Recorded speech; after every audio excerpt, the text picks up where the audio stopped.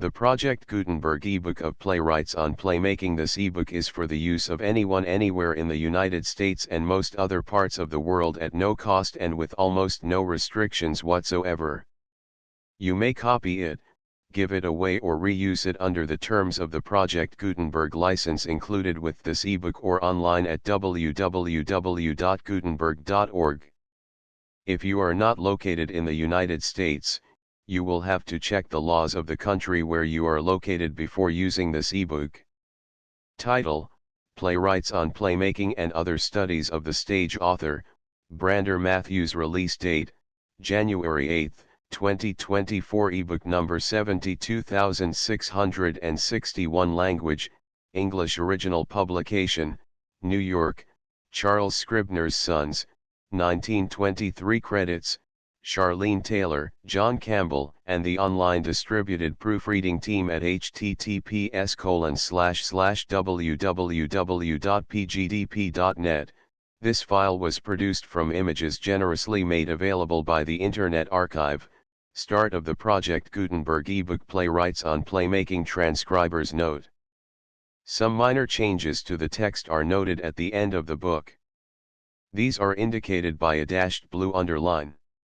Books by Brander Matthews. These Many Years, Recollections of a New Yorker. Biographies: Shakespeare as a Playwright, Molière, His Life and His Works. Essays and Criticisms: The Principles of Playmaking. French Dramatists of the 19th Century. Pen and Ink, Essays on Subjects of More or Less Importance. Aspects of Fiction, and Other Essays. The Historical Novel, and Other Essays. Parts of Speech, Essays on English. The Development of the Drama. Inquiries and Opinions. The American of the Future, and Other Essays.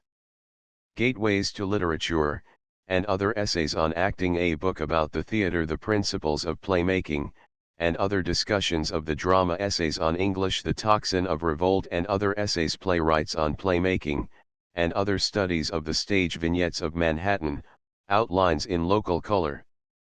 Playwrights on Playmaking and Other Studies of the Stage. Playwrights on Playmaking and Other Studies of the Stage by Brander Matthews, member of the American Academy of Arts and Letters, professor of dramatic literature in Columbia University. Charles Scribner's Sons, New York, London, 1923. Copyright, 1923, by Charles Scribner's Sons. Printed in the United States of America. Published September, 1923. To the memory of E. L. Burlingame, my friend for more than 40 years. Prefatory note: as I have trod the long trail which leads slowly to the summit of 80 years and 10, and as I am now swiftly descending into the dim valley beyond, this sheaf of essays is probably the last that I shall garner, and my septuagenarian vanity prompts me to set down here the theories of the theatre that I have made my own after half a century of playgoing and of persistent effort to spy out the secrets of stagecraft. To me these theories appear so indisputable and, indeed, so obvious that I am ever surprised when I chance to see them challenged. They are not many, and they can be declared briefly. The drama is an art, the laws of which, like those of all the other arts, are unchanging through the ages, although their application has varied from century to century and from country to country.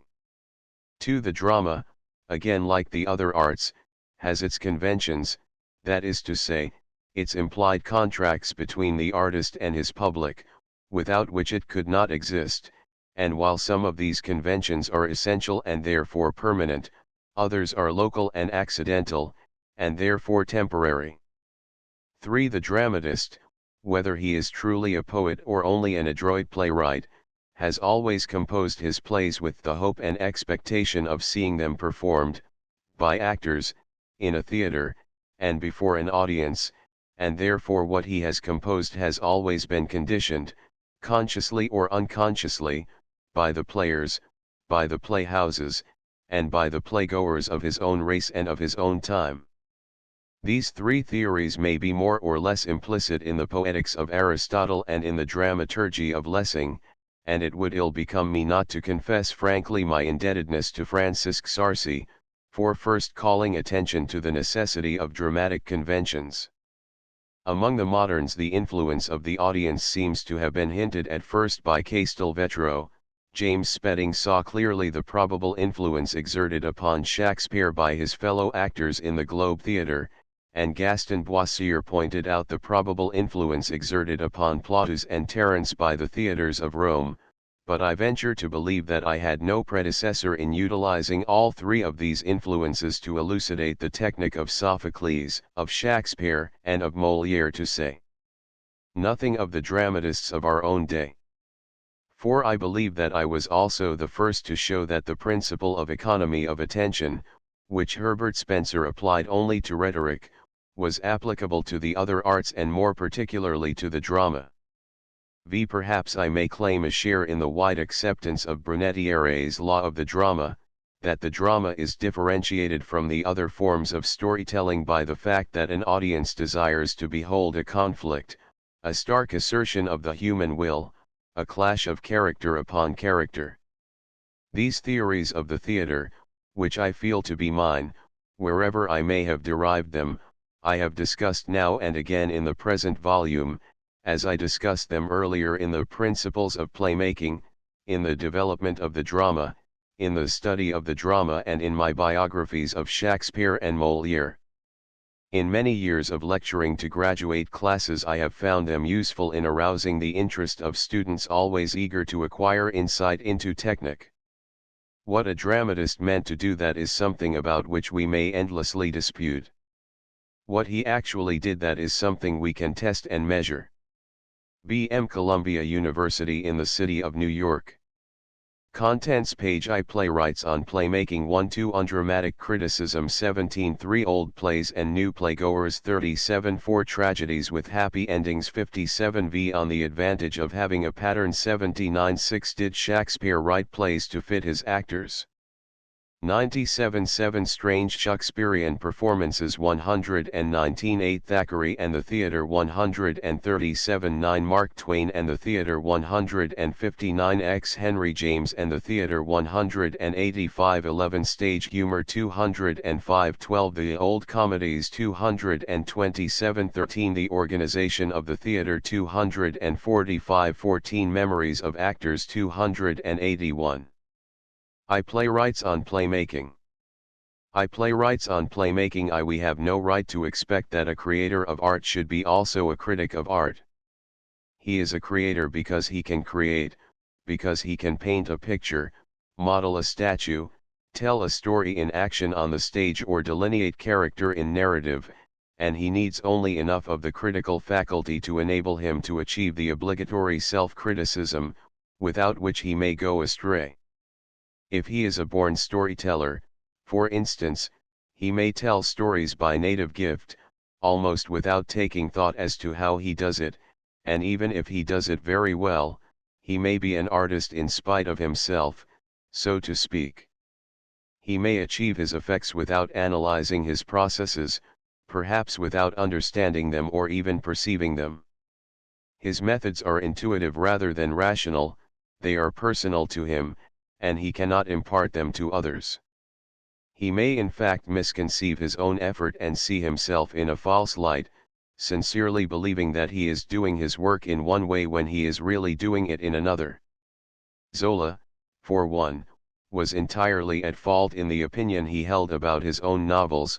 He was so uncritical that he supposed himself to be a realist, avid of facts, whereas he was unmistakably a romanticist, planning epic edifices symmetrical and fantastic and forcing the facts he diligently sought for to fit as best they could into the structure of the dream dwelling he was building.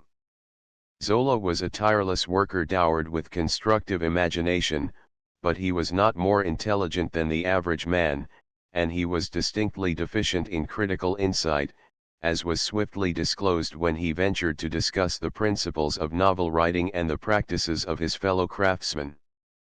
But there are artists, and not a few, who are keenly intelligent and who are able to philosophize about their calling, and whenever they are moved to talk about the technique of their several arts we shall do well to listen that we may learn.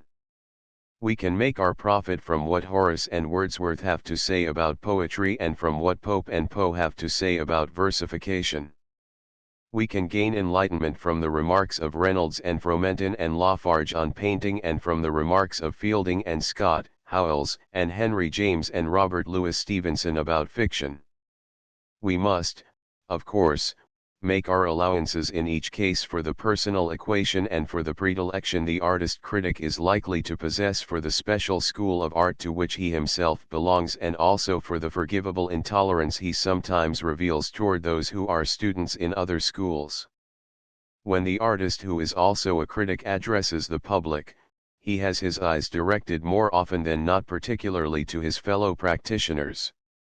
Thus it is that he tends to deal more especially with technique and to talk about the processes of the craft and about the best method of achieving needed effects. Nor is this to be deplored, since we need all the information we can get about technique to enable us to appreciate the artist's accomplishment, and who can supply this information so satisfactorily as the artist himself? There may be other points of view than the artist's, there is that of the public, for one, but the artist's must ever be the most significant, and what this is we can learn only from him. He at least has practiced what he is preaching, and this fact gives a validity to his discourse. Even in this 20th century there are critics not a few who persist in dealing with the drama as literature only, deliberately ignoring its necessary connection with the theater. This is a willful error, which vitiates only too many estimates of the masters of tragedy and comedy, Sophocles, Shakespeare, and Molière. Perhaps the best corrective is a consideration of the utterances of the dramatists who have discussed the principles of playmaking. Here we may find light, even if it is sometimes accompanied by more or less heat. The list of the dramatists who have been tempted to talk about the drama as an art is long, far longer indeed than is suspected by those who have never sought to seek them out. It includes Lope de Vega, Ben Jonson and Dryden, Corneille and Molière, Goethe, Lessing and Grillparzer, Voltaire and Goldoni, Victor Hugo and the two Dumas, Ernest Legouvé and Jules Lemaitre, Bronson Howard and William Gillette, Arthur Pinero and Henry Arthur Jones. These are all the names of professional playwrights whose dramas, comic and tragic, withstood the ordeal by fire in the theater. Yet it may be well to point out that they divide themselves into two groups. We may put into the first group those who were critics by profession and whose reputation is due rather to their critical acumen than to their playmaking skill: Ben Jonson and Dryden, Lessing and Jules Lemaitre. Then we put into a second group those who were critics only on occasion, their fame being based on their creative work: Lope de Vega, Corneille and Molière, Grillparzer and Pinero, to name only a few. It is from these latter that we have a right to expect the most significant statements.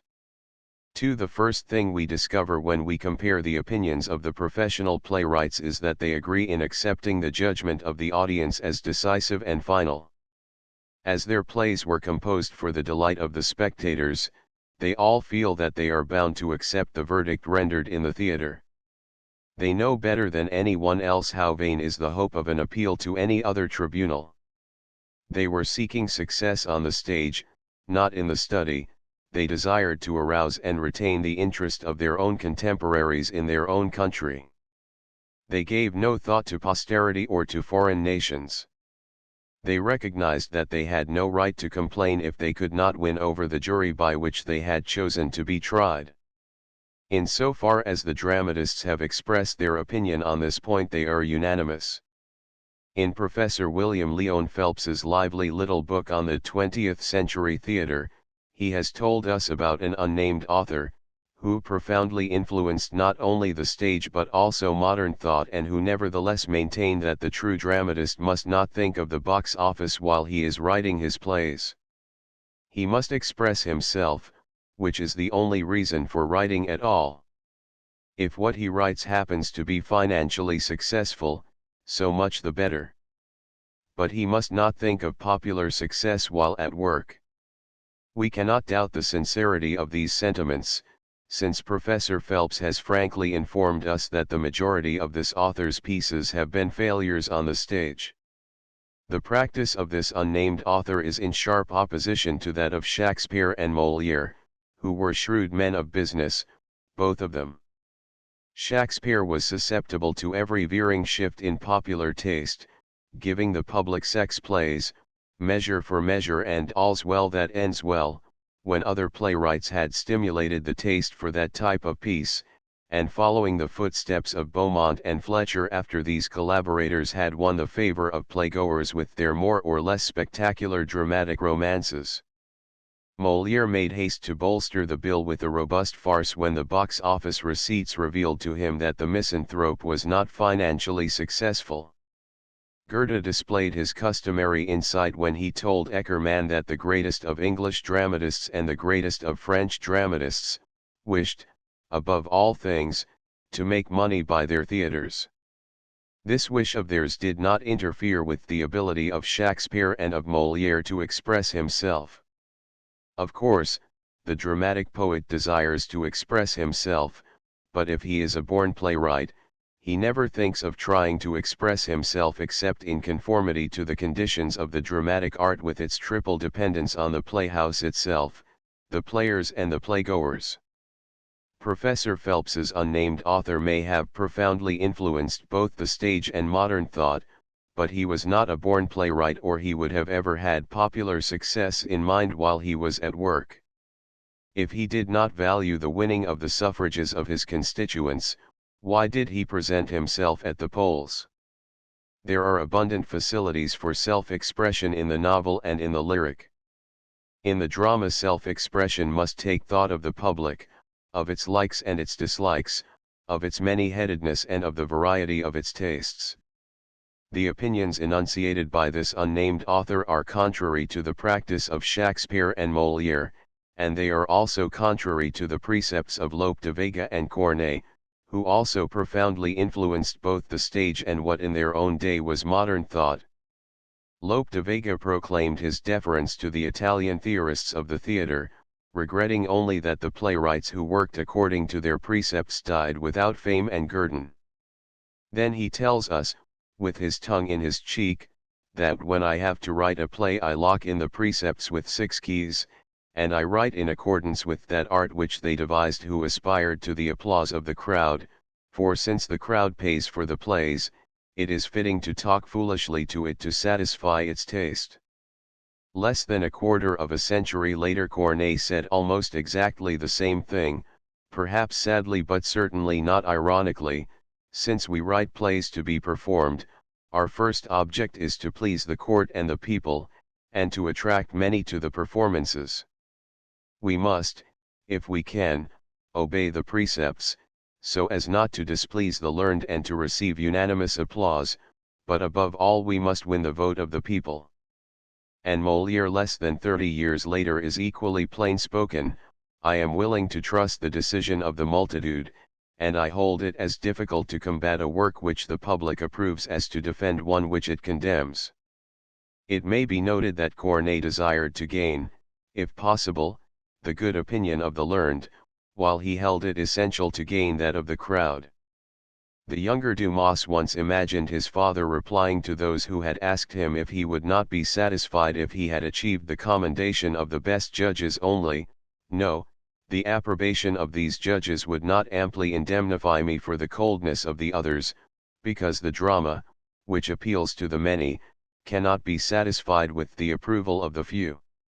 In putting this opinion into the mouth of the elder Dumas, his son was but expressing the belief of every successful playwright who has been moved to discuss the art of the drama, and it may be well to recall the fact that in their own day all the great dramatists were only successful playwrights, their popularity being beyond question even if their greatness was still in doubt. 3. There are other beliefs of the successful playwrights, perhaps not so unanimously expressed, yet widely held. One of them is that the playwright, like the poet, is born and not made. The younger Dumas declared that a man may become a painter, a sculptor, even a musician, by study but not a playwright. It is a freak of nature, which has constructed the vision as to enable him to see things in a certain way. He added that this very rare faculty is revealed in the first attempt at playwriting, however unambitious this juvenile effort may be. Goethe had said almost the same thing, asserting that writing for the stage is something peculiar. It is a craft which one must understand, and it requires a talent which one must possess. In other words, the playwright, like the poet again, must be born, and he must be made also, after he is born, since he needs to master the technique of the trade. On another occasion Goethe spoke of the prolixity of Schiller's earlier pieces, a fault which Schiller was never quite able to overcome. Goethe commented that it is more difficult than is imagined to control a subject properly, to keep it from overpowering one, and to concentrate one's attention on that alone which is absolutely essential.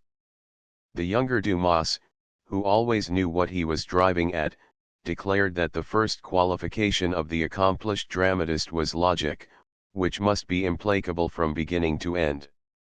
The playwright must unfailingly place before the spectator that part of the being or thing for or against which he wishes to draw a conclusion.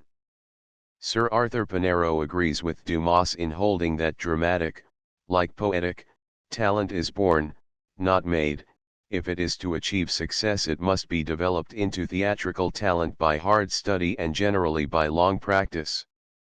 For theatrical talent consists in the power of making your characters not only tell a story by means of dialogue but tell it in such skillfully devised form and order as shall, within the limits of an ordinary theatrical representation, give rise to the greatest amount of that peculiar kind of emotional effect the production of which is the one great function of the theatre. This theatrical talent has to be exercised within the limits of the theatre as this exists at the time when the dramatist lives. The principles of playmaking are eternal, no doubt, but the practices of playmaking are modified by the constantly changing conditions of the stage. Pinero likens the art of the drama to the art of war, the permanent principles of playmaking to strategy, and its variable principles to tactics. Strategy is today what it was yesterday, and it was succinctly defined during our Civil War by General Forrest, when he said it consisted in getting there first with the most men, that is to say, in gaining an advantageous position for yourself and putting the enemy in a disadvantageous position. It is therefore unchanging in its essential elements, Foch profiting by the example of Napoleon and Caesar, Hannibal and Alexander. But tactics are in incessant modification, as the soldier has new implements put in his hands by the inventions of the ages, gunpowder unhorsing the man in armor and tanks taking the place of elephants. While the strategy of the drama is constant, its tactics are always changing, so Pinero has put it, and every dramatist whose ambition it is to produce live plays is absolutely bound to study carefully, and I may add respectfully at any rate not contemptuously, the conditions that hold good for his own age and generation.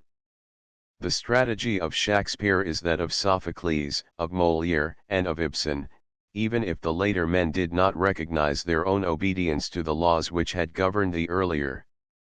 The tactics of Sophocles were diametrically opposed to those of Shakespeare, because the Greek dramatist built his massive plays to conform to the conditions of the immense open-air theatre of Athens with its extraordinarily intelligent spectators, whereas the English dramatist had to adjust his pieces, comic and tragic, to the bare platform of the half-timbered London playhouse, with its gallants seated on the stage and its rude and turbulent groundlings standing in the unroofed yard. So the tactics of Molière and Ibsen are strangely unlike, the French author fitting his comedies to a long, narrow theatre, dimly lighted by candles, with the courtiers accommodated on benches just behind the curtain and with the well-to-do burghers of Paris making up the bulk of the audience, while the stern Scandinavian found his profit in the modern picture frame stage, with its realistic sets and with its spectators comfortably seated in front of the curtain. Each of the four followed the methods of his own time and place, and each in turn made the best of the theatrical conditions which confronted him. But however much they may differ in practice, in tactics they worked in accord with the same principles, and employed the same strategy. Bronson Howard admitted that Aeschylus taught the future world the art of writing a play, but he did not create the laws of dramatic construction. Those laws exist in the passions and sympathies of the human race. A little later in the same address, Bronson Howard declared that the laws of dramatic construction bear about the same relation to human character and human sympathies as the laws of nature bear to the material universe. In other words, the drama is what it is, what it always has been, what it always will be, because human nature is what it is and was and will be. And this brings us back to the inexorable fact that the eternally dominating element in the theater is the audience. The dramatist, so Bronson Howard reminded us, must remember that his work cannot, like that of the novelist or the poet, pick out the hearts, here and there, that happen to be in sympathy with its subject. He appeals to 1,000 hearts at the same moment, he has no choice in the matter, he must do this. That is to say, the drama is immitigably a function of the crowd, as Mr. Walkley has aptly called it. Finally, Bronson Howard pointed out that there is no great difficulty in obeying the laws of dramatic construction, even if it may be impossible to declare them with precision. Be honest and sincere in using your common sense in the study of your own and other people's emotions. The public will be your jury. That public often condescends to be trifled with by mere tricksters, but believe me, it is only a condescension, and very contemptuous. In the long run, the public will judge you, and respect you, according to your artistic sincerity. What has here been quoted from the critical writings of the dramatists may seem to some rather elementary, but it is perhaps all the more valuable. As Diderot once said, a man must have a deep knowledge of any art or science before he is in possession of its elements. 1920. 2. Undramatic criticism.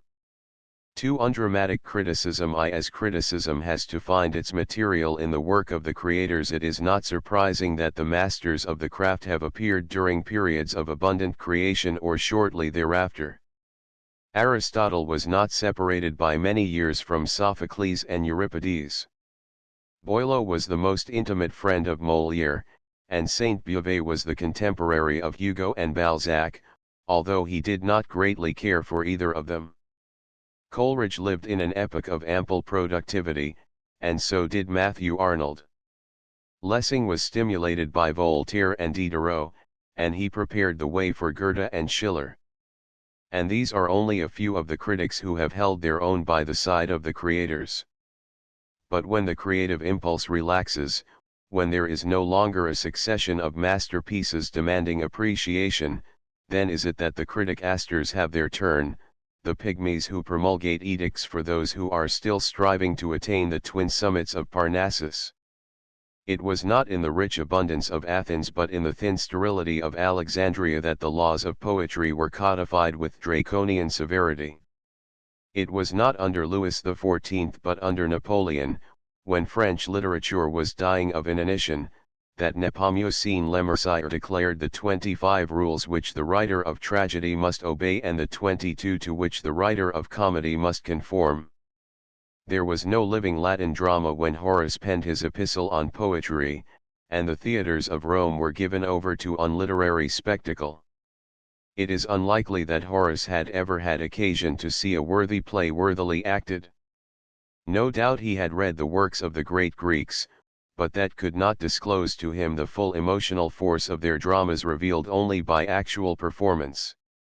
To judge a play by reading it is like judging a picture by a photograph. The greater the drama, the more completely does it put forth its power when it is made to live by the actor in the theatre and before the audience. As a result of Horace's lack of experience as a spectator, what he has to say about the principles of playmaking has little validity.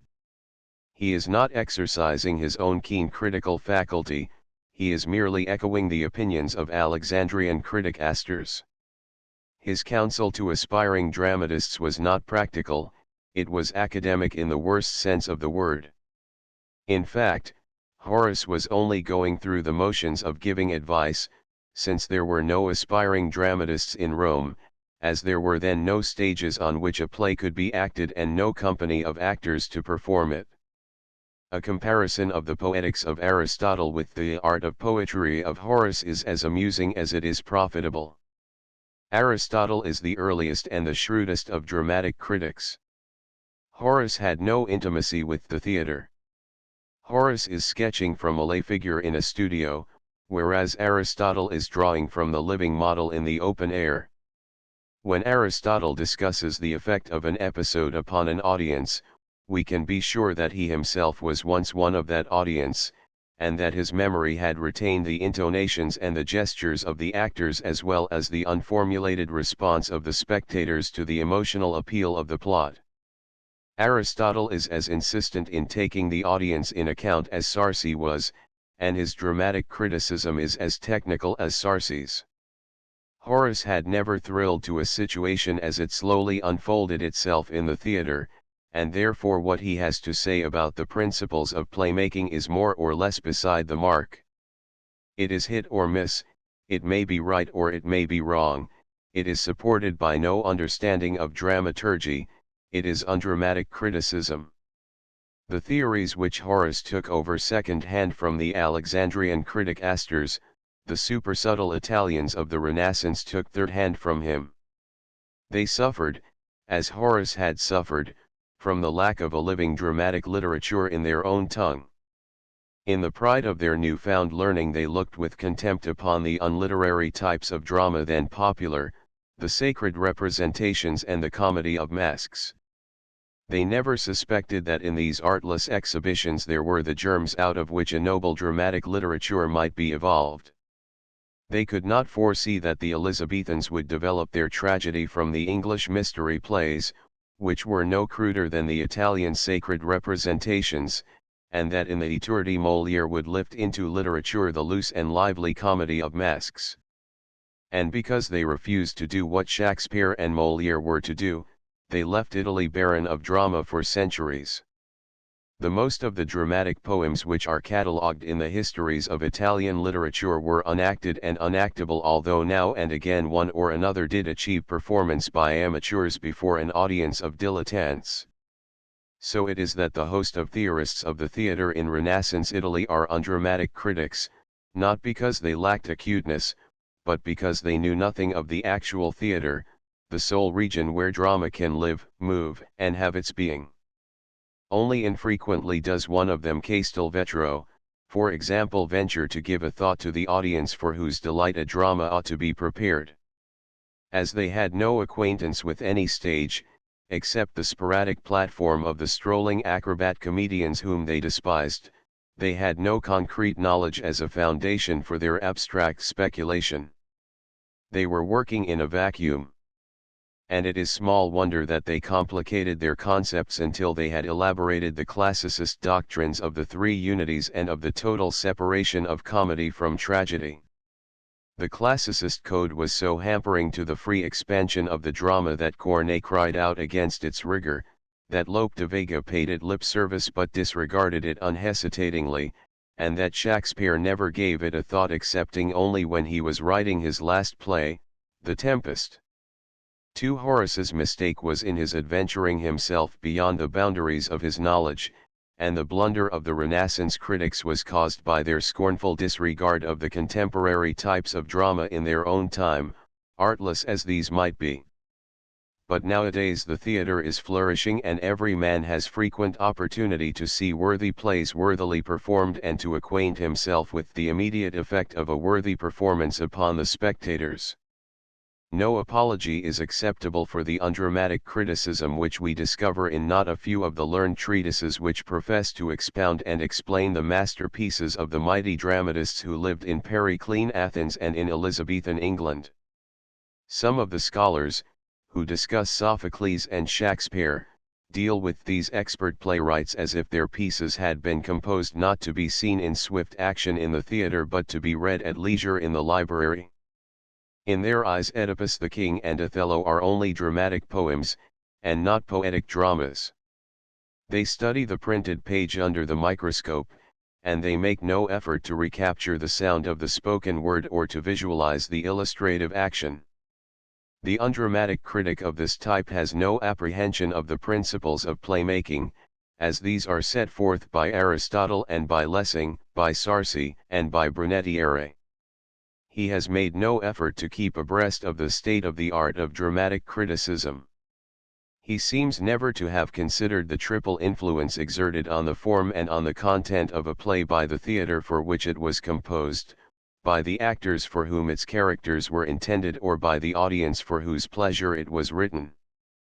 It is only occasionally that we have proffered to us a book like the late Professor Goodell's illuminating analysis of Athenian tragedy, in which we are agreeably surprised to find a Greek scholar elucidating the masterpieces of the Greek drama by the aid of Brunetière's law of the drama and Archer's playmaking.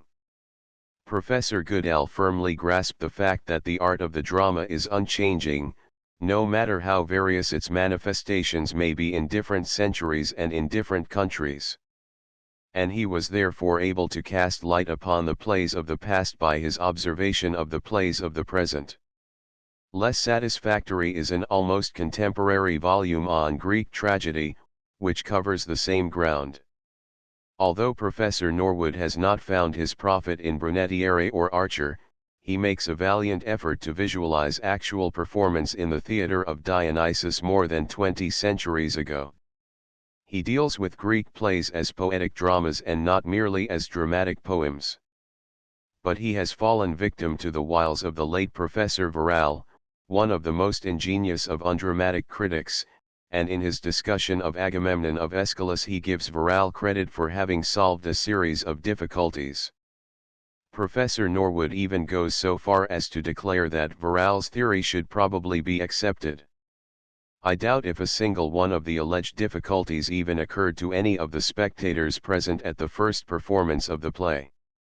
The action of Agamemnon is swift, irresistible, inevitable, and the audience was allowed no time for cavil.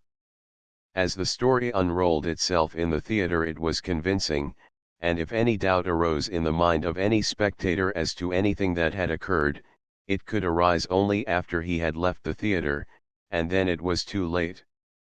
As a play, performed by actors, in a theatre, before an audience, Agamemnon triumphs. Only when it is considered in the study do we perceive any difficulties. In fact, when so considered one difficulty is likely to strike many readers, and it repays consideration. The play begins with a long monologue from a watchman of the roof of Agamemnon's palace. The king is at the siege of Troy, and when the beleaguered city is taken a series of beacons on the intervening hills will be lighted, one after another, to convey the glad news. Suddenly the watchman sees the distant flame, the wireless message that Troy has fallen and that the monarch is free to return home. In real life it would be 2 or 3 weeks before Agamemnon would arrive, yet in the play, before it is half over, the king comes in, he enters his palace, where he is done to death by his guilty wife and her paramour, Aegisthus. The exigencies of the 2 hours traffic of the stage often compel a playwright to telescope time, but no other dramatist has ever dared so violent a compression as this. And this is how Varral solves the difficulty with lucidity, skill, and brilliance, so Professor Norwood tells us. The story of the series of beacons is a lie concocted by the wife and her lover. There is only one beacon, which Aegisthus lights when he discovers the landing of Agamemnon, it is to warn his accomplice that she may make ready to murder her husband. And as Agamemnon is actually on shore when this single beacon flames up, he is able to arrive in the middle of the play. If we accept this solution of the difficulty we are compelled to believe that Aeschylus wrote a play, instantly accepted as a masterpiece, which had to wait for more than 2,000 years for a British scholar to explain away an impossibility. This explanation is undoubtedly lucid and skillful and brilliant, but nonetheless is it a specimen of undramatic criticism. It could never have been put forward by anyone who had an elementary knowledge of the principles of playmaking. A dramatist never tells lies to his audience, and the audience always accepts the statements of his characters as true unless he himself takes care to suggest that a given statement is false. The play has to be taken at its face value. The characters talk on purpose to convey all needful information to the spectators. Aeschylus may make the queen lie to the king, but when she does this the audience is aware of the truth or surmises it. The dramatist never hesitates to let his characters deceive one another, but if he knows his business he does not deceive the spectators. In real life Agamemnon could not arrive for a fortnight after Troy had fallen, but the Athenian audience could not wait in their seats 2 weeks, so Aeschylus frankly brings on Agamemnon, and the spectators were glad to behold him, asking no inconvenient questions, because they were eager to see what would happen to him. It might be a contradiction of the fact, but it was not a departure from the truth, since the king would assuredly come home sooner or later. Everyone familiar with Sarsi's discussion of the conventions of the drama is aware that the spectators in the theatre are never sticklers for fact, they are willing to accept a contradiction of fact, if that contradiction is for their own profit, as it was in this case. And they accept it unthinkingly, and it is only when they hold the play in their hands to pick it to pieces that they discover any difficulty. 3. To say this is to say that Virale, however lucid and skillful and brilliant, was a discoverer of Mare's nests. And a host of undramatic critics have skillfully exercised their lucid brilliance in discovering Mare's nests in Shakspeare's plays. Most of them are stolid Teutons, with Gervinus and Ulrici in the forefront of the procession. They analyzed the tragedies of Shakespeare with the sincere conviction that he was a philosopher with a system as elaborate as those of Kant and Hegel, and they did not seem to suspect that even if a dramatist is a philosopher he is and must be first of all a playwright, whose invention and construction are conditioned by the theatre for which he is working. Even in the greatest plays philosophy is a byproduct, and the main object of the great dramatist is always to arouse and retain and reward the interest of his immediate audience. He must make his story plain to the comprehension of the average playgoer, and he must therefore provide his characters with motives which are immediately apparent and instantly plausible.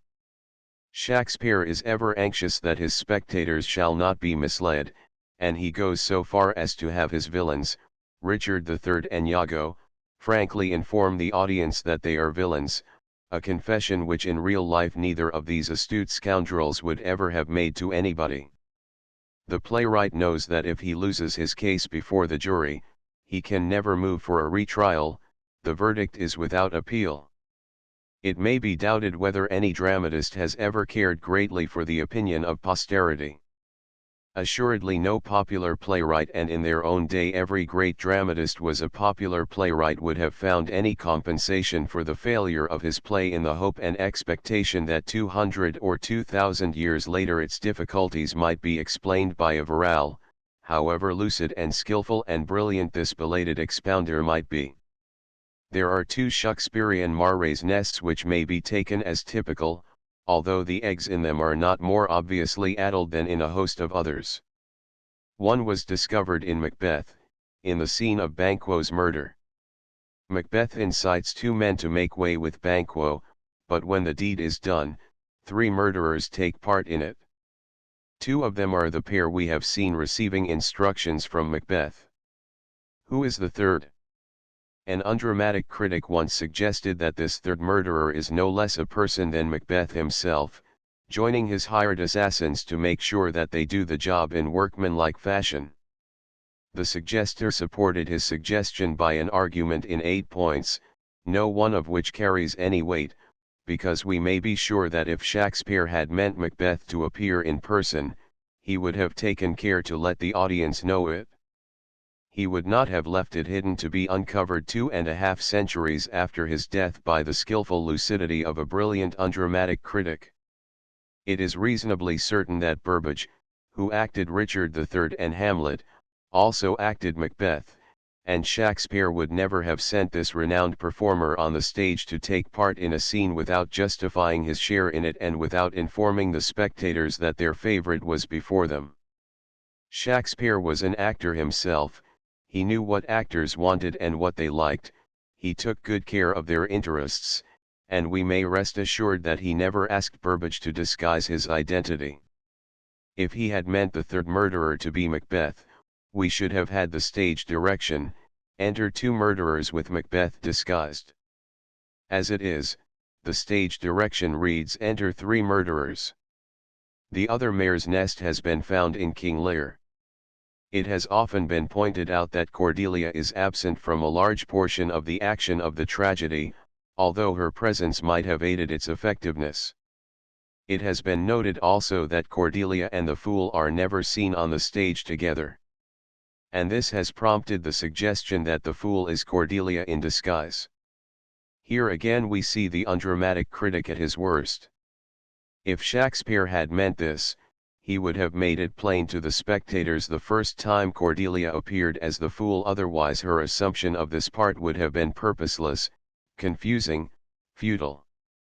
Whatever poignancy there might be in the companioning of the Mad King by his cast-off daughter all unknown to him, would be unfelt if her assumption of the fool's livery was not at once recognized. The suggestion is not only unacceptable, it is unthinkable by anyone who has even an elementary perception of the playmaking art. It could have emanated only from an undramatic critic who was familiar with King Lear in the study and not on the stage, who regarded the sublimest of Shakespeare's tragedies as a dramatic poem and not as a poetic drama planned for the playhouse. Yet this inept suggestion can be utilized to explain the fact that Cordelia and the fool never meet before the eyes of the spectators. The cast of characters in King Lear is very long, and quite possibly it called for more actors than there were in the limited company at the Globe. We know that in the Tudor theatre a performer was often called upon to sustain 2 parts. It is possible that the shaven lad who impersonated Cordelia was the only available actor for the fool, and that therefore Cordelia, at whatever loss to the effectiveness of the play, could not appear in the scenes in which the fool had to appear. Cordelia did not don the disguise of the fool, but the same performer may have doubled the 2 parts. That much of supposition can be ventured for whatever it may be worth. For it is in England and in Germany that the undramatic critics have been permitted to disport themselves most freely and most frequently. In France they have never been encouraged to pernicious activity.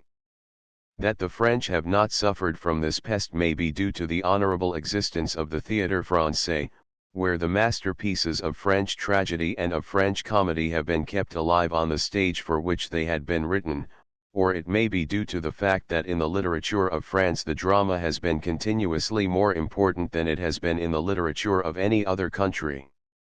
In England and in Germany the drama has had its seasons of abundance and its seasons of famine, whereas in France, although there might be poor harvests for a succession of years, harvests of some sort there always have been. No period in French literature is as devoid of valid drama as that in English literature during the first 3/4 of the 19th century. From 1800 to 1870 the plays of our language which were actable were unreadable and the plays which were readable were unactable. It is in the periods of penury, when there is a divorce between literature and the drama, that the undramatic critic is inspired to chase rainbows.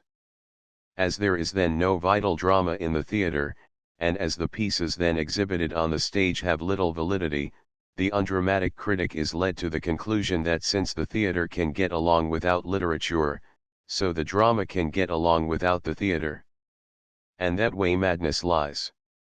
There is this excuse for the supersubtle critics of the Italian Renaissance that they lived not long removed from the Middle Ages, in which all memory of the acted drama had been lost and in which the belief was general that the comedies of Plautus and Terence had been composed, not for performance by actors in a theatre and before an audience, but for a single reciter who should deal with them as a modern elocutionist might stand and deliver Pippa Passes or the Cenci.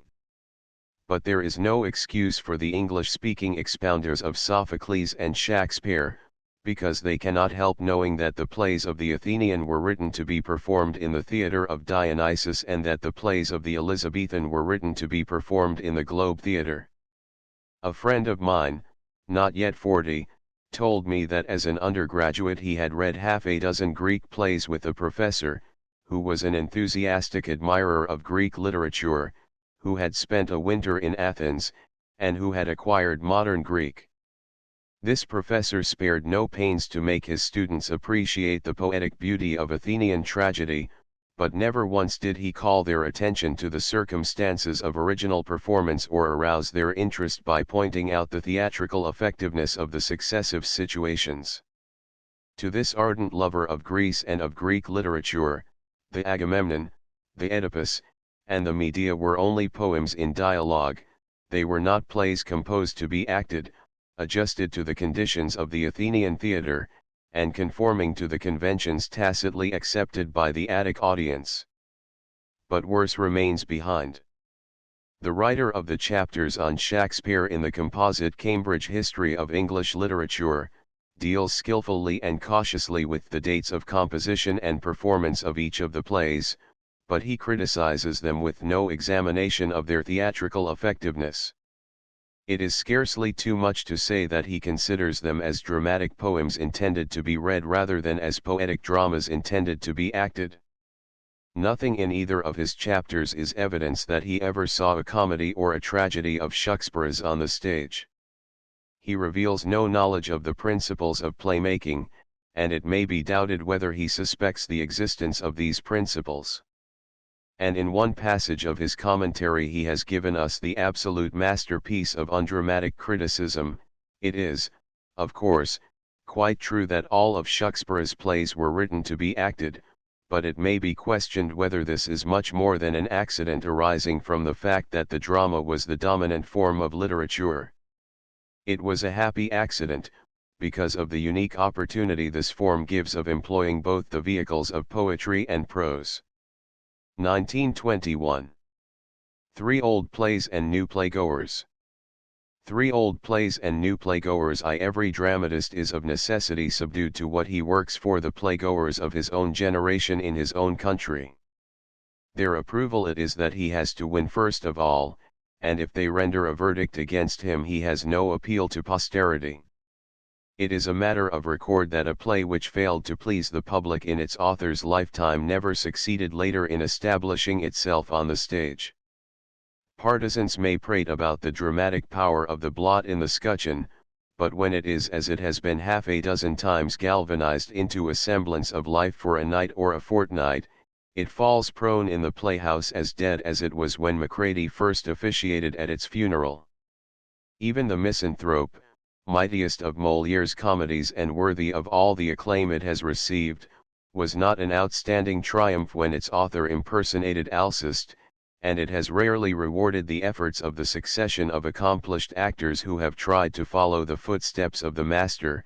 It is praised, it is admired, but it does not attract the many to the theatre, because it does not give them abundantly the special pleasure that only the theatre can bestow. Tartuffe and the Femme Savante do this, and also half a score of Molière's lighter and less ambitious pieces, supported by stories more theatrically effective than that of the Misanthrope. The playwright who is merely a clever craftsman of the stage has no higher aim than to win the suffrages of his contemporaries. He knows what they want, for he is one of them, and he gives them what they want, no more and no less. He does not put himself into his plays, and perhaps his plays would be little better if he did. He is strenuously and insistently up to date, as the phrase is, and as a result he is soon out of date. He writes to be in the fashion, and the more completely he portrays the fleeting modes of the moment, the more swiftly must he fall out of fashion. The taste of the day is never the taste of after days, and the journalist-dramatist buys his evanescent popularity at a price. Who now is so poor as to pay reverence to Kotzebue and to Scribe, who once had all the managers at their feet? No maker of plays, not Lope de Vega or Dumas. Alexander the Great was more fertile than Scribe in the invention of effective situations, none was ever more dexterous in the knotting and unknotting of plots, grave and gay. But his fertility and his dexterity have availed him little. He wrote for his own time, not for all time. What sprang up in the morning of his career and bloomed brightly in the sunshine, was by nightfall drooping and withered and desiccated. The comic dramatists of the Restoration had perforce to gratify the lewd likings of vicious spectators who wanted to see themselves on the stage even more vicious than they were. Congreve and Wycherley put into their comedies what their contemporaries relished, a game flavor that stank in the nostrils of all decent folk. The Puritan shrank with horror from the picture in which the impuritan recognized his own image. So it was that a scant 100 years after they had insulted the moral sense, which, like truth, though crushed to earth will rise again, the eternal years of God are hers, they were swept from the stage. What had delighted under Charles II disgusted under George IV. Even the frequent attempt to deodorize them failed, for, as Sheridan said, and he knew by experience since he had made his trip to Scarborough out of the relapse, the Restoration comedies were like horses, you rob them of their vice and you rob them of their vigor. Charles Lamb, who had a whimsical predilection for them, admitted that they were quite extinct on our stage. Congreve's pistol no longer discharged its steel bullets, and Wycherley no longer knocked his victims down with the butt of his gun. Yet they died hard.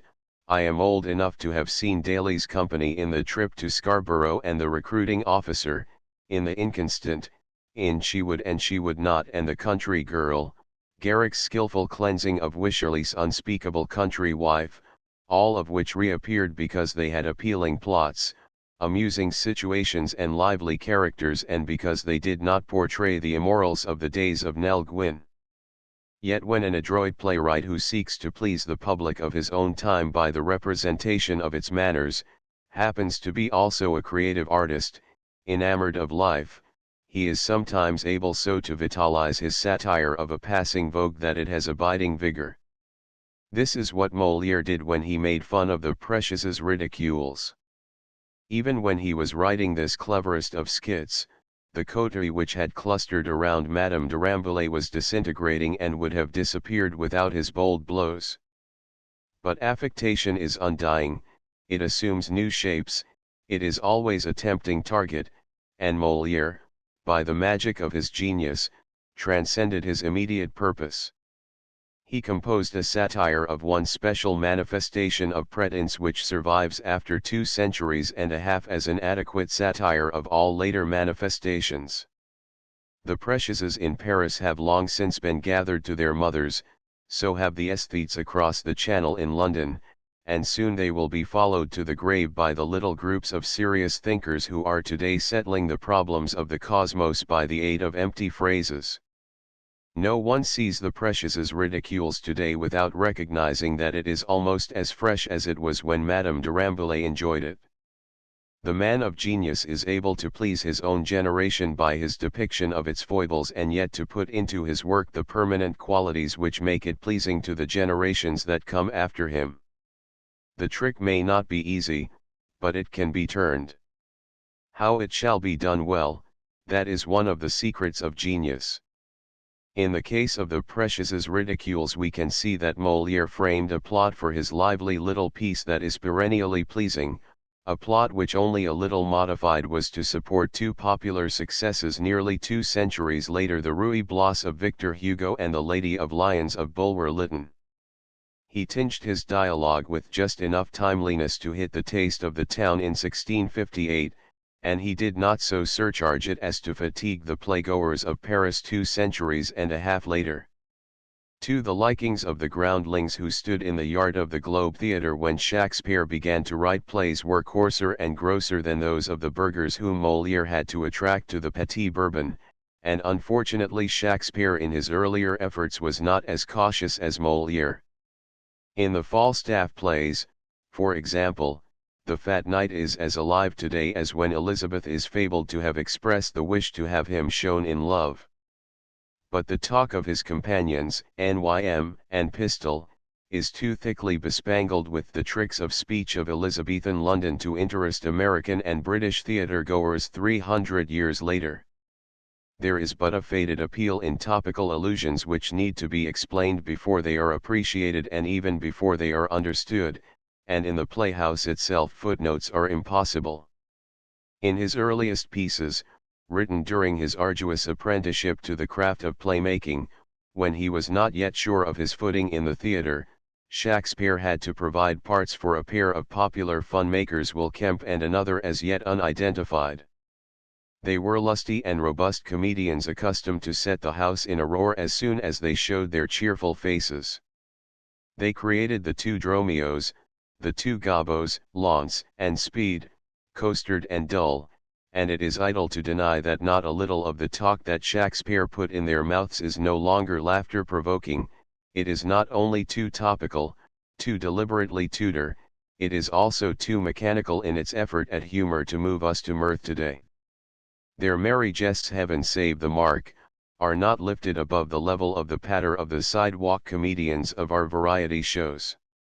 They are frankly clowns, and Shakespeare has set down for them what the groundlings expected them to utter, only little better than the rough repartee and vigorous innuendo and obvious pun which they would have provided for themselves if they had been free to do as they were wont to do. What he gives them to say is rarely the utterance of the characters they were supposed to be interpreting, and this is because the two Dromios are parts only, are not true characters, and are scarcely to be accepted even as types.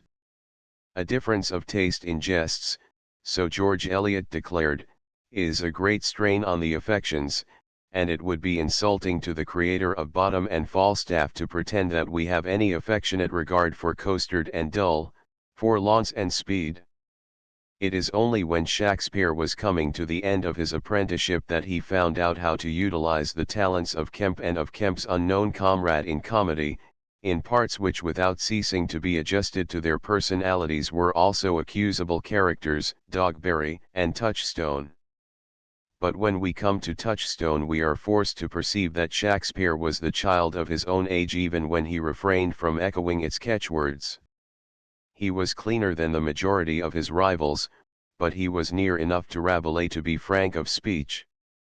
On occasion he can be of the earth, earthy.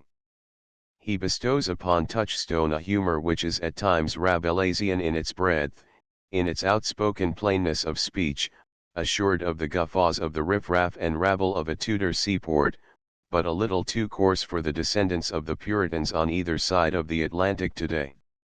Nearly 50 years ago, when Harry Beckett was rehearsing in As You Like It for one of the infrequent Shakespearean revivals that Lester Wallack ventured to make, he told me sorrowfully that his part had been sadly shorn, some of Touchstone's best lines having been sacrificed in deference to the increasing squeamishness of American audiences.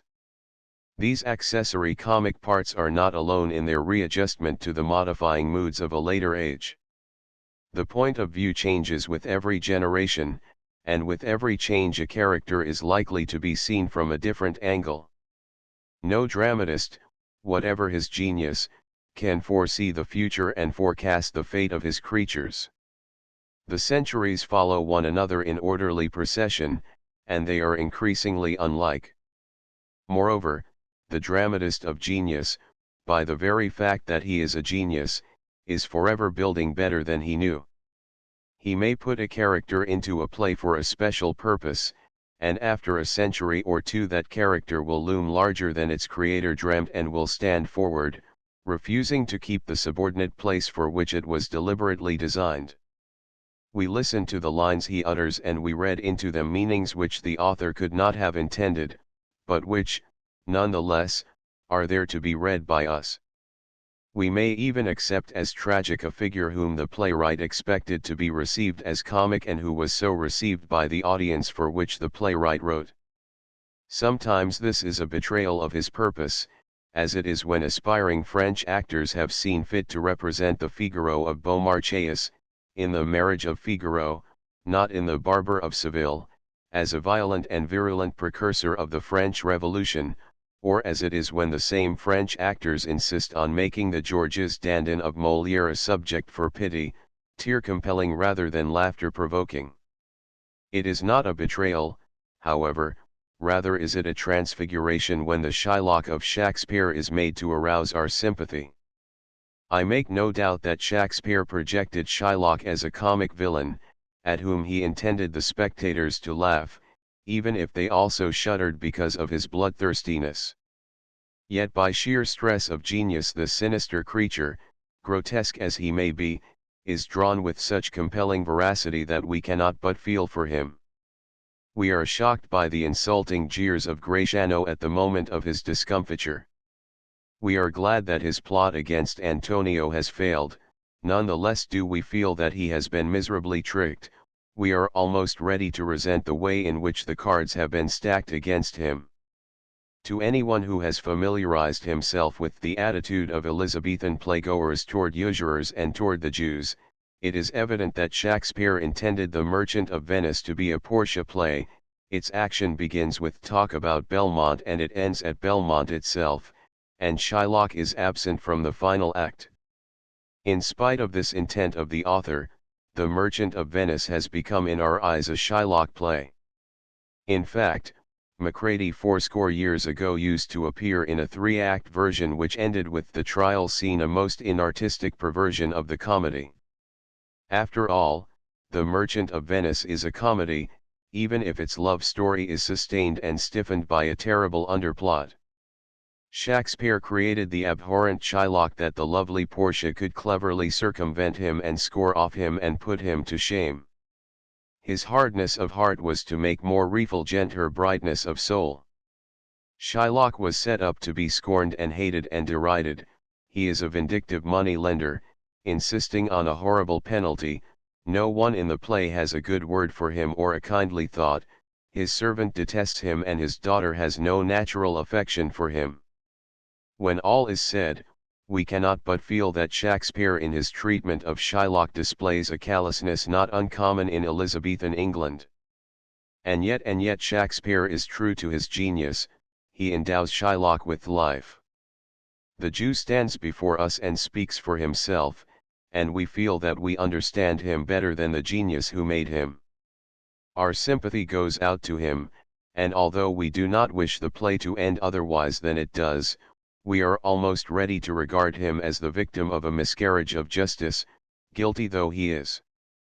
Ellen Terry has quoted from a letter of Henry Irving's a significant confession: Shylock is a ferocity, I know, but I cannot play him that way. Why couldn't he? It was because the 19th century was not the 16th, because Victorian audiences were not Elizabethan, because the peoples who have English for their mother tongue are less callous and more civilized than their forebears of 300 years ago. While it is more than 300 years since Shakespeare wrote The Merchant of Venice, it is less than 150 since Sheridan wrote The School for Scandal. The gap that yawns between us and Sheridan is not so wide or so deep as the gulf that divides us from Shakespeare, but it is obvious enough. Even 100 years ago Charles Lamb declared that the audiences of his time were becoming more and more unlike those of Sheridan's day, and that this increasing unlikeness was forcing the actors to modify their methods, a little against their wills. Sheridan's two brilliant comedies continue to delight us by their solidity of structure, their vigor of characterization and their insistent sparkle of dialogue. In The Rivals Sheridan is following in the footsteps of his fellow Irishman, Farquhar, and in The School for Scandal he is matching himself against Congreve. In both he was carrying on the tradition of Restoration comedy, with its cold-heartedness, its hard glitter, its delineation of modes rather than morals. It is perhaps too much to assert that most of his characters are unfeeling, but it is not too much to say that they are regardless of the feelings of others, perhaps because their own emotions are only skin deep. It is true that in The Rivals Sheridan threw a sop to the admirers of sentimental comedy and introduced a couple of high-strung and weepful lovers, Falkland and Julia, who are forever sentimentalizing. But this precious pair have been found so uninteresting that in most of the later performances of The Rivals, all too infrequent, alas, they have been omitted altogether or disgraced by relegation to the background. The vogue of sentimental comedy was waning when Sheridan wrote, and it disappeared before he died, yet the playgoers of London and of New York were becoming more tender-hearted than their ancestors who had delighted in the metallic harshness of character delineation customary in Restoration comedy. They were beginning to look for characters with whom they could sympathize and to desire the villains to remain consistent in their villainy. They were unwilling to remain in what Lamb termed the regions of pure comedy, where no cold moral reigns.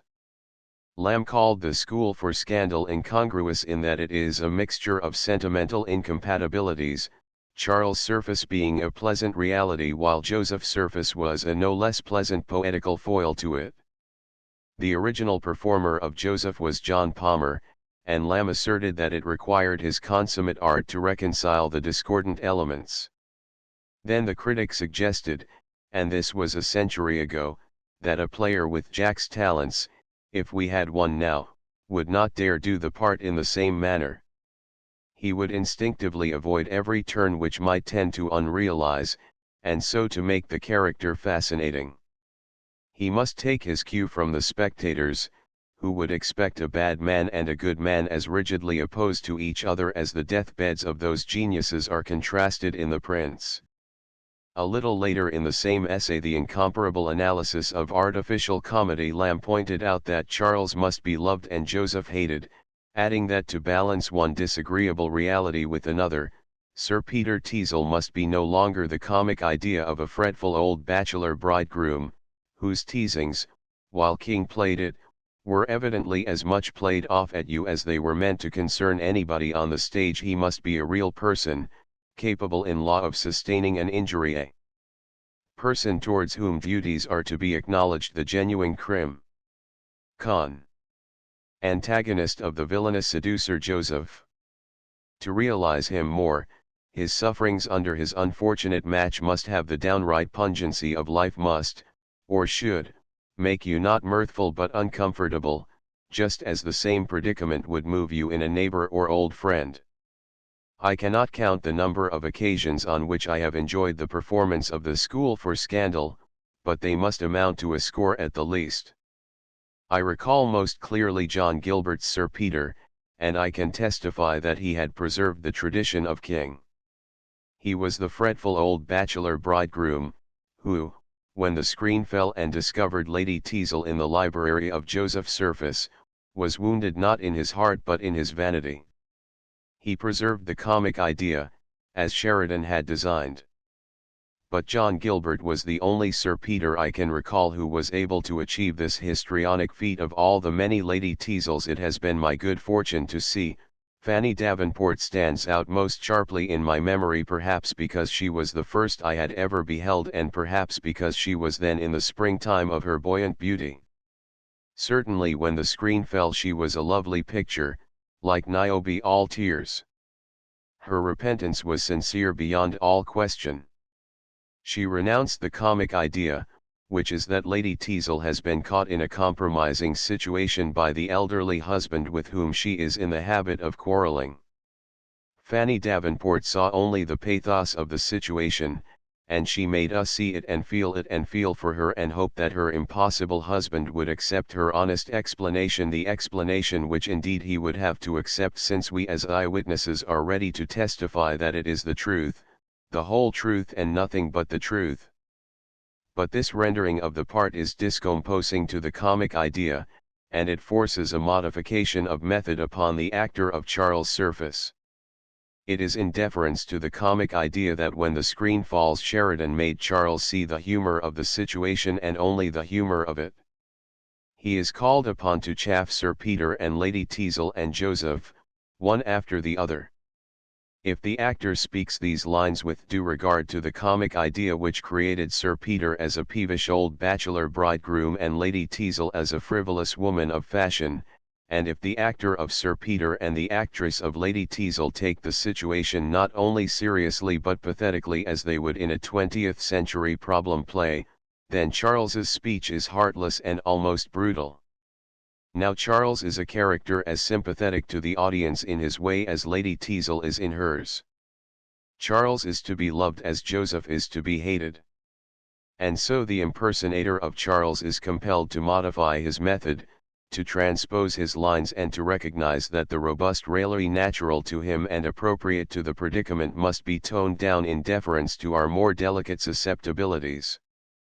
He laughs at Sir Peter first, and then he turns to Joseph, who is fair game and whom the spectators are glad to see held up to scorn.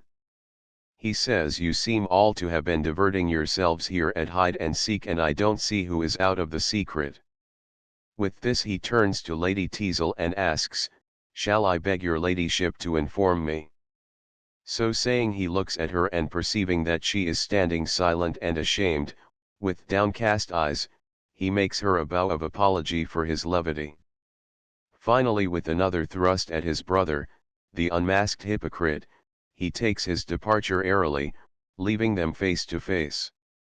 If the comic idea suffers from this contradiction of the intent of the comic dramatist, it must find what consolation it can in its sense of humor.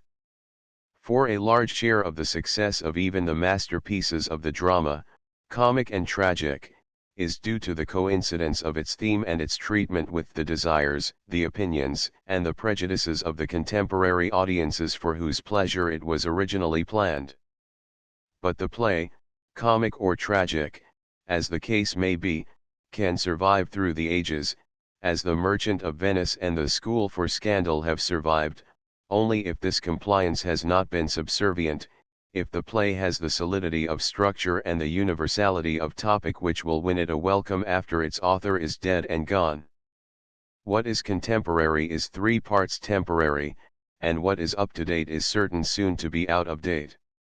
Nevertheless, it is always the audience of his own time and of his own place that the playwright has to please, first of all, and if their verdict is against him, he has lost his case. Plays have their fates no less than books, and the dispensers of these fates are the spectators assembled in the playhouse.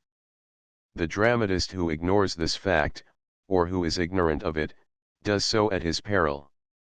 As Lowell once put it with his wonted pungency, the pressure of public opinion is like the pressure of the atmosphere, you cannot see it, but it is 16 pounds to the square inch all the same.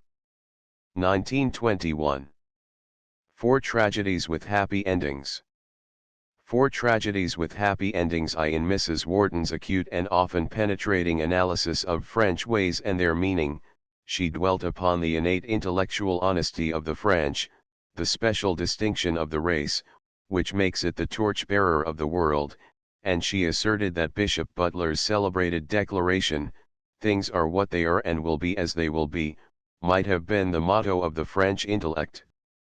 She called it an axiom that makes dull minds droop, but exalts the brain imaginative enough to be amazed before the marvel of things as they are.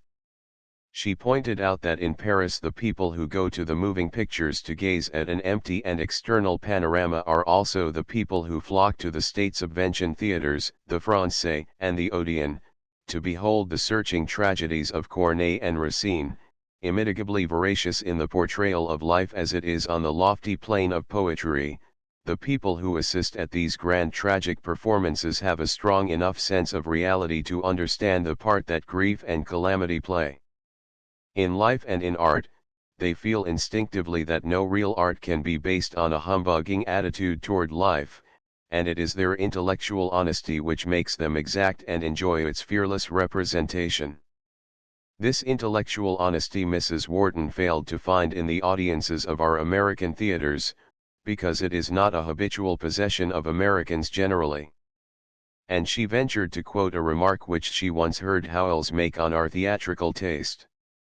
They had been talking about the pressure exerted upon the American playwright by the American playgoing public, compelling him to wind up his play, whatever its point of departure, with the suggestion that his hero and heroine lived happily ever after, like the prince and princess who are married off at the end of the fairy tale.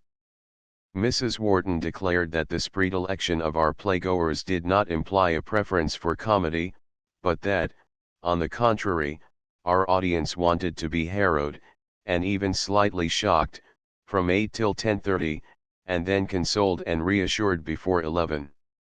"Yes," said Howells, "what the American public wants is a tragedy with a happy ending." And Mrs. Wharton added her own comment that what Howells said of the American attitude in the theater is true of the whole American attitude toward life. In other words, we Americans both in the playhouse and out of it are lacking in the intellectual honesty which the French possess. We are not convinced, and we are not willing to let our plays, and even our novels, convince us, that things are what they are and will be as they will be. With the praise that Mrs. Wharton bestowed upon the French, no one who has profited by the masterpieces of French literature could cavil for a moment. The French are intellectually honest, more so than any other modern nation, and perhaps as much so as the Greeks. There is abundant insincerity in our drama and in our fiction, and no one long familiar with either is justified in denying this. But, nonetheless, Howells's characteristically witty remark has not perhaps all the weight which Mrs. Wharton attached to it.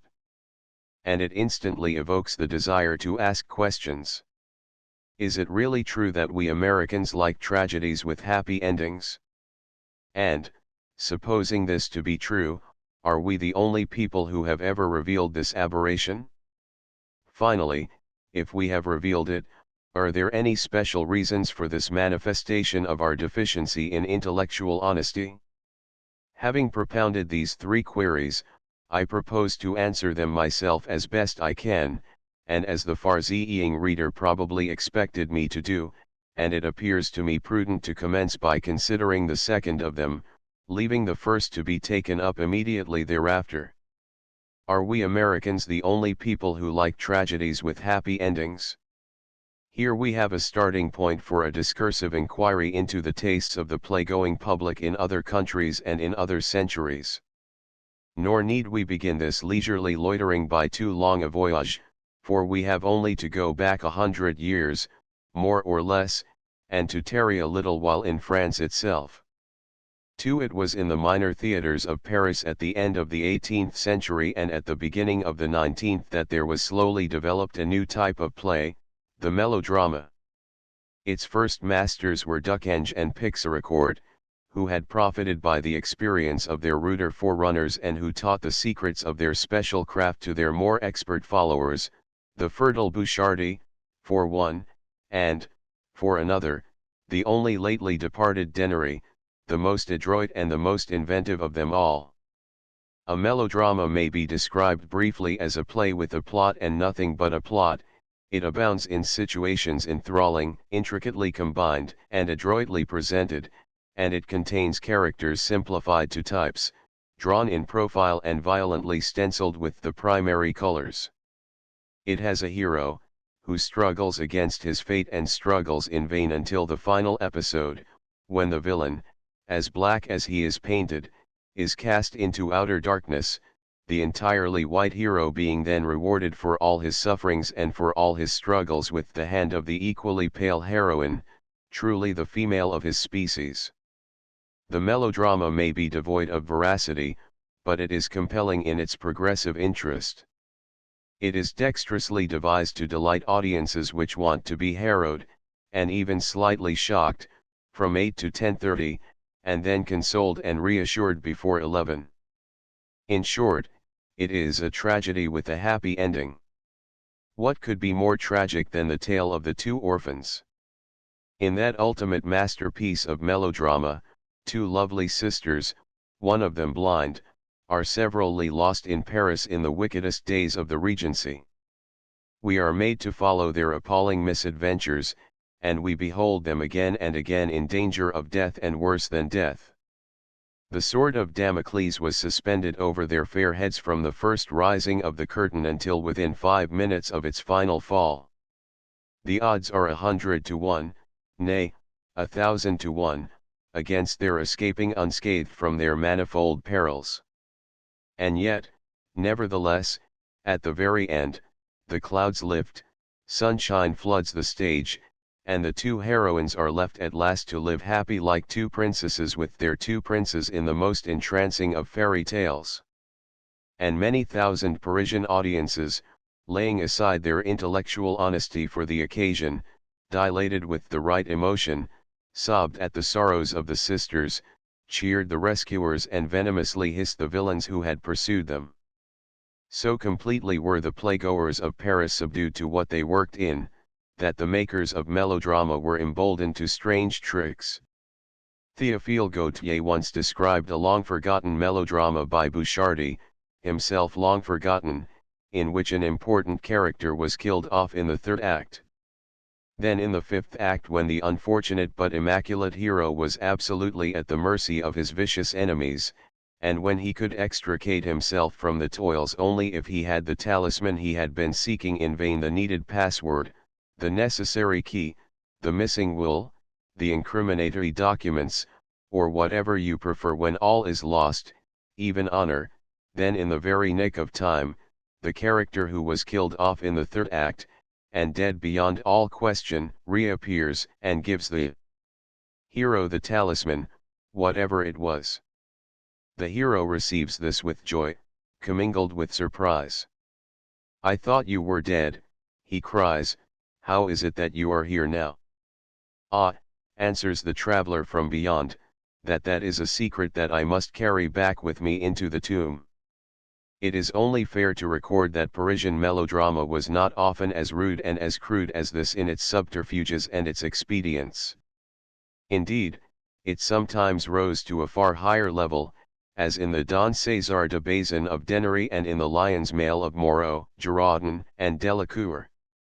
It even served as the model for Victor Hugo's superb and sonorous Hernani and Ruy Blas, in which he flung the rich embroidered mantle of his ample lyricism over an arbitrary skeleton of deftly articulated intrigue, as artificial as it was ingenious. In its earlier manifestations it was imitated in Great Britain, notably by Edward Fitzball, the first playmaker who perceived the theatrical possibilities of the legend of the Flying Dutchman. Fitzball did not disdain to intimate that he considered himself the Victor Hugo of England, which tempted Douglas Jerrold to remark that Fitzball was really only the Victor No-Go of England. In its later manifestations the melodrama of the French supplied a pattern for the Silver King of Henry Arthur Jones, one of the most satisfactory specimens of this type of play. The Silver King won the high approval of Matthew Arnold, who called it an honest melodrama, relying necessarily for its main effect on an outer drama of sensational incidents and nonetheless attaining the level of literature because the dialogue and the sentiments were natural. By the side of the British Silver King of Henry Arthur Jones may be set the American Secret Service of William Gillette, which also relies for its main effect on an outer drama of sensational incidents, and yet the sensational incidents are so fitly chosen and so artfully interwoven that they serve to set off the very human hero, an accusable character, a Union spy, with a divided duty before him. Toward the end of the play it becomes evident that this brave and resourceful man is doomed to death, and to this fatality he is himself resigned, willfully throwing away a chance to escape and welcoming a speedy exit from his impossible position. Yet, once more, just before the curtain falls, the dramatist intervenes, like a god from the machine, sparing his hero's life, and even permitting the spectators to foresee that hero and heroine will live happily ever after, thus consoling and reassuring the audience before 11 o'clock. I make bold to say that this happy ending is not inartistic and that it does not outrage our intellectual honesty, for the obvious reason that Secret Service is not essentially a tragedy, it is a serio-comic story which never uplifts us to the serene atmosphere of the irresistible and the inevitable in which tragedy lives. It is too brisk in its humor, too lively in its representation of the externalities of life, to justify a fatal conclusion. A true tragedy must not only end sadly, it has also to begin sadly, it has to impress us subtly with a sense of impending disaster, inherent in its theme. What Stevenson said of the short story, when that is as dramatic as it can be, is applicable to the drama itself. "Make another end to it," he wrote in answer to a suggestion to that effect. "Ah, yes, but that is not the way I write. The whole tale is unified. To make another end, that is to make the beginning all wrong. The body and end of a short story is bone of the bone and blood of the beginning. In other words, the beginning of a melodrama never demands a tragic ending, and rarely even permits it. 3. Although modern melodrama was developed in the totally unliterary minor playhouses of Paris more than 100 years ago, the playgoers of France had not had to wait until the early 19th century or even until the early 18th to be consoled and reassured by a tragedy with a happy ending. It was in the first half of the 17th century that Corneille took over from a Spanish original the first and fieriest of his tragedies, the Cid, the story of which leads up to one of the strongest situations in all dramatic literature. The duty is suddenly laid upon a high-strung warrior to fight a duel to the death with the father of the woman whom he loves and who loves him. Seemingly the deadly stroke of his sword has severed the lovers forever, for how could a woman wed the red-handed slayer of her father?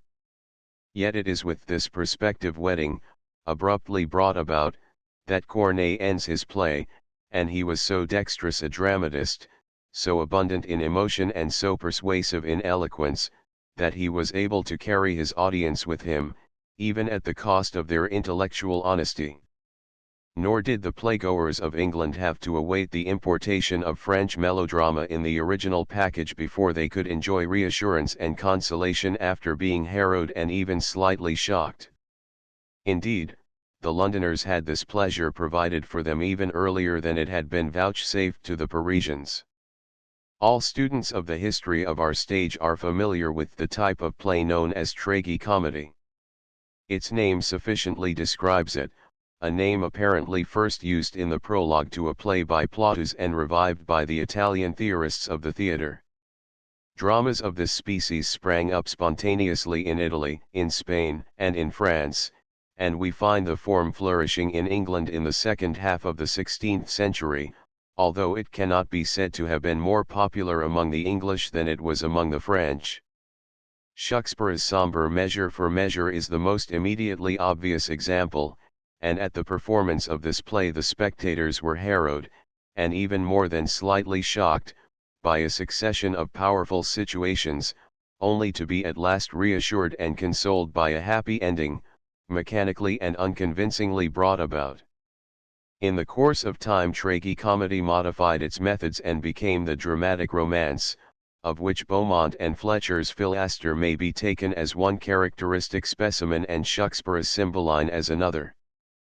Perhaps it would be more exact to say that the dramatic romance is only an insular subspecies of sentimental tragicomedy. Most of the best known of the dramatic romances of Beaumont and Fletcher, or of Fletcher and Massinger, conform to the definition of tragicomedy, as Professor Ristine has skillfully condensed this from a defense of the type made by Guarini, author of the Pastor Fido. Tragicomedy, far from being a discordant mixture of tragedy and comedy, is a thorough blend of such parts of each as can stand together with verisimilitude, with the result that the deaths of tragedy are reduced to the danger of death, and the whole in every respect a graduated mean between the austerity and the dignity of the one and the pleasantness and ease of the other. This Italian definition of Renaissance tragicomedy can be transferred to modern melodrama of the more literary kind, The Silver King, for example, and Secret Service, in which we find the graduated mean between austere dignity and easy pleasantness. After quoting from Guarini, Professor Ristine gave his own analysis of the elements combined in English tragicomedy. Love of some sort is the motive force, intrigue is rife, the darkest villainy is contrasted with the noblest and most exalted virtue. In the course of an action, in which the characters are enmeshed in a web of disastrous complications, reverse and surprise succeed each other with lightning rapidity. But final disaster is ingeniously averted. Wrongs are righted, reconciliation sets in, penitent villainy is forgiven, and the happy ending made complete. In its turn, this American description of English tragicomedy is applicable also to French melodrama of the less literary kind, The Lion's Mail and The Two Orphans. It is possible to find at least one tragedy with a happy ending amid the 200 plays which alone have come down to us from all the hundreds acted in the theatre of Dionysus before the assembled citizens of Athens, probably the most intelligent body of playgoers to which any dramatist has ever been privileged to appeal. The Alcestis of Euripides is a beautiful play, grave, inspiring and moving, yet it has been a constant puzzle to the historians of Greek literature, who have never been quite able to declare what manner of tragic drama it is, since it has one character who is frankly humorous, and since it has a happy ending, the revivification of the pathetic heroine who had given her life to save her husband and who is brought back by Hercules, after a combat with death. For after this desultory ramble through the history of the drama in other centuries and in other countries, we are in better case to consider the first of the three questions suggested by Mrs. Wharton's assertion that we Americans are deficient in the intellectual honesty which is a recognized characteristic of the French. Is it really true that we like tragedies with happy endings? If it is true, we are no worse off than the English in the time of Shakespeare, the French in the time of Corneille and in the time of Hugo, the Greeks in the time of Euripides. But is it true? It might be urged in our defense that we do not in the least object to the death of the hero and the heroine, or of both together, in the music drama, and it must be admitted that in serious opera a tragic ending is not only acceptable but is actually expected. It might be pointed out that the final death of the heroine has never in any way interfered with the immense popularity of a host of star plays, Adrienne Lecouvreur, the Dame Auxiliary Camellias, Frou Frou, Theodora and La Tosca. It might be permissible to record that the death of Cyrano de Bergerac, a fatal termination not inherent in the theme of that heroic comedy and in fact almost inconsistent, did not dampen the pleasure of the American playgoer. These things must be taken for what they are worth, and perhaps they are not really pertinent to our immediate inquiry, since opera is a very special form of the dramatic art, making an appeal of its own within arbitrary limits, and since a star play is relished by the majority largely as a vehicle for the exhibition of the histrionic versatility of the star herself or himself, a last dying speech and confession affording the performer an excellent opportunity for the display of his or her virtuosity. We must go behind Mrs. Wharton's rather too sweeping accusation and center attention on a single point. American playgoers of today enjoy and hugely enjoy seeing on the stage stories which are harrowing, which deal liberally with life and death, and which after all end happily, sending us home consoled and reassured. So have the playgoers of other lands in other times, and the real question is whether we refuse to accept the tragic end when this is ordained by all that has gone before, when it is a fate not to be escaped. In other words, have we the intellectual honesty which shall compel us to accept George Eliot's stern declaration that consequences are unpitying? Thus put, the question is not easy to answer. For myself, I am inclined to think that when we are at liberty to choose between the happy and the unhappy ending, when one or the other is not imposed upon us by the action or by the atmosphere of the story set before us, we tend to prefer a conclusion which dismisses the hero and the heroine to a vague future felicity. But I am inclined also to believe that we do not shrink from the bitterest end if this has been foreordained from the beginning of time, if the author has been skillful enough and sincere enough to make us feel that his tragedy could not possibly have any other than a tragic termination. In the second Mrs. Tanqueray the fatal ending is obligatory, it grows out of the nature of things, and the play has established itself. In mid-channel there is no way out of the difficulty in which the heroine has entangled herself, except through the door of death. On the other hand, the plot of the notorious Mrs. Ebbsmith cried aloud for a tragic ending, which the author refused to grant, and perhaps this is one reason why the piece has never taken hold on our playgoing public despite its indisputable qualities. As it happens, there have been seen on our stage in the first and second decades of the 20th century 4 plays, unequal in sincerity and different in texture, but all of them variants of the same theme. 2 are British, Iris by Sir Arthur Pinero, and The Fugitive by John Galsworthy, and 2 are American, The Easiest Way by Eugene Walter and De Classy by Miss Zoe Akins. In each of them we are invited to follow the career of a young woman who loves luxury and who moves through life along the line of least resistance, until at last the ground gives way beneath her feet. Iris was the first of the 4, it is the most delicately artistic and the most veracious. The easiest way is perhaps the most vigorous. The fugitive is pallid and futile. Declassy is the least important of them all, as it is the least original. The two last named pieces are unsatisfactory when we bring them to the bar of our intellectual honesty, and yet they both end with the death of the heroine, an arbitrary exit out of the moral entanglements in which she has involved herself. The two earlier plays have a more truly tragic ending, since they leave the heroine alive yet bereft of all that makes life worth living. No one of the four sent the spectators home reassured and consoled. There might seem to be no necessity to put the third question now that the second has been discussed. And yet there may be profit in asking ourselves whether there are any special reasons why the American playgoing public might be expected to lapse from intellectual honesty and to compel our playwrights to violate the logic of their stories and to stultify themselves to achieve a puerile fairy tale conclusion. Mrs. Wharton put forward one such reason, when she asserted that our attitude in the theater is characteristic of the whole American attitude toward life.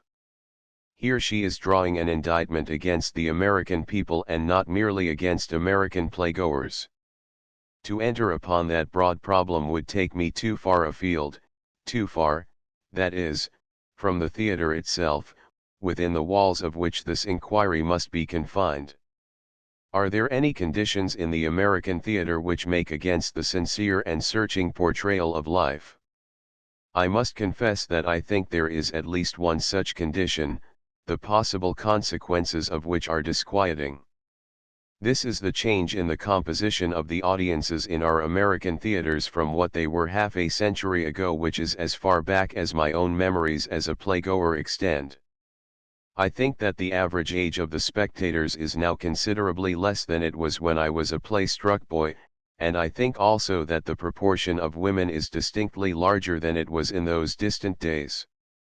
If I am right in believing that this change has taken place, and also in anticipating that it is likely to be even more evident in the years that are to come, then there will probably be brought about a slow but certain modification of those implicit desires and of those explicit prejudices of his expected audience, which the playwright has always taken into account even if he is often more or less unconscious that he is so doing. Water cannot rise higher than its source, and the dramatist cannot soar too loftily above the level of the audience he has to allure. It is always the duty of the dramatist to find the common denominator of the throng. He need not write down to his public, but he must write broad, or otherwise he will fail to arouse and retain the interest of the spectators. If he shrinks from the toil of so presenting his vision of our common humanity that it shall be immediately attractive to his audiences, then he is no dramatist, whatever else he may be, and he had better turn at once to sonneteering and to story writing, arts wherein he can appeal to a chosen few. The theater is for the many-headed multitude, and the theater poet cannot but accept the condition that confronts him. If American audiences are younger than they were, then they are not so rich in knowledge of the world, not so ripe in judgment. If they are also more largely feminine, then they will be different from what they have been in the days when the drama attained to its superbest expression. The tragedies of Sophocles were represented in the theater of Dionysus before the citizens of Athens, and the spectators were all men of more or less maturity. The tragedies and the comedies of Shakespeare were written for the Globe Theatre in London, in which the spectators were predominantly male. The comedies of Molière were acted in the Palais Royal Theatre in Paris, before audiences which included comparatively few women. It is significant that women were admitted to the orchestra seats of the Théâtre Français only about 40 years ago, and that Sarcey, a very shrewd observer of things theatrical, was moved more than once to record his regret that this had helped to bring about the more rapid dispersal of the group of old playgoers, experts in playwriting and in acting, who were wont to follow the performances of the Comédie Française assiduously and devotedly. And it was almost 100 years ago that Goethe anticipated Sarcey's complaint.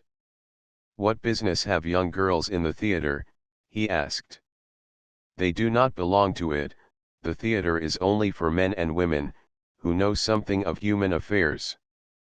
But things are what they are, and will be what they will be. 1919. V on the advantage of having a pattern. V on the advantage of having a pattern. I know passage of Stevenson's has been oftener quoted than his confession how he taught himself the art of letters by playing the sedulous ape to many masters, and in this avowal he had been preceded by masters of style as dissimilar in their accomplishment as Franklin and Newman. Stevenson may be overstating the case. He had caught the trick of overstatement from Thoreau, but he is not misstating it when he asserts that this is the only way to learn to write. Certainly it is an excellent way, if we judge by its results in his own case, in Franklin's, and in Newman's. The method of imitative emulation will help any apprentice of the craft to choose his words, to arrange them in sentences and to build them up in coherent paragraphs. It is a specific against that easy writing which is cursed hard reading. But it goes no deeper than the skin, since it affords insufficient support when the novice has to consider his structure as a whole, the total form he will bestow upon his essay, his story, his play. In the choice of the proper framework for his conception, the author's task is made measurably lighter if he can find a fit pattern ready to his hand. Whether he shall happen upon this when he needs it is a matter of chance, since it depends on what the engineers call the state of the art. There have been storytellers and playwrights not a few who have gone astray and dissipated their energies, not through any fault of their own, but solely because no predecessor had devised a pattern suitable for their immediate purpose. They have wandered afield because the trail had not been blazed by earlier, and possibly less gifted, wayfarers and adventurers. Perhaps I can make clear what I mean by a concrete example not taken from the art of letters. In Professor John C. Van Dyke's acute analysis of the traditions of American painting, he has told us that when Lafarge designed the Ascension for the church of that name in New York, the architectural place for it was simplified by placing on the chancel wall of the church a heavily gilded molding, deep-niched, and with an arched top, which acted at once both as a frame and a limit to the picture. The space was practically that of a huge window with a square base and a half-top requiring for its filling two groups of figures one above the other. Lafarge placed his standing figures of the apostles and the holy women in the lower space, and their perpendicular lines paralleled the uprights of the frame. At the top he placed an oval of angels about the risen Christ, and again the rounded lines of the angel group repeated the curves of the gilded arch. Then Professor Van Dyke appends this significant comment: there was no great novelty in this arrangement. It was frankly adopted from Italian Renaissance painting and had been used for high altar pieces by all the later painters: Andrea del Sarto, Raphael, Titian, Palma. They had worked out the best way of filling that upright and arched space, and Lafarge followed the tradition because he recognized its sufficiency. In other words, the art of painting had so far advanced that Lafarge was supplied with the pattern best suited to his purpose, and this pattern once accepted, he was at liberty to paint the picture as he saw it, without wasting time in quest of another construction. The picture he put within that frame was his and his only, even if the pattern of it had been devised centuries before he was born. In thus utilizing a framework invented by his predecessors, he was not cramped and confined, rather was he set free. So it is that to Milton and to Wordsworth the rigidity of the sonnet was not a hindrance but a help, especially to Wordsworth since it curbed his tendency to diffuseness. Wordsworth himself declared his delight in the restrictions of the sonnet: in truth the prison into which we doom ourselves no prison is, and hence for me, in sundry moods, 'twas pastime to be bound within the sonnet's scanty plot of ground, pleased if some souls, for such their needs must be, who have felt the weight of too much liberty, should find brief solace here, as I have found.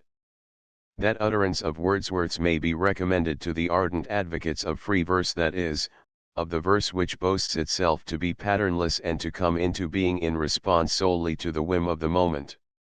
Sooner or later the free versifiers will discover the inexorable truth in Huxley's saying that it is when a man can do as he pleases that his trouble begins. Since I have ventured these three quotations, I am emboldened to make a fourth from John Morley's essay on Macaulay. After informing us about the rules which Comte imposed on himself in composition, Morley tells us that Comte justified his literary solicitude by insisting on the wholesomeness alike to heart and intelligence of submission to artificial restrictions. He felt, after he had once mastered the habit of the new yoke, that it became the source of continual and unforeseeable improvement even in thought, and he perceived that the reason why verse is a higher kind of literary perfection than prose, is that verse imposes a greater number of rigorous forms. It is because of their rigorous forms that the ballade and the rondeau have established themselves by the side of the sonnet, and the lyrist who has learned to love them finds in their fixity no curb on his power of self-expression. So in the kindred art of music, the sonata and the symphony are forms each with a law of its own, yet the composer has abundant liberty within the law.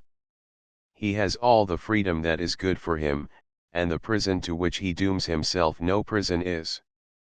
2. There is however a difference between a fixed form, such as the sonata has and the sonnet, and the more flexible formula, such as the arrangement within a framework which Lafarge borrowed from the painters of the Italian Renaissance. A pattern of this latter sort is less rigid, in fact, it is easily varied as successive artists modify it to suit themselves. Consider the 18th century essay which Steele devised with the aid of hints he found in the epistles and even in the satires of Horace, and which was enriched and amplified by Addison.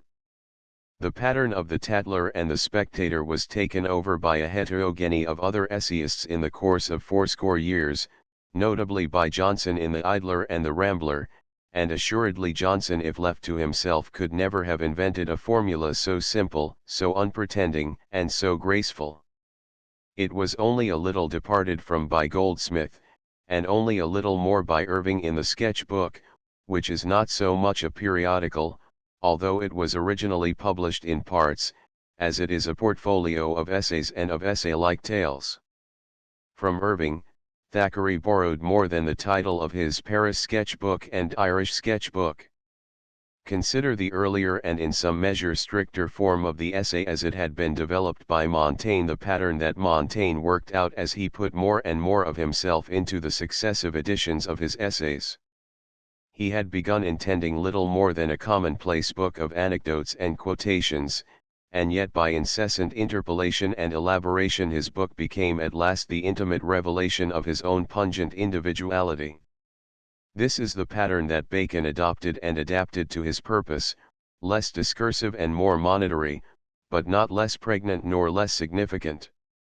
And it is Montaigne's formula, not greatly transformed by Bacon, which Emerson found ready to his hand when he made his essays out of his lectures, scattering his pearls of wisdom with a lavish hand and not pausing to string them into a necklace.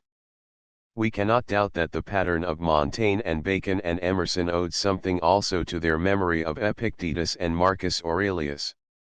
Shakespeare was as fortunate as Bacon in the fact that he had not to waste time in vainly seeking new forms. He did not invent the sonnet and he did not invent the sonnet sequence, but he made his profit out of them. Neither the stanza nor the structure of his two narrative poems, Venus and Adonis and the Rape of Lycoris, was of his contriving. He found them already in use and he did not go in search of any overt novelty of form. Scott, beaten out of poetry by Byron, as he himself phrased it, turned to prose fiction, and almost by accident he created the pattern of the historical novel, with its romantic heroes and heroines and with its realistic humbler characters. His earliest heroes and heroines in prose were very like his still earlier heroes and heroines in verse, and his realistic characters were the result of his expressed desire to do for the Scottish peasant what Miss Edgeworth had done for the Irish peasant. The first 8 of the Waverley novels dealt only with Scottish scenes, then in Ivanhoe, and a little later in Quentin Durward, Scott enlarged his formula for the presentation of an English and a French theme. Since Scott's day his pattern has approved itself to 3 generations of novelists, and it is not yet outworn. In France Victor Hugo and Alexandre Dumas accepted it, each of them altering it at will, feeling free to adjust it to their own differing necessities.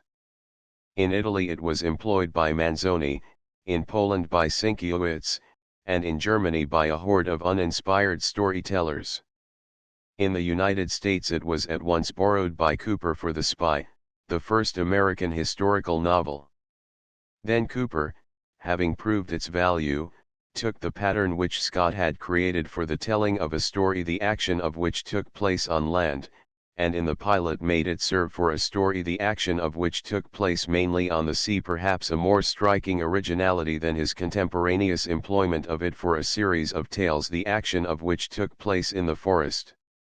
It is one of the most fortunate coincidences in the history of literature that Scott crossed the border and made a foray into English history at the very moment when Cooper was ready to write fiction about his own country, and it was almost equally unfortunate that Charles Brockden Brown was born too early to be able to avail himself of the pattern Scott and Cooper were to handle triumphantly.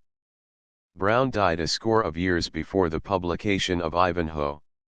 He left half a dozen novels of varying value, known only to devoted students of American fiction.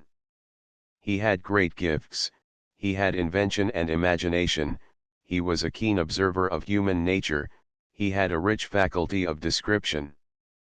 In one of his books there is a portrayal of an epidemic of yellow fever in Philadelphia which almost challenges comparison with Defoe's Journal of the Plague Year. But the state of the art of fiction supplied Brown with no model appropriate to his endowment, and therefore he had to do the best he could with the unworthy pattern of the Gothic romance of Horace Walpole and Mrs. Radcliffe and of their belated followers, Monk Lewis and Godwin. If Brown had been a contemporary of Cooper, then the author of The Last of the Mohicans might have had a worthy rival in his own country. The state of the art in his own time was a detriment to a far greater storyteller than Brown or Cooper or Scott, to one of the greatest of all storytellers, to Cervantes. Don Quixote abides as the imperishable monument to his genius, to his wisdom, to his insight, to his humor, to his all-embracing sympathy. None the less is it sprawling in its construction and careless in its composition. There were only 2 models available for Cervantes when he wrote this masterpiece of fiction, the romance of chivalry and its antithesis, the romance of roguery, the picaresque tale.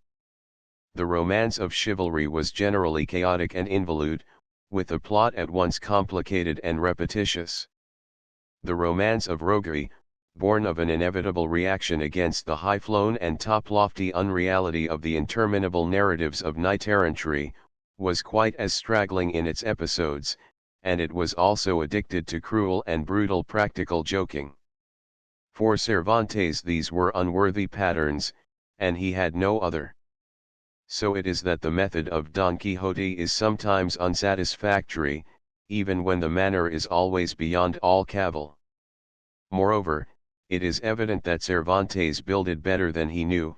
He seems not to have suspected the transcendent quality of his own work, and therefore he did not take his task as seriously as he might. As it has been well said, Cervantes came too early to profit by Cervantes. How much luckier are the novelists and short story writers of today?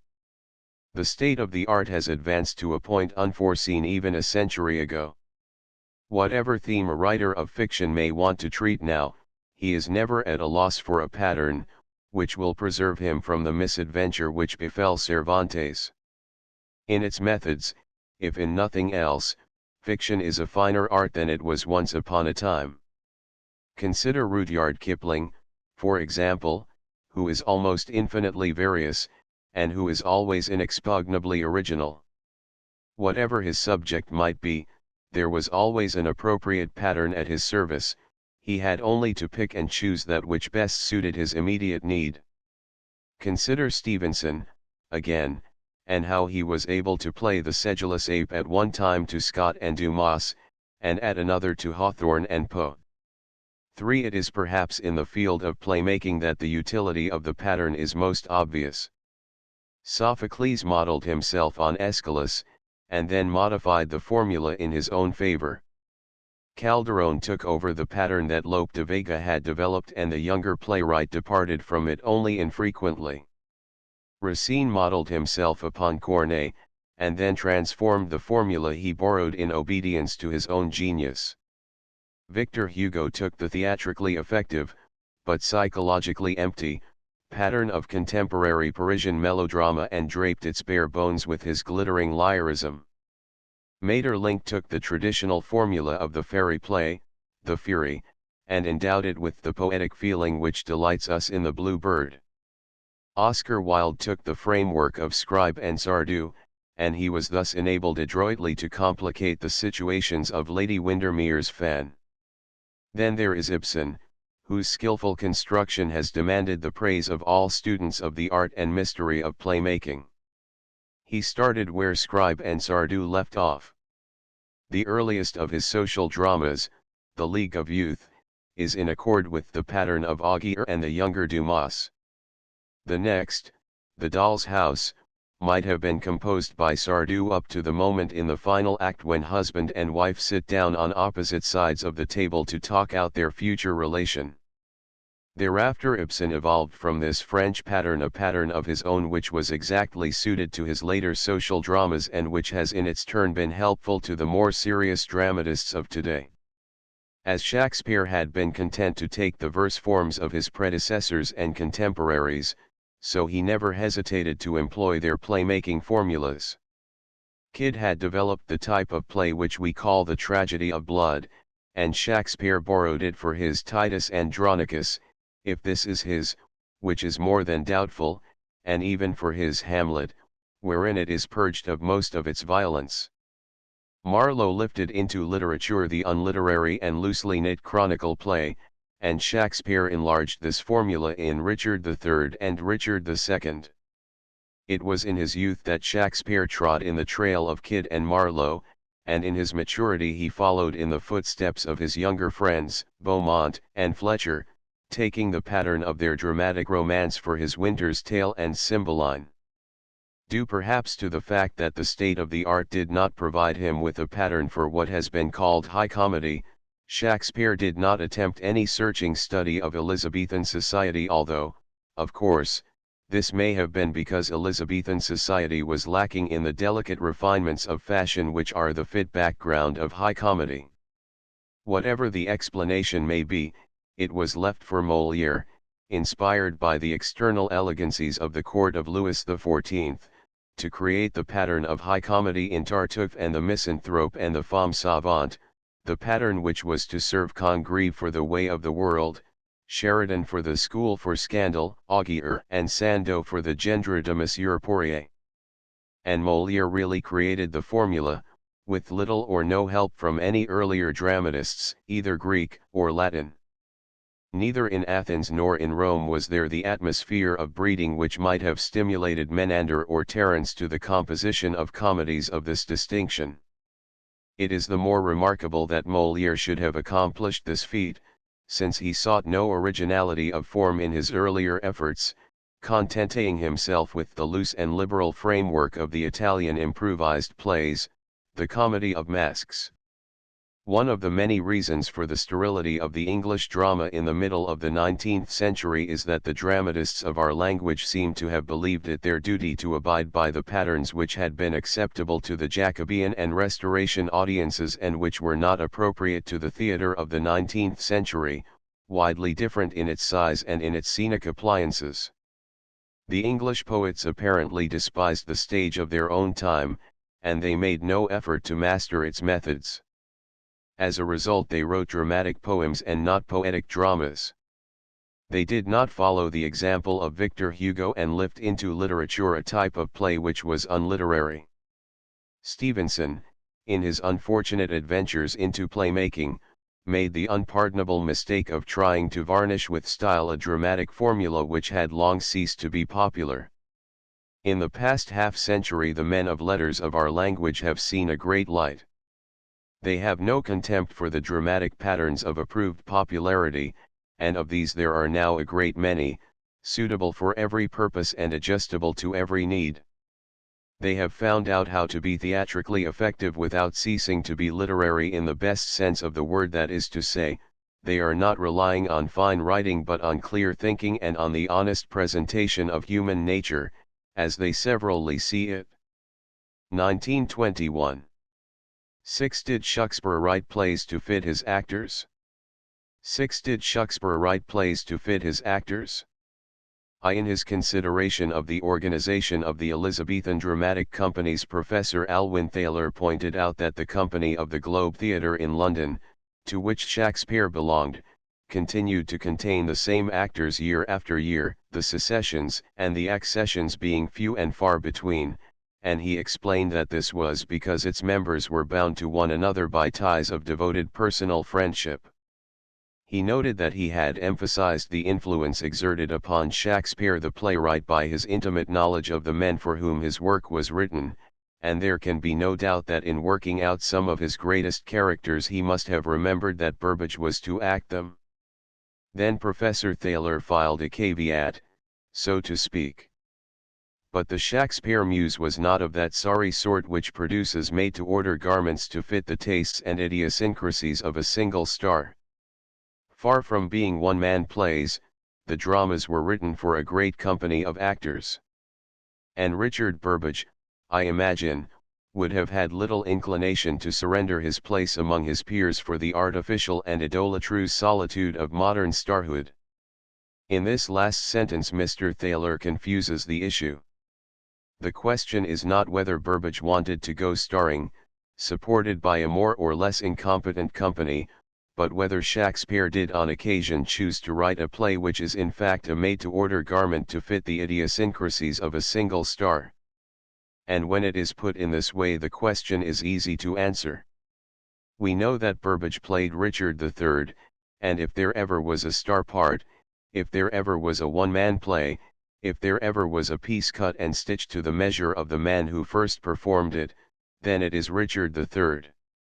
Here we have a dominating character to whom the other characters are sacrificed, he is etched with bold strokes, whereas most of the others are only faintly outlined. So long as Richard is powerfully seized and rendered, then the rest of the acting is relatively unimportant.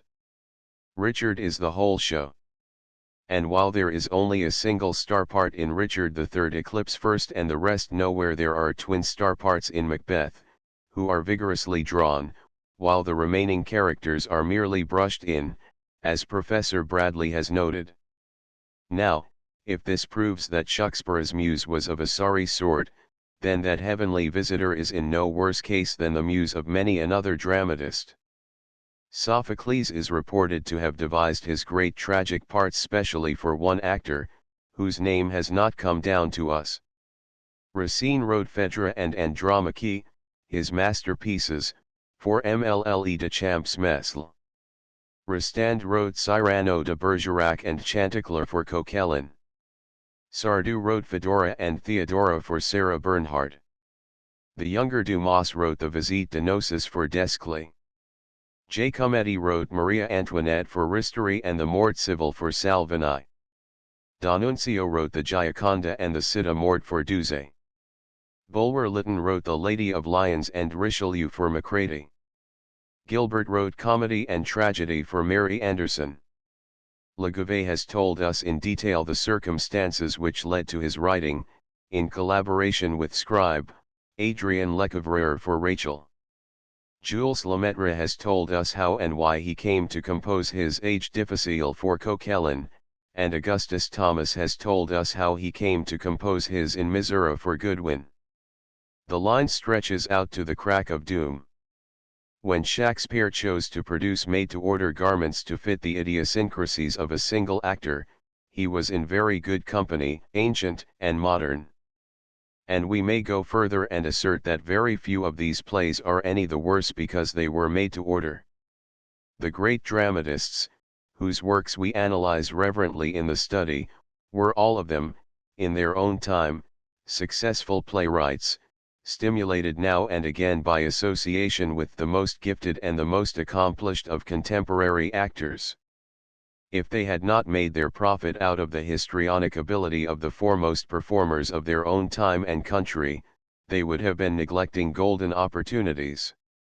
Those who best know the conditions of playwriting will be the least likely to deny that not a few of the great characters in the drama came into being originally as parts for great actors.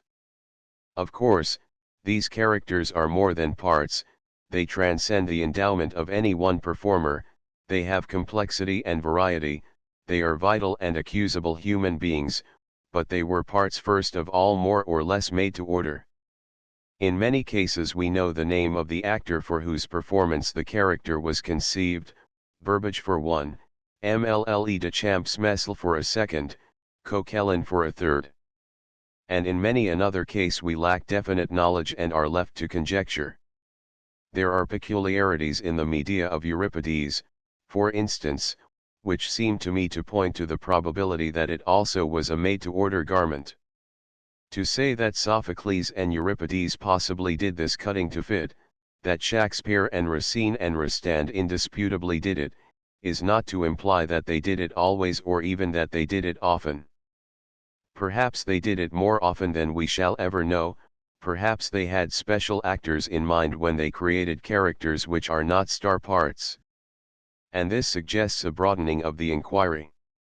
2. After asserting that Shakespeare's were far from being one-man plays, Professor Thaler reminded us that Shakespeare's dramas were written for a great company of actors, and what is true of Shakespeare holds good also of the Elizabethan drama in general. Its breadth and variety may be ascribed in no slight degree to the fact that the organization of the dramatic companies provided the great poets of a great age with ample facilities for the interpretation of many characters and many phases of life. This prompts a question as to whether Shakespeare may not have fitted other actors who were his associates at the Globe Theatre besides Burbage. That he did deliberately and repeatedly take the measure of the foremost performer in the company and that his dramatic genius was stimulated by the histrionic talent of Burbage, I do not doubt. We cannot help seeing that Shakespeare's heroes become older as Burbage himself advanced in years. Romeo being intended for a fiery young fellow and Lear being composed for a maturer man, who had become a more consummate artist.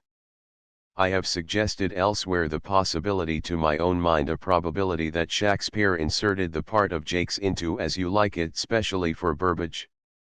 Shakespeare took his sequence of incidents from Lodge's Rosalind, in which there is no character which resembles Jakes, and Jakes has nothing to do with the plot, he remains totally outside the story, he exists for his own sake, and he may very well have been thrust into As You Like It because Burbage was too important an actor to be left out of the cast and because Orlando was not the kind of part in which Burbage at that period of his artistic development would appear to best advantage.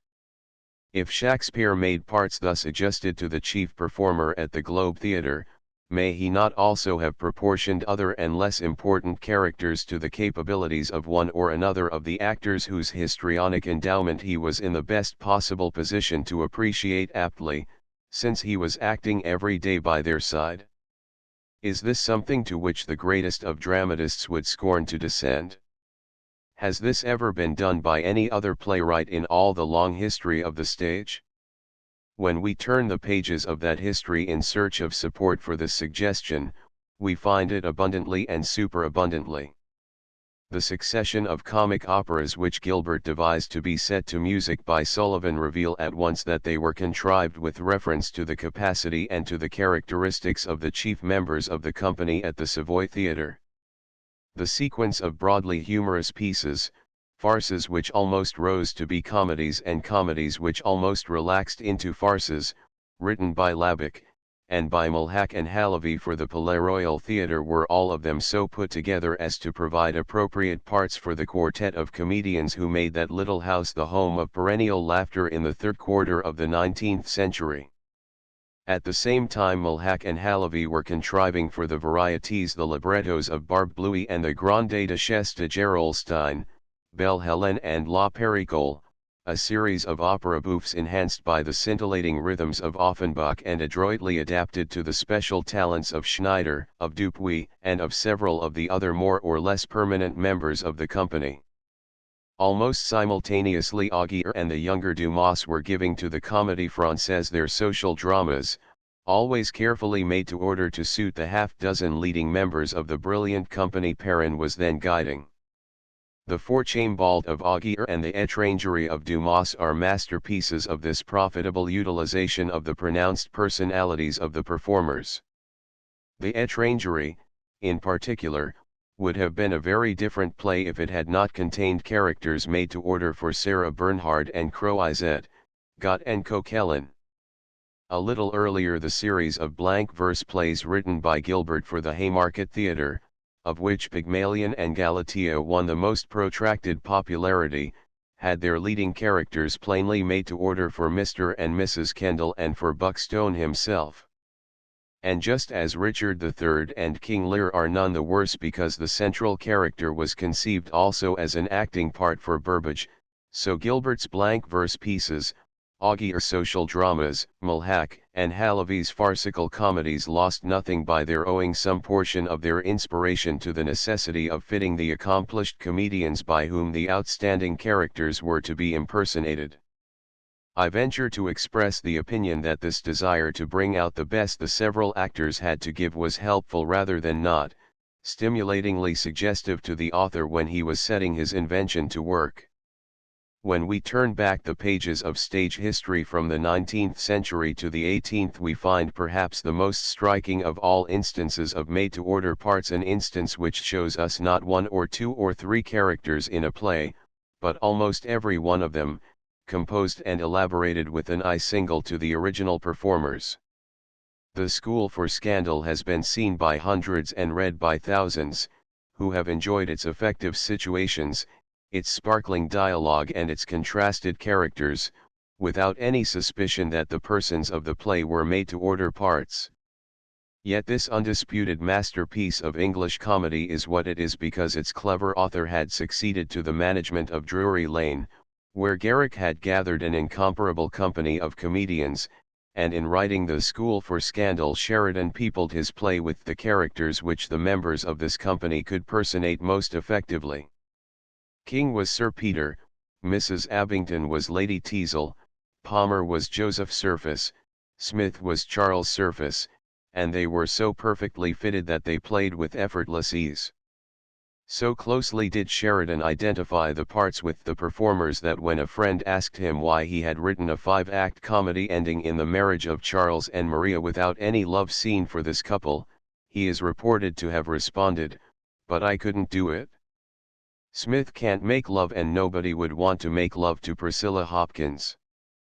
3. It may be objected that Sheridan and Augier and Dumas were after all dexterous playwrights and that they are no one of them to be ranked with the truly great dramatists. While they might very well be willing once in a way to turn themselves into dramaturgic tailors, this is a servile complaisance of which the mighty masters of the drama would never be guilty, from which indeed they would shrink with abhorrence. But if we turn the pages of stage history still further back, from the 18th century to the 17th, we discover that Molière did this very thing, the adjustment of a whole play to the actors who were to perform it, not once as Sheridan did, but repeatedly and regularly and in all his pieces, in his loftiest comedies no less than his broadest and most boisterous farces. And there will be found few competent critics to deny that Molière is one of the supreme leaders of the drama, with an indisputable right to a place by the side of Sophocles and Shakespeare, even if he does not climb to the austere and lofty heights of tragedy. The more we know about the art of the theatre and the more we study the plays of Molière, the more clearly do we perceive that he was compelled to do persistently what Sheridan did only once. The company at the Palais Royal was loyal to Molière, nearly all its leading members came to Paris with him and remained with him until his death 15 years later. This company was strictly limited in number, and as it had a permanent repertory and stood ready to appear in any of its more successful plays at a moment's notice, Outside actors could not be engaged for any special part even if there had then been in Paris any available performers at liberty. Molière could not have more parts in any of his pieces than there were members of the company, and he could not put into any of his pieces any character for which there was not a competent performer in the company. No doubt, he must at times have felt this to be a grievous limitation.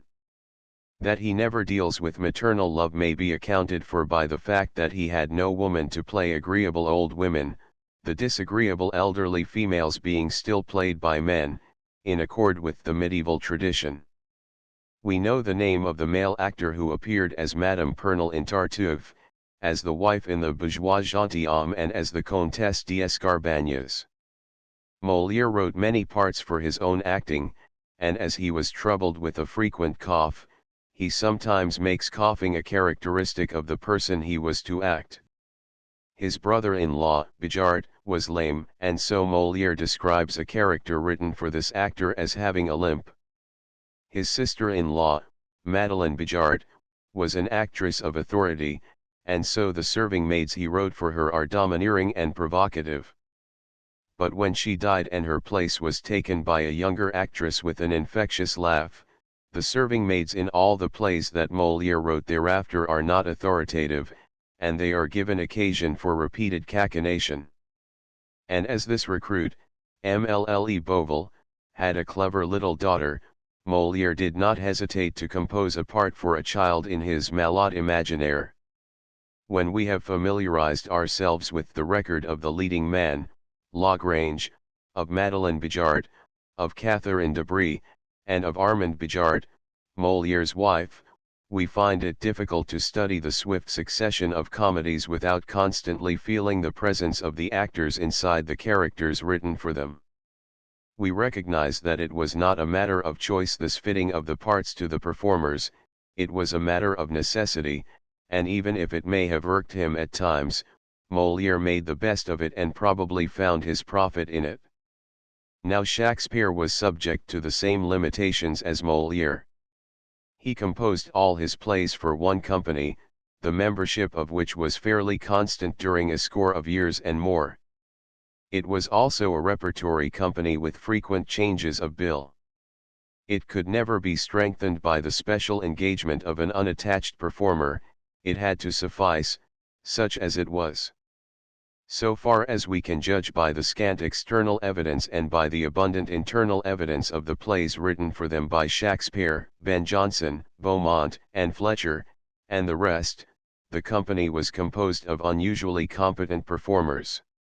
It is unthinkable that Shakespeare should have plotted his superb series of tragedies, making more and more exacting demands on the impersonators of his tragic heroes, unless he had a confident assurance that Burbage would be equal to them.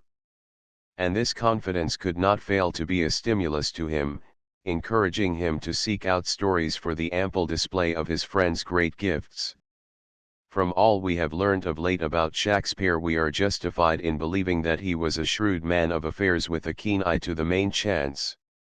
He was a sharer in the takings at the door, and he could not but know that those plays are most attractive to the public which contain the most parts demanding and rewarding good acting. So we must infer that he put into his plays the characters in which he judged that his comrades could appear to best advantage. He not only wrote good parts for good actors, he wrote special parts for special actors, shaping his characters to the performers who were to impersonate them. In other words, he provided, and he had to provide, made-to-order garments. That he did this repeatedly and regularly, just as Molière was to do it 3/4 of a century later on the other side of the Channel, is plainly evident, although we do not now know the special qualifications of his actors as well as we do those of Molière's.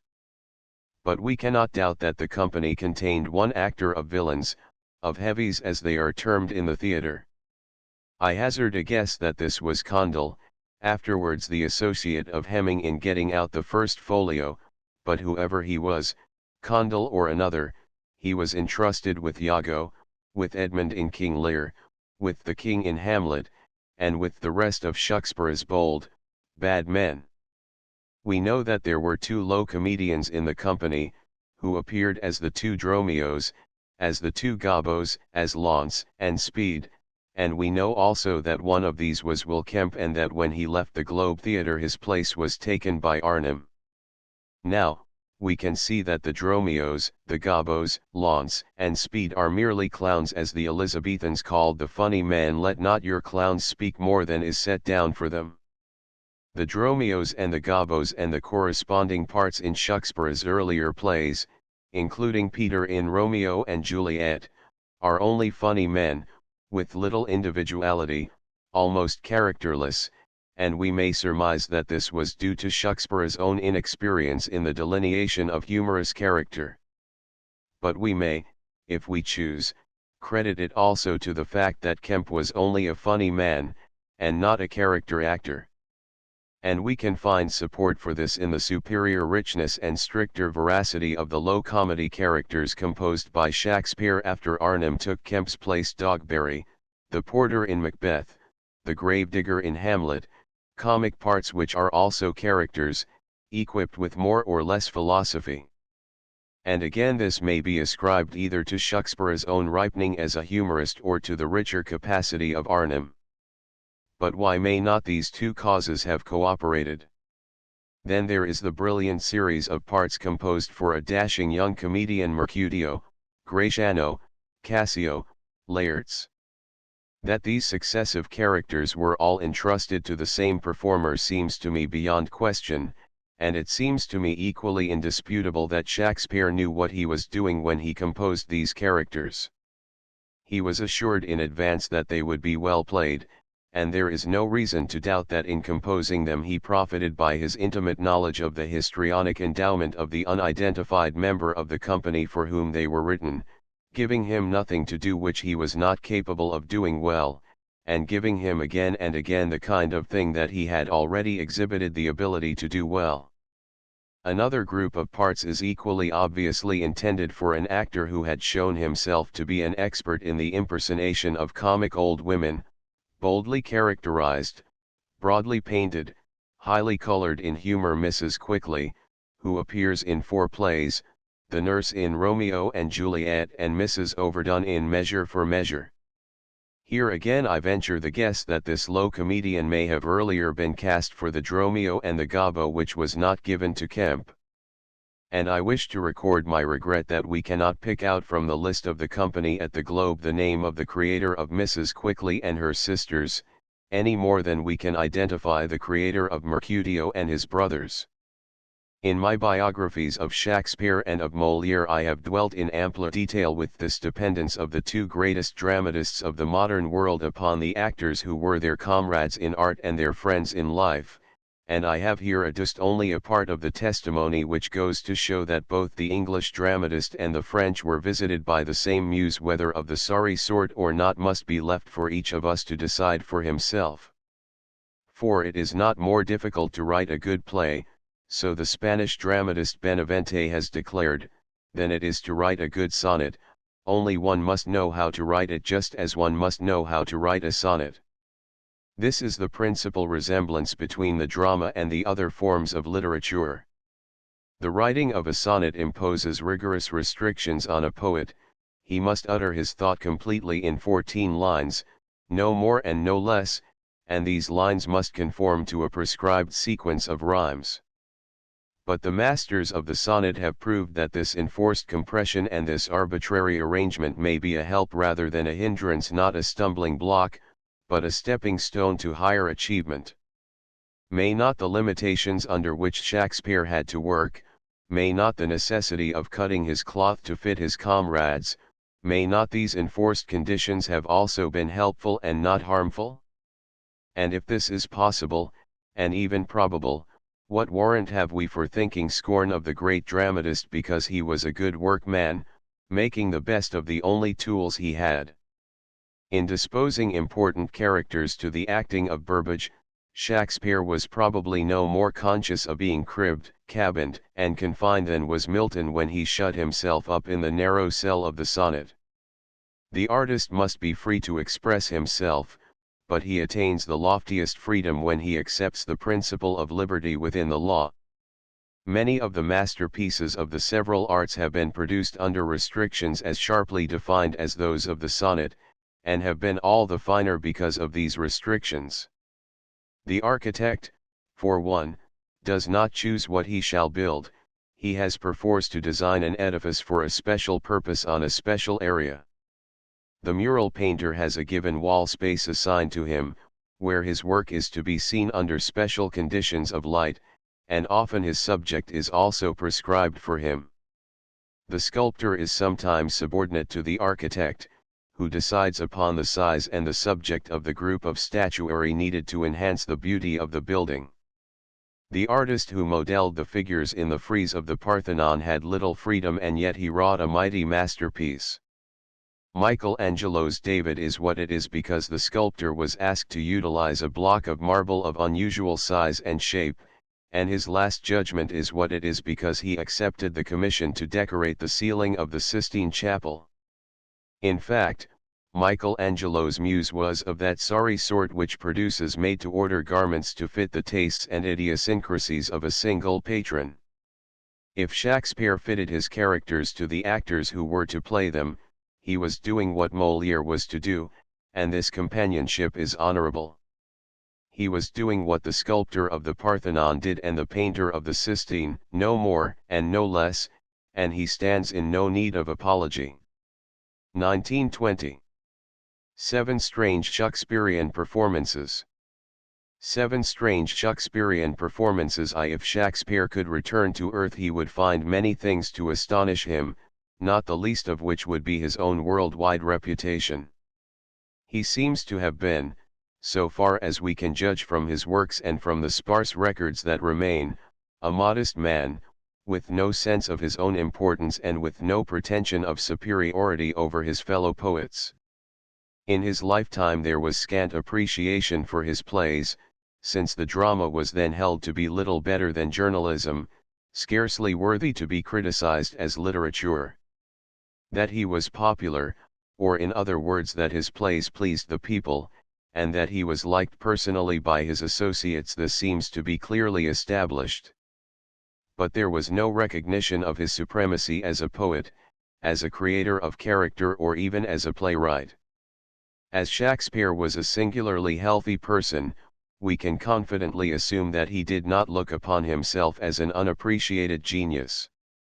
Therefore, if he came back to us we cannot doubt that he would stand aghast before the constantly increasing library of books that have been written about him in the past 2 centuries.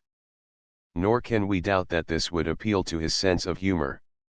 He would probably be interested to look into a few of the commentaries which seek to elucidate him, but he would not long pursue this perusal, and he would shut the books with a laugh, or at least with a smile, at the obstinate perversity of the critics who have wearied themselves, and not infrequently their readers also, in the vain attempt to explain what originally needed no explanation, since it had been plain enough to the unlettered crowds which flocked into the Globe Theatre and stood entranced while his stories enrolled themselves on the stage.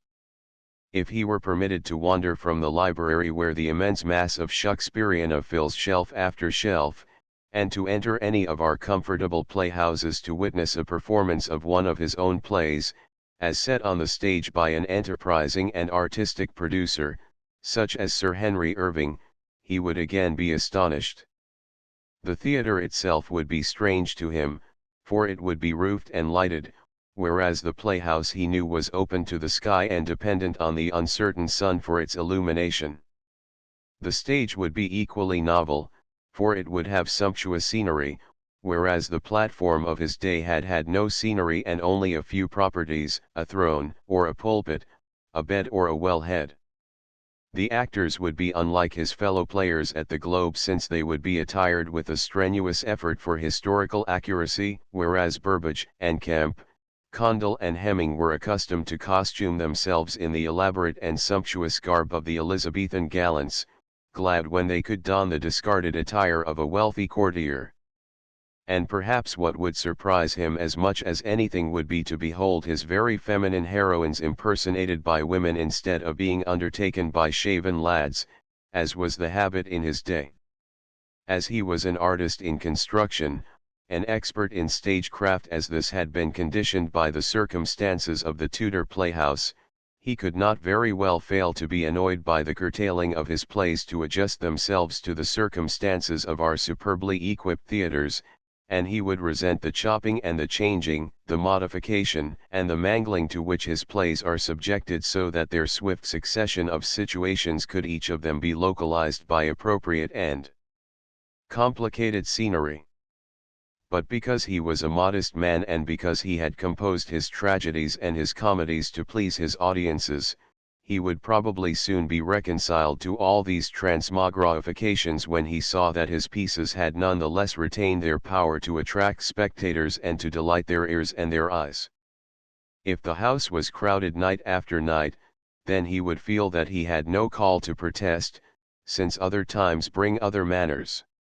2. If Shakespeare would be surprised to see Ophelia performed by a girl, he would be still more surprised, not to say shocked, to see Hamlet performed by a woman. And yet this is a spectacle that he might have beheld again and again in the 19th century, if he had been permitted to visit the theaters of New York at irregular intervals. In that 100 years he could have seen not one female Hamlet or 2 or 3 but at least a score of them. The complete list is given in Lawrence Hutton's Curiosities of the American Stage. It begins with Mrs. Bartley, it includes Clara Fisher, Charlotte Cushman, and Anne Dickinson, and it was drawn up too early to include Sarah Bernhardt, whose unfortunate experiment belongs to the very last year of the last century. George Henry Lewis asserted that Hamlet itself is so broad in its appeal, so interesting in its story, so moving in its episodes, that no actor had ever made a total failure in the part. It might be asserted with equal truth that no actress had ever succeeded in it, because Hamlet is essentially masculine and therefore impossible to a woman, however lofty her ambition or however abundant her histrionic faculty.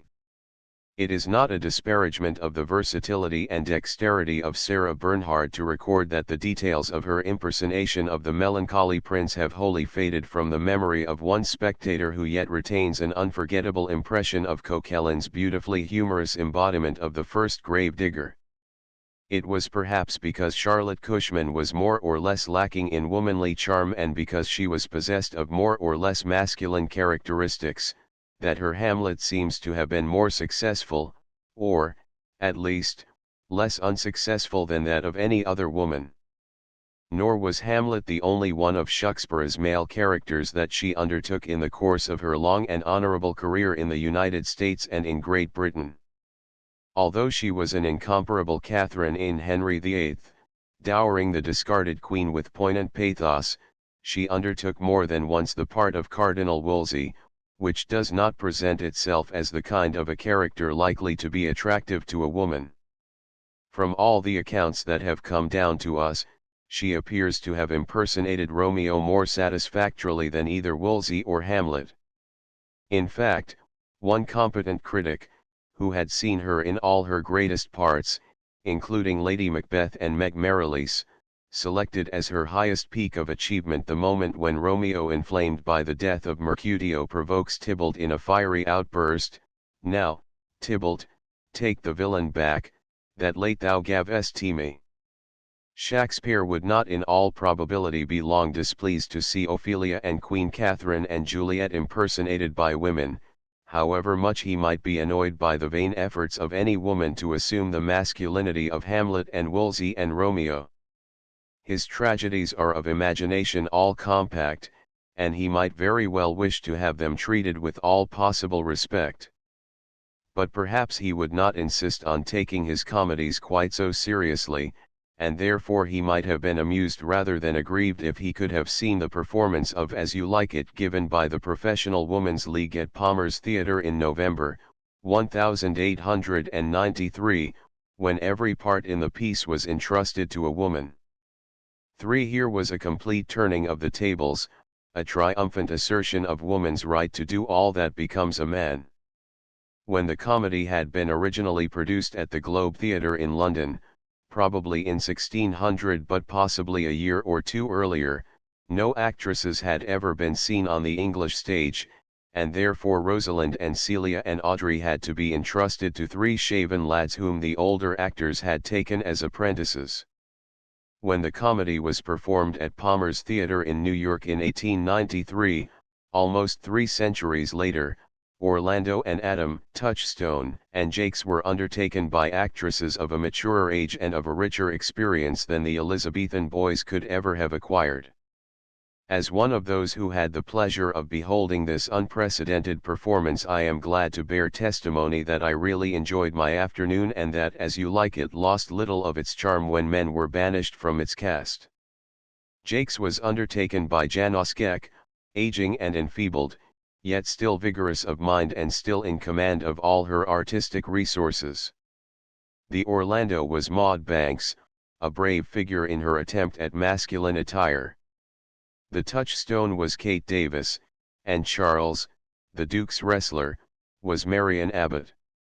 There is a delightful unreality about As You Like It, an element of make-believe, an aroma of once upon a time, a flavor of old familiar far-off things, and it was this quality which was plainly prominent in the performance by the Professional Woman's League. Consider for a moment the fascinating complexity of Rosalind's conduct when she was impersonated by a shaven lad.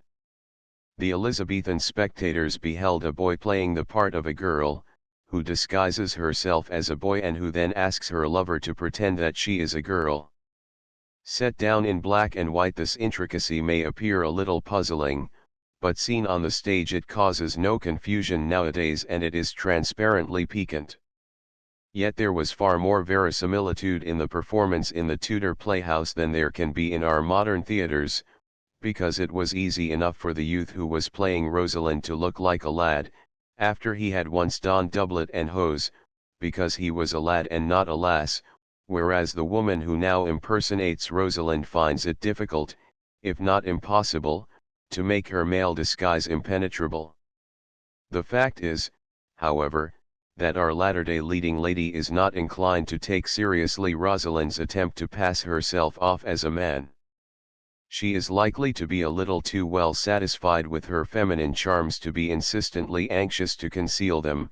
She does not want the audience ever to forget that she is a woman to be wooed, even if she is willing to pretend that she is a youth. As You Like It is my favorite among all Shakespeare's plays, and in the course of more than half a century of playgoing I must have seen almost a score of Rosalinds, but I cannot now recall a single one who made an honest effort to deceive Orlando, as Shakespeare meant him to be deceived, if the story is to be accepted.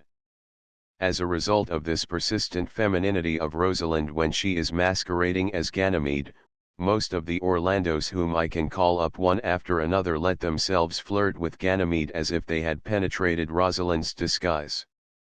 It was a striking merit of John Drew's Orlando that he always treated Ganymede as the lad Rosalind was pretending to be, making it clear to the audience that no doubt as to Ganymede's sex had ever crossed his mind. For I am inclined to guess that if the author of As You Like It had accepted an invitation from the Professional Woman's League, he would have sat out the performance at Palmer's Theatre, gazing at it with tolerant eye and courteously complimenting the lady president or the lady vice president who had been deputed to escort him to his box.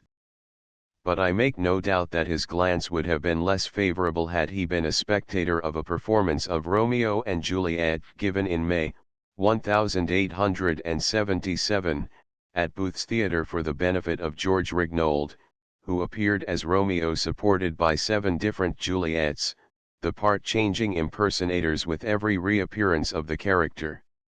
Grace d'Urfa danced in the masquerade, Adelaide Nielsen leaned down from the balcony, Ada Dias was married in the cell of Friar Lawrence, Maud Granger shrank from bloodshed, Marie Wainwright parted from Romeo, Fanny Davenport drank the potion, and Minnie Cummings awakened in the tomb.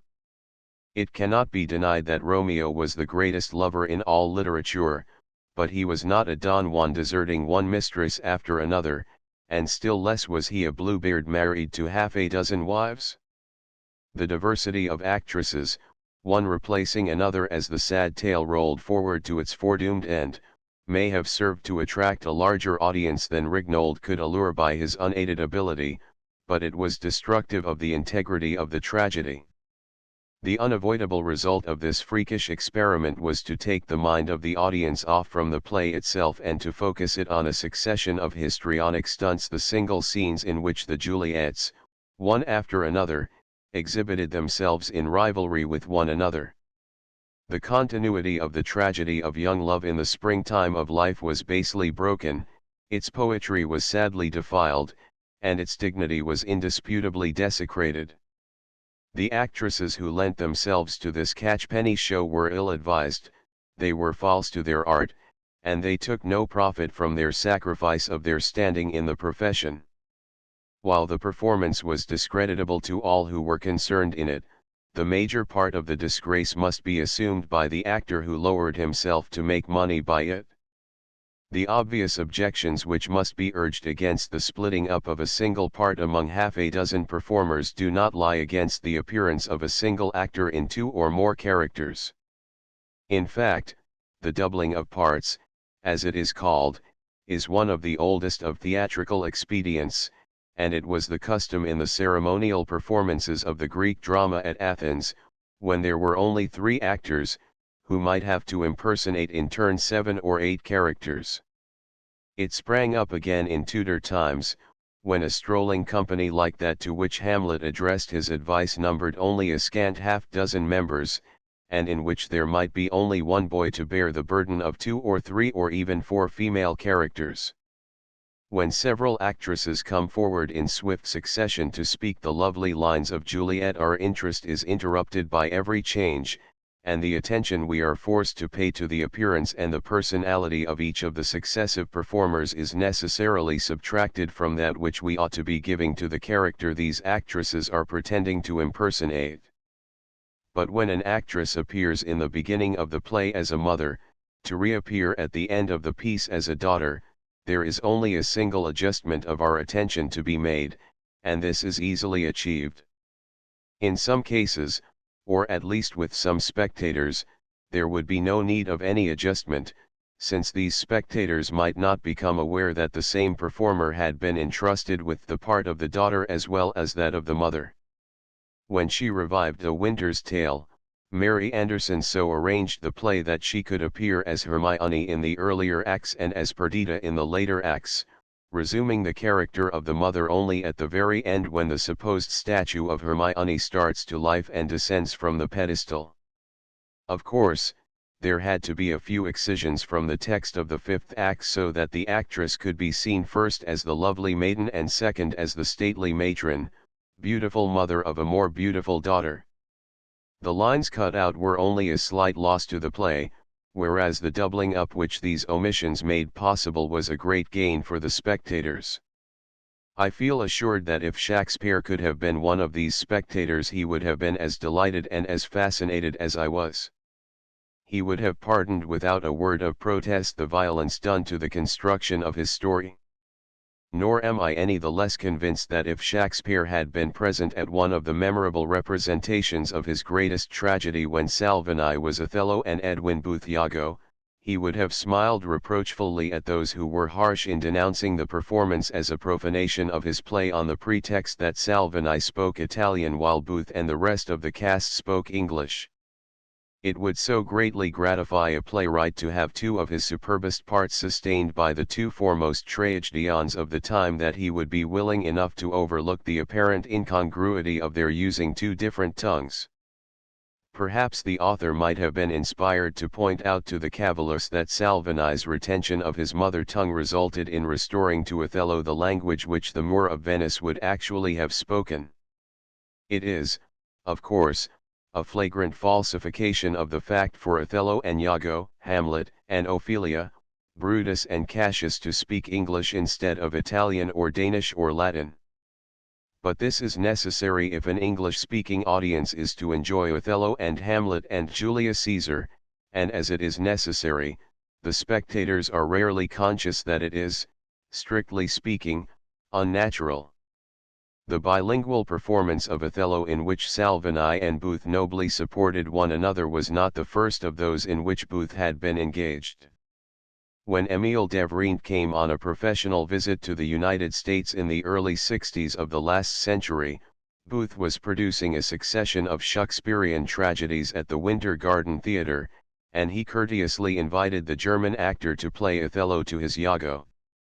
At these performances Devrient spoke German, Booth spoke English, and so did the rest of the supporting company, excepting only the Emilia, a part cast to Madame Methuselah, a German actress who had migrated to America and learned to speak English with only a slight trace of foreign accent. As she had not lost the use of her mother tongue, she was allowed to alternate English and German, employing the former always, except in conversing with Devrient, when she dropped into the latter. Perhaps her chopping and changing from English to German and back again to English may have been somewhat disconcerting and distracting to the audience, who would more readily adjust themselves to Devrient's constant use of his own tongue.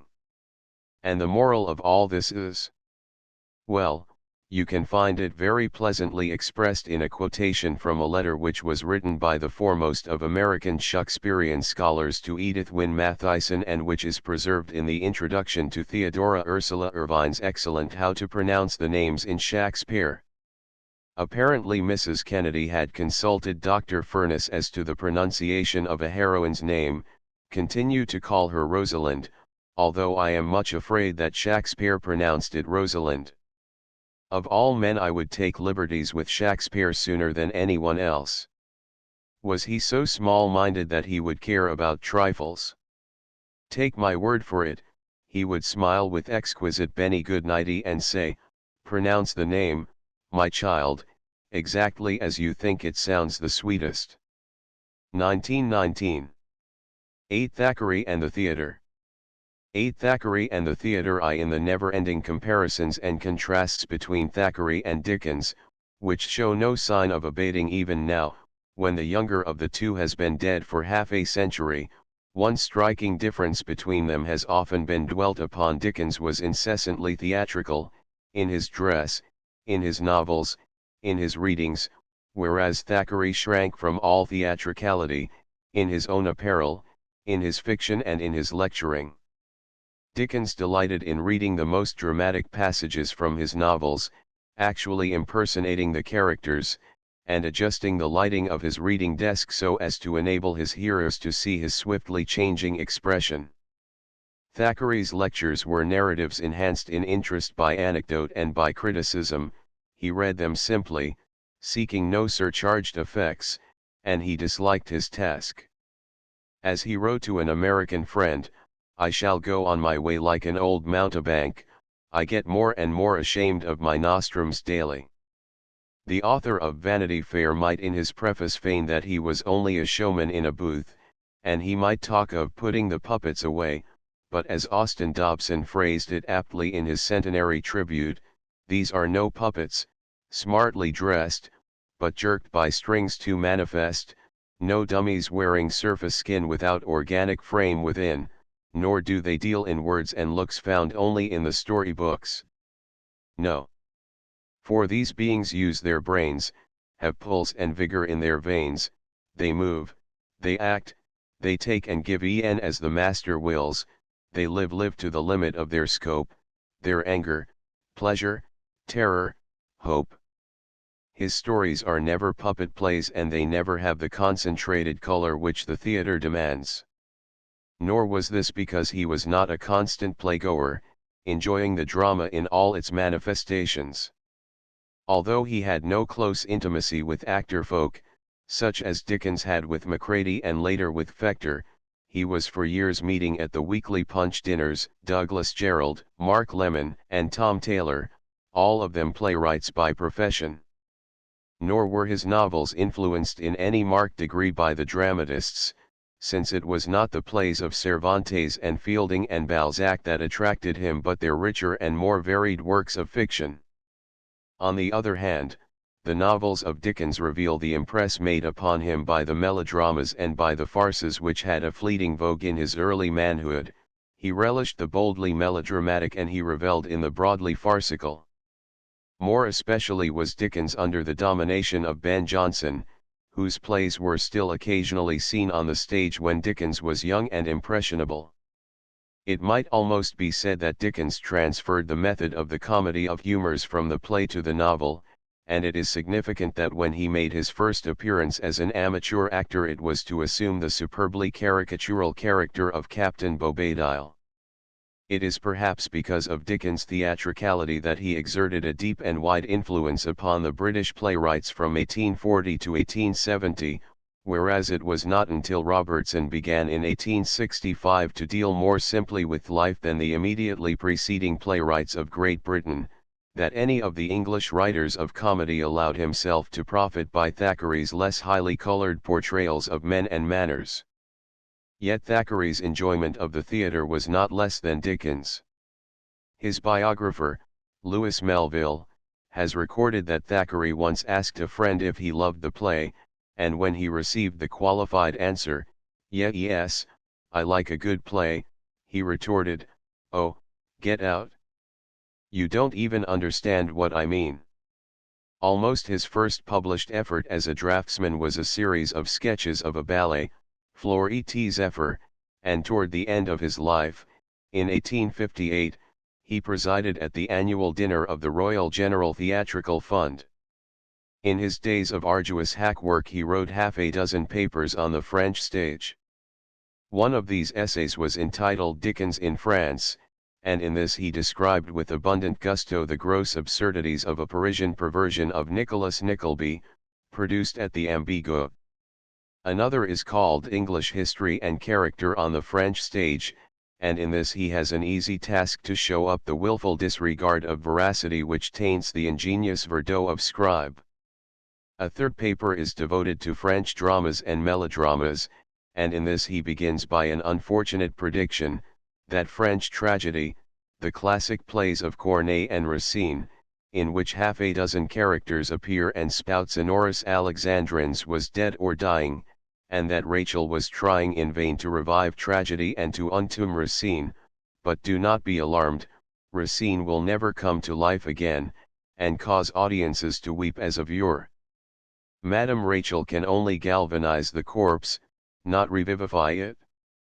Ancient French tragedy, red-heeled, patched and be-periwigged, lies in its grave, and it is only the ghost of it that we see, which the fair Jewess has raised. Here Thackeray revealed his insularity, his inability to penetrate French literature by an interior line. Red-heeled, patched and be-periwigged as French tragedy may be, and as it undoubtedly is in some of its aspects, it is not dead even now, more than 3/4 of a century since Thackeray preached this funeral sermon, nor is it dying. After the fiery fervor of the Romanticist revolt it may have needed the genius of Rachel to bring it back to favor, but today it is kept alive by the more modest talent of her successors. Before he was of age Dickens had thought seriously of becoming an actor, and he even went so far as to apply to a manager for an engagement.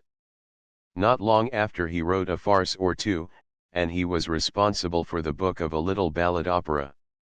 Late in his career he collaborated with Wilkie Collins in writing No Thoroughfare, an effective melodrama, compounded specifically for Charles Fector, who acted it successfully, first in London in English and then in Paris in French, under the title of El Abîme. In Dickens' letters we are told of the trouble he took in getting all the details of stage management arranged to his satisfaction.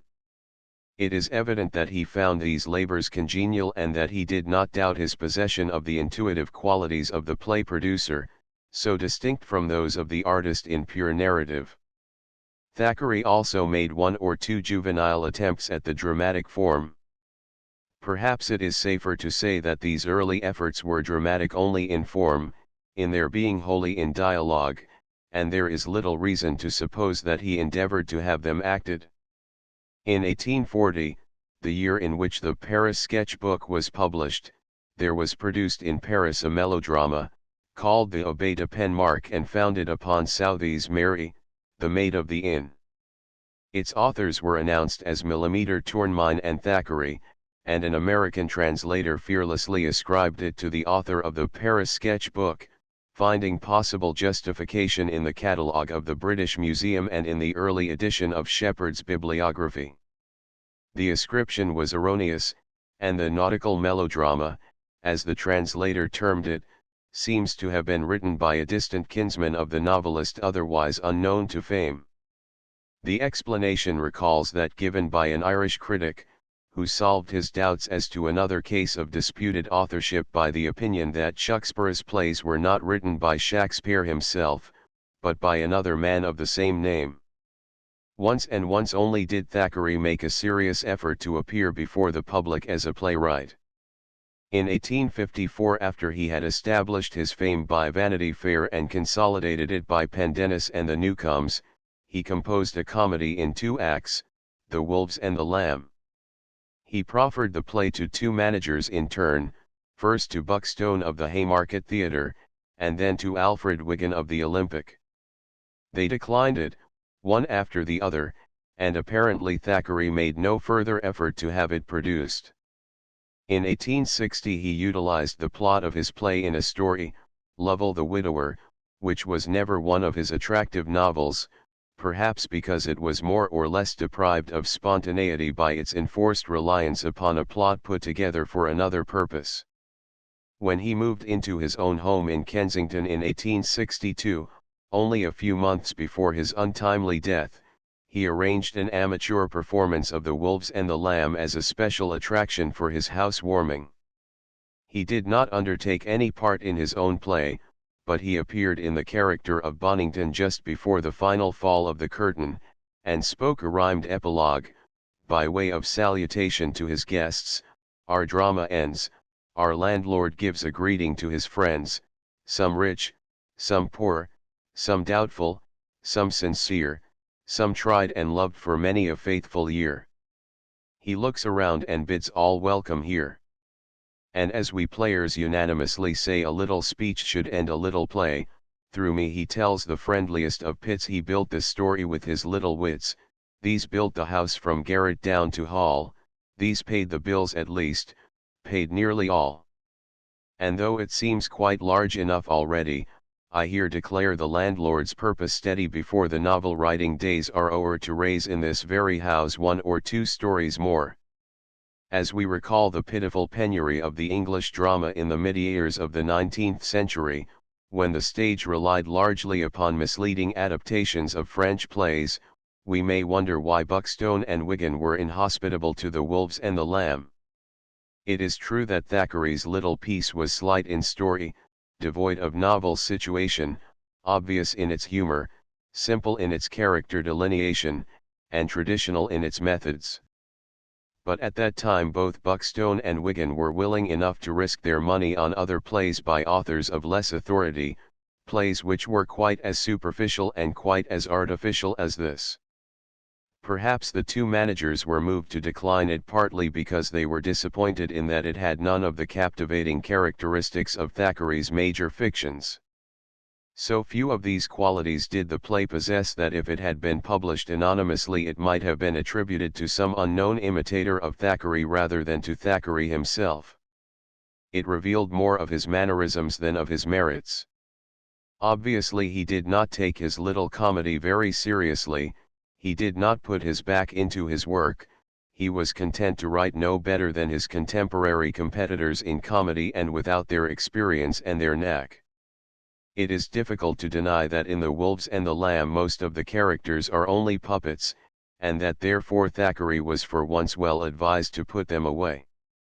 The real hero of the play, it may be amusing to remark, is John, the butler, who has a soul above his station, and who is a sketchy anticipation of Barry's admirable Crichton. Setting aside his single venture into playmaking and attempting to estimate Thackeray's potentiality as a playwright, we cannot help feeling that he lacked the swift concision, the immitigable compression, imposed on the dramatist by the limitation of the traffic of the stage to 2 hours. Also he rarely reveals his possession of the architectonic quality, the logical and inevitable structure, which is requisite in the compacting of a plot and in the coordination of effective incidents. Not often in his novels does he rise to the handling of the great passionate crises of existence, which, so Stevenson has told us, are the stuff out of which the serious drama is made. He is so little theatrical that he is only infrequently dramatic, in the ordinary sense of the word. He prefers the sympathetic portrayal of our common humanity in its moments of leisurely self-revelation. Finally, if Thackeray had made himself a dramatist, by dint of determination, he would have lost as an artist more than he gained, since he would have had perforce to forego the interpretive comment in which his narrative is perpetually bathed. In his unfolding of plot and his presentation of character, Thackeray could act as his own chorus, his own expositeur, his own raisonneur, to borrow the French term for the character introduced into a play not for its own sake but to serve as the mouthpiece of its author. Thackeray, so W. C. Brownell has asserted in his sympathetic study, enwraps and embroiders his story with his personal philosophy, charges it with his personal feeling, draws out with inexhaustible personal zest its typical suggestiveness, and deals with his material directly instead of dispassionately and disinterestedly. This is a privilege implacably denied to the playwright, even if he has abundant compensation in other ways. As Brownell also reminded us, the novel is a picture of life, but a picture that not only portrays but shows the significance of its subject. Its form is particularly, uniquely elastic, and it possesses epic advantages which it would fruitlessly forego in conforming itself to purely dramatic canons. Three Dickens's novels were both theatrical and dramatic. They were influenced by the melodramas and farces of his youth, as has already been noted, and it was natural that they should tempt adapters to dramatize them. They abounded in robustly drawn character, often verging into caricature, and therefore they appealed to the actor. They had episodes of violence certain to prove attractive to the public which liked to be powerfully moved and which had little delicacy as to the passions portrayed. Dickens's sprawling serials were too straggling in story ever to make it possible to compress them into a solidly built framework of plot, but it was not difficult to disentangle a succession of situations sufficient to make an effective panorama of action, peopled with familiar figures. And of these there have been an unnumbered host. If Thackeray's novels lend themselves less temptingly to the paste and scissors method of the dramatizer, they had an immediate vogue and an enduring reputation, which have allured a host of playwrights, most of whom have confined their exertion to the singling out of a salient character and to the presentation in a play of the more important situations in which this personality is involved, utilizing the other figures and the other episodes only in so far as these might be necessary to set off the chosen hero or heroine. Naturally enough, it is upon Vanity Fair that they have laid hands most frequently. The final monthly part of the original publication had scarcely been issued when John Brewham ventured upon a stage version of it, which he produced at Burton's Theatre in New York in 1849. This was an attempt to dramatize the novel as a whole, although necessarily Becky Sharp held the center of the stage. There was a revival of Brewham's adaptation a few years later. There was another attempt by George Fawcett Rowe, and then in 1893 Sir James Barrie made a one-act playlet out of the last glimpse of Becky that Thackeray affords us, when she and Jos Sedley, Amelia and Dobbin find themselves together in the little German watering place, and when Amelia learns the truth about her dead husband's advances to Becky. Sir James has kindly informed me that he thinks that every word spoken in his little piece was Thackeray's, but some of them were probably taken from different chapters. A few years later two other Becky Sharp pieces were produced, one on either side of the Atlantic. The American play was adroitly prepared by Langdon Mitchell. It was called Becky Sharp. It was produced in 1899 and it has been revived at least once since. Mrs. Fiske was the Becky. The British play was by Robert Hickens and Cosmo Gordon-Lennox. It was originally performed in London, with Marie Tempest as Becky, and she came over to the United States to present it a few times at the New Theatre in New York in 1910.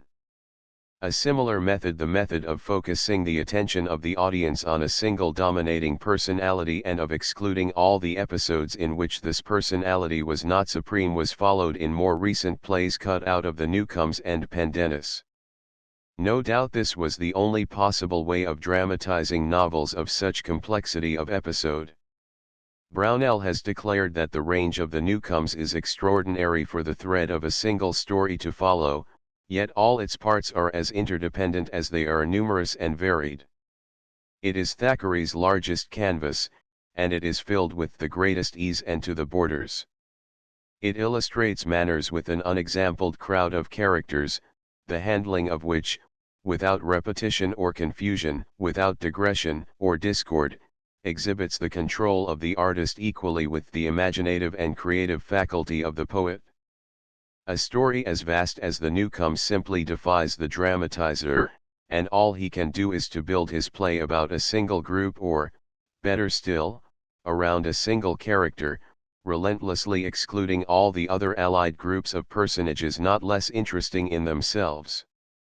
This has been the method, it may be recorded, chosen by the several French playwrights who have been moved to make dramas out of one or another of the almost equally complex novels of Balzac. So it was that Michael Morton made a Colonel Newcome piece for Beerbohm Tree in 1906, and that Langdon Mitchell made a Major Pendennis piece for John Drew in 1916. So it was that Francis Burnand made a Jamies piece for Edward Terry in 1878 out of the Diary of C. Jamies de Laplace. Although Edward Terry was an amusing Jamies, and although Nellie Farren was an amusing Mary Ann Hoggins, the new and original comedy, as its adapter styled it, did not strike me as amusing in itself. It was 3/4 Burnand and barely 1/4 Thackeray, and the blending was not to my taste. As I sat through the performance patiently, I came to understand the provocation which had led a gallery boy to shout down to Burnand as he took the author's curtain call on the first night. I say, "Frank, it's a good thing Thackeray is dead, isn't it?" As the author had provided the history of Henry Esmond with a unifying figure, the dramatizers have only too abundant material for a chronicle play showing him at different periods in his long and honorable career. To make a compact play, a true drama, out of the protracted story, would be plainly impossible, yet it might not be so difficult to select salient episodes which would serve as a succinct summary of the story. But although the attempt has been made several times, once for Henry Irving, no one of the versions has ever been put up for a run in any of the principal playhouses of either New York or London. In any dramatization one scene would impose itself, the scene in which Esmond breaks his sword before the prince whom he has loyally served, the scene in which Thackeray is most truly dramatic in the noblest sense of the word. If this had been put on the stage, it would have been only a rendering unto the theatre of a thing that belonged to the theatre, since perhaps Thackeray had it suggested to him by the corresponding scene in the opera of the Favourite, although the suggestion may also have come from the Vicomte de Brigillonnet or from the later play which Dumas made out of his own story. There remains to be mentioned only one other dramatization, that of The Rose and the Ring, made by H. Saville Clark in 1890. From all accounts the performance of this little play, with its music by Walter Slaughter, provided a charming spectacle for children, one to which we may be sure that Thackeray would have had no objection, and which indeed might have delighted his heart. For it is testimony to Thackeray's own liking for the theatre that he is continually telling us that this or that character went to the play.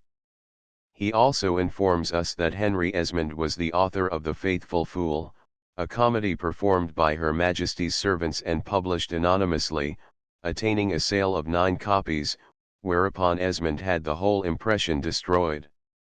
And the first of the George Warringtons wrote 2 plays, Carpzan and Pocahontas, both of them tragedies, the first of which caught the public taste, whereas the second failed to prove attractive.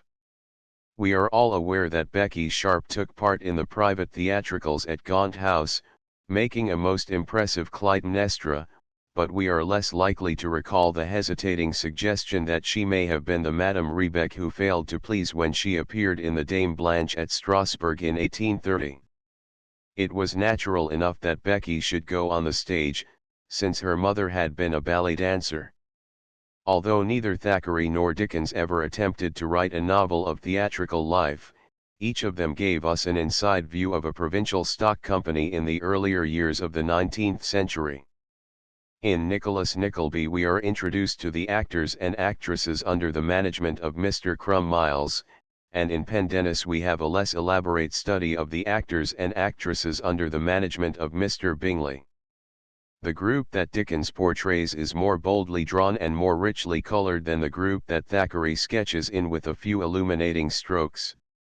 What a light of benevolence it is that plays round Crumb Miles and the phenomenon and all those poor theatrical people in that charming book, said Thackeray in his lecture on Charity and Humor. What a humor! And what a good humor! Although in these episodes neither Dickens nor Thackeray aimed at the penetrating inquisition into the histrionic temperament that we find in Henry James's Tragic Muse and in Howells's Story of a Play, there is both validity and originality in Thackeray's portrait of Miss Fotheringay. In all the dozens and scores of theatrical novels that I have read, I do not recall any other attempt to show the actress who is only an instrument in the hands of a superior intelligence, a woman who has the divine gift and who can display it only when she is taught, perhaps by one himself deficient in the mimetic faculty but possessed of interpretative imagination. Possibly Thackeray bestows overmuch stupidity on the Fotheringay, but she was not too stupid to profit by the instruction of the devoted Bose. She had beauty, voice, manner, the command of emotion, without which the tragic actor is naught, and all she lacked was the intelligence which would enable her to make the most of her native endowment. Except when she was on the stage, Mrs. Siddons was an eminently uninspired woman, and not a little of her inspiration in the theatre has been credited to the superior intellect of her brother, John Philip Kemble. Rachel was intelligent, so intelligent that she was always eager to be aided by the intelligence of others. Legouvé recorded that if he gave her a suggestion, she seized on it and transmuted his copper into silver.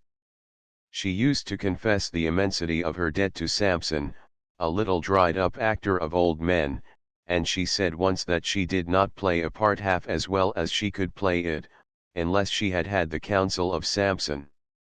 Even if she was a genius, she was rather a marvelous executant than a great composer, and there has been many another actress, even in our own time, who has owed a large part of her talent to the unsuspected guidance given by someone unknown to the public which pressed to applaud her. Miss Fotheringay was not intelligent like Rachel and she was far duller than Mrs. Siddons, but she had in her the essential quality. She was teachable and little Bose taught her. He shrieked out in his cracked voice the parts, and his pupil learned them from him by rote. He indicated the attitudes, and set and moved those beautiful arms of hers. With what indomitable patience and dullness she followed him. She knew that he made her, and she let herself be made. She was not grateful, or ungrateful, or unkind, or ill-humored. She might not be grateful, but she knew very well who had made her, she said so simply enough, explaining why she had not earlier played the more important parts. I didn't take the leading business then, I wasn't fit for it till Bose taught me. So it was that Adrienne Lecouvreur, in the play which Scribe and Legouvé wrote for Rachel, thanked the little old prompter, Miconet, who had taught her. I was ungrateful in saying I had never had a teacher. There is a kind-hearted man, a sincere friend, whose counsels have always sustained me. And Legouvé has told us that at one of the rehearsals Rachel suddenly turned from Renier, who was the Miconet, and knelt before Samson, who was the Duc de Bouillon, and addressed this speech directly to him. It would be interesting to know whether Thackeray ever saw Adrienne Lecouvreur, which was produced in Paris in April, 1849, 6 months before Pendennis began to appear in monthly parts. 1920. 9. Mark Twain and the Theatre.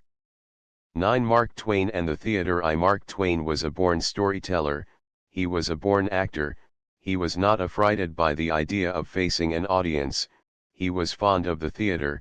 He lived in a time when the drama was regaining its proud position in our literature and when men of letters who had begun as novelists were turning dramatists. Why is it that he did not leave us even one play worthy to be set by the side of the adventures of Huckleberry Finn? Why is it that the only piece of his which was successful on the stage, is a poor thing, not wholly his own? Why is it that he did not persevere in playwriting as did his fellow humorists, George Bernard Shaw and George Ade, and his fellow storytellers, Barrie and Tarkington? These are questions which must have occurred to not a few of his admirers, and they are questions to which it is not easy to find an immediate answer. Yet there must be an explanation of some sort for this puzzling fact, and there may be profit in trying to discover it. Even if the answer shall prove to be incomplete and unsatisfactory, the inquiry is worthwhile for its own sake. That Mark Twain was a born storyteller needs no argument, and that he was a born actor was equally evident not only to his few intimates but to all the many who heard him talk on his feet. If any witness must be called, the best would be Howells, his friend for 40 years, and Howells's testimony is emphatic and decisive. He tells us Mark held that an actor doubled the value of the author's words, and he was a great actor as well as a great author. He was a most consummate actor, with this difference from other actors, that he was the first to know the thoughts and invent the fancies to which his voice and action gave the color of life. Representation is the art of other actors, his art was creative as well as representative. This quotation is from Howells's introduction to the collection of Mark's speeches, and I take another from my Mark Twain. He was the most consummate public performer I ever saw, and it was an incomparable pleasure to hear him lecture. On the platform he was the great and finished actor he probably would not have been on the stage. When he read his manuscript to you, it was with a thorough, however involuntary, recognition of its dramatic qualities. He was realistic, but he was essentially histrionic, and rightly so. What we have strongly conceived we ought to make others strongly imagine, and we ought to use every art to that end. As a born actor, he understood the necessity of preparation and rehearsal. He left nothing to chance. He knew how his effects ought to be made, and he knew how to make them. Even his seemingly spontaneous after-dinner speeches were thought out and worked out, in every minutest detail of inflection and hesitation. In his How to Tell a Story he insisted that the total impression of his hair-raising ghost story, The Golden Arm, depended upon the exact calculation of a certain pause, and I can testify that on the only occasion I had the pleasure of hearing him tell the gruesome tale one summer evening in 1890 at Onteora, in a cabin dimly lit by a flickering wood fire, the pause was long enough to be almost unbearable. He stood in no fear of an audience, because he had an imperturbable self-confidence, rooted in a knowledge of his certain power of impressing all who came within sound of his voice. Moreover, he possessed to the end of his life the boyish delight in being conspicuous that he ascribed to Tom Sawyer.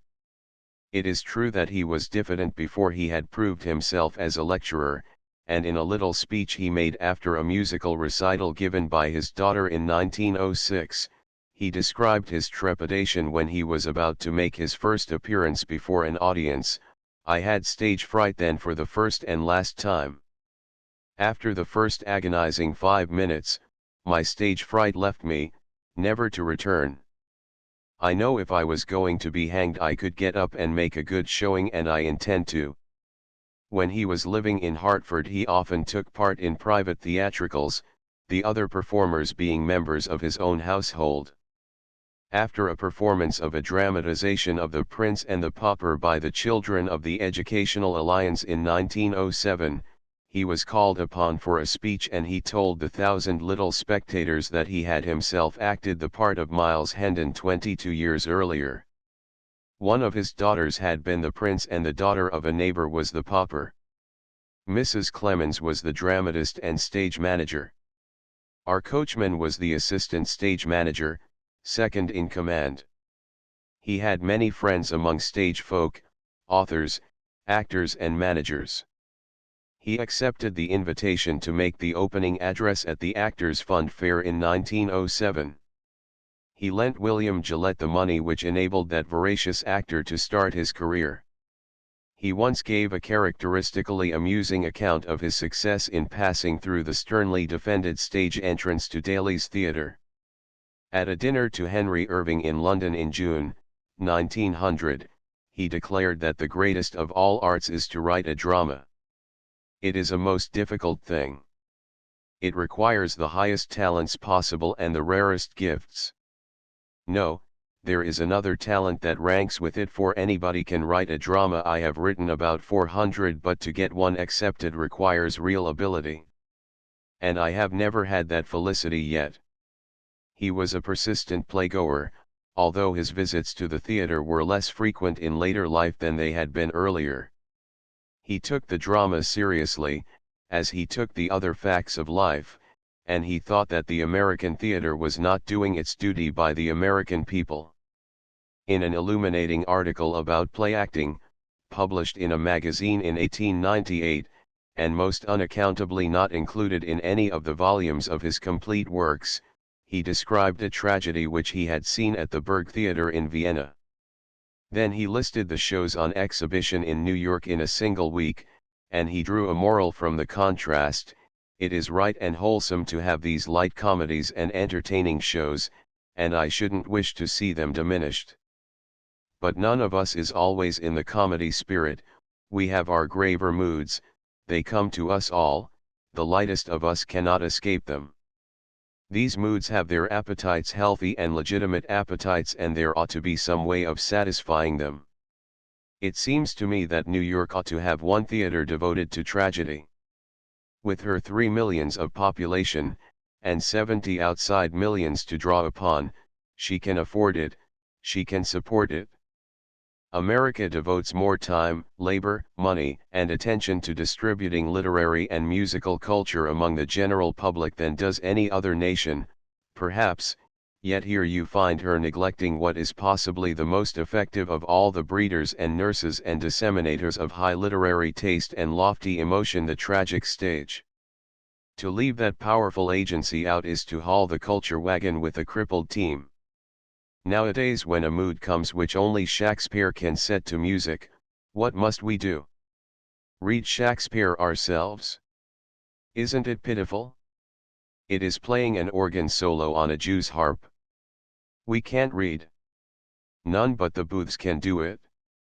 Comedy keeps the heart sweet, but we all know that there is wholesome refreshment for both mind and heart in an occasional climb among the solemn pomps of the intellectual snow summits built upon by Shakespeare.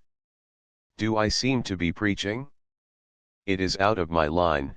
I only do it because the rest of the clergy seem to be on a vacation. 3. Although I have quoted Mark's assertion that he had never had the felicity of having a play accepted, he did have 2 pieces produced by managers, and a third, written in collaboration with Howells, had a brief and inglorious career at the expense of its authors. His first play, made out of one of his novels, drew delighted audiences for several seasons. The second, written in partnership with Bret Harte, and the third, written in partnership with Howells, met with so little success that they sank at once beneath the wave of oblivion, being almost unknown except in the hazy memories of the few surviving spectators who chanced to see one or the other during its brief stay on the stage. No one of the 3 has ever been published. After Mark had settled in Hartford, he formed a close friendship with his near neighbor Charles Dudley Warner, and in 1873 they joined forces in a novel, The Gilded Age. They wrote it not so much in collaboration as in conjunction, that is to say, each of the writers was responsible for the chapters he prepared himself, and there was no integrating coordination of their respective contributions. Mark was the author of more than half of the chapters, and he was the creator of the one outstanding character, Colonel Mulberry Sellers, an imaginative reproduction of a man he had known since boyhood, James Lambton. Mark began by writing the first 11 chapters, then Warner wrote 2, Mark followed with 2 more, and thus they worked alternately. They labored, so Mark declared, in the superstition that we were writing one coherent yarn, when I suppose, as a matter of fact, we were writing 2 incoherent yarns. It was not long after the publication of their Conj ointment work that they were informed of the performance in San Francisco of a dramatization by one Gilbert S. Densmore, otherwise unknown to fame, the character of Colonel Sellers being impersonated by John T. Raymond. Action was at once taken to put a stop to this infringement on the copyright of the story. In the end, a satisfactory arrangement was arrived at. Densmore was bought out. Warner, discovering that his share in the story had been but little drawn upon, relinquished any claim he might have.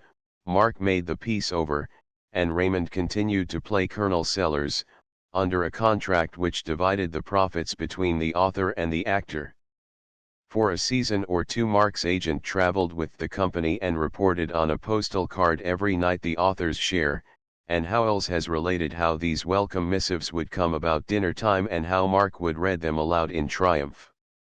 $150, $200, $300 were the gay figures which they bore and which he flaunted in the air before he sat down at table. It is difficult now to determine how much of the dramatic skeleton Densmore had put together to enable Colonel Sellers to exhibit the facets of his lovable character, survived in the play which drew crowded houses one long winter in New York.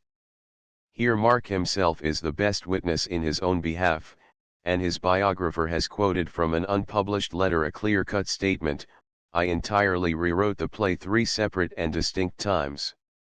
I had expected to use little of Densmore's language and but little of his plot. I do not think that there are now 20 sentences of Mr. Densmore's in the play, but I used so much of his plot that I wrote and told him I should pay him about as much more as I had already paid him, in case the play proved a success. Payne has printed Densmore's acknowledgement for this second payment, thanking Mark for the very handsome manner in which you have acted in this matter. During the run of the play in New York in the winter of 1874-5 I saw it twice, the second time on the 100th performance, when Mark appeared before the curtain to tell the audience the tale of the man who tried to ride the Mexican plug and to explain that he was like this man after his fiery steed had thrown him, in that he was speechless. I recall the play as a rickety contrivance, it creaked in its joints, its plot was arbitrary and violent and unconvincing. Perhaps it was no worse than the earlier Solent Shingle or the later Mighty Dollar, but it was little, if any, better.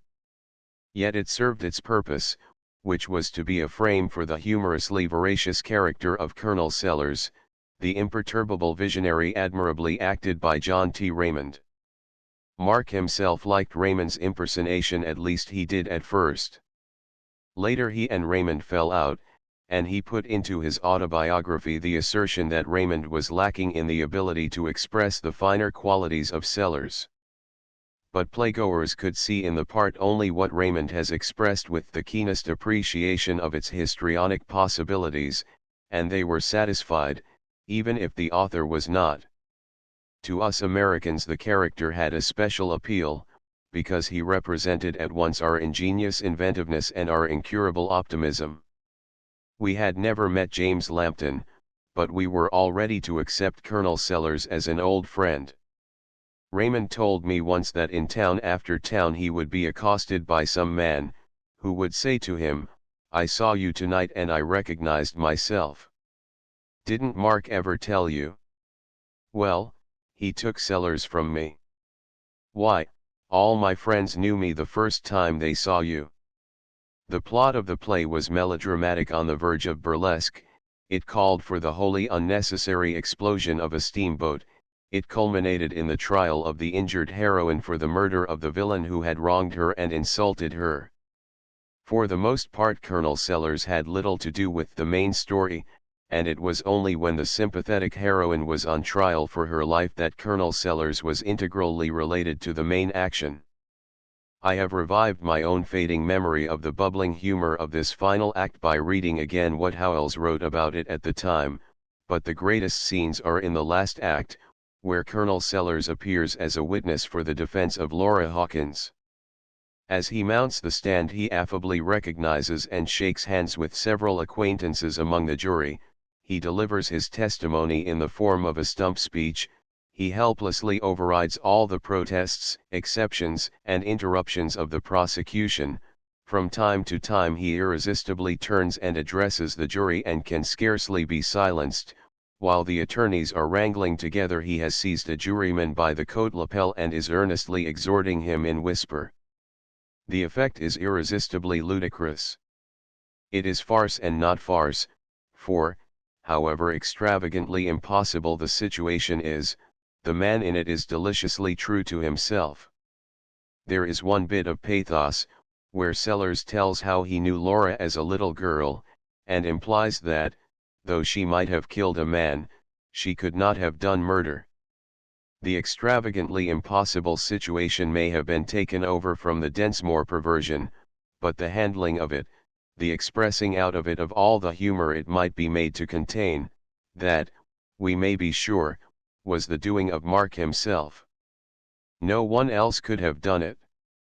40 years ago and more I pointed out, in an article on the American on the Stage, that in so far as Colonel Sellers was a schemer, with an incessant activity in devising new methods for making money, he had been anticipated by a character in Ben Jonson's The Devil is an Ass, added evidence of the kinship of the descendants of the Puritans with the daring Elizabethan adventurers.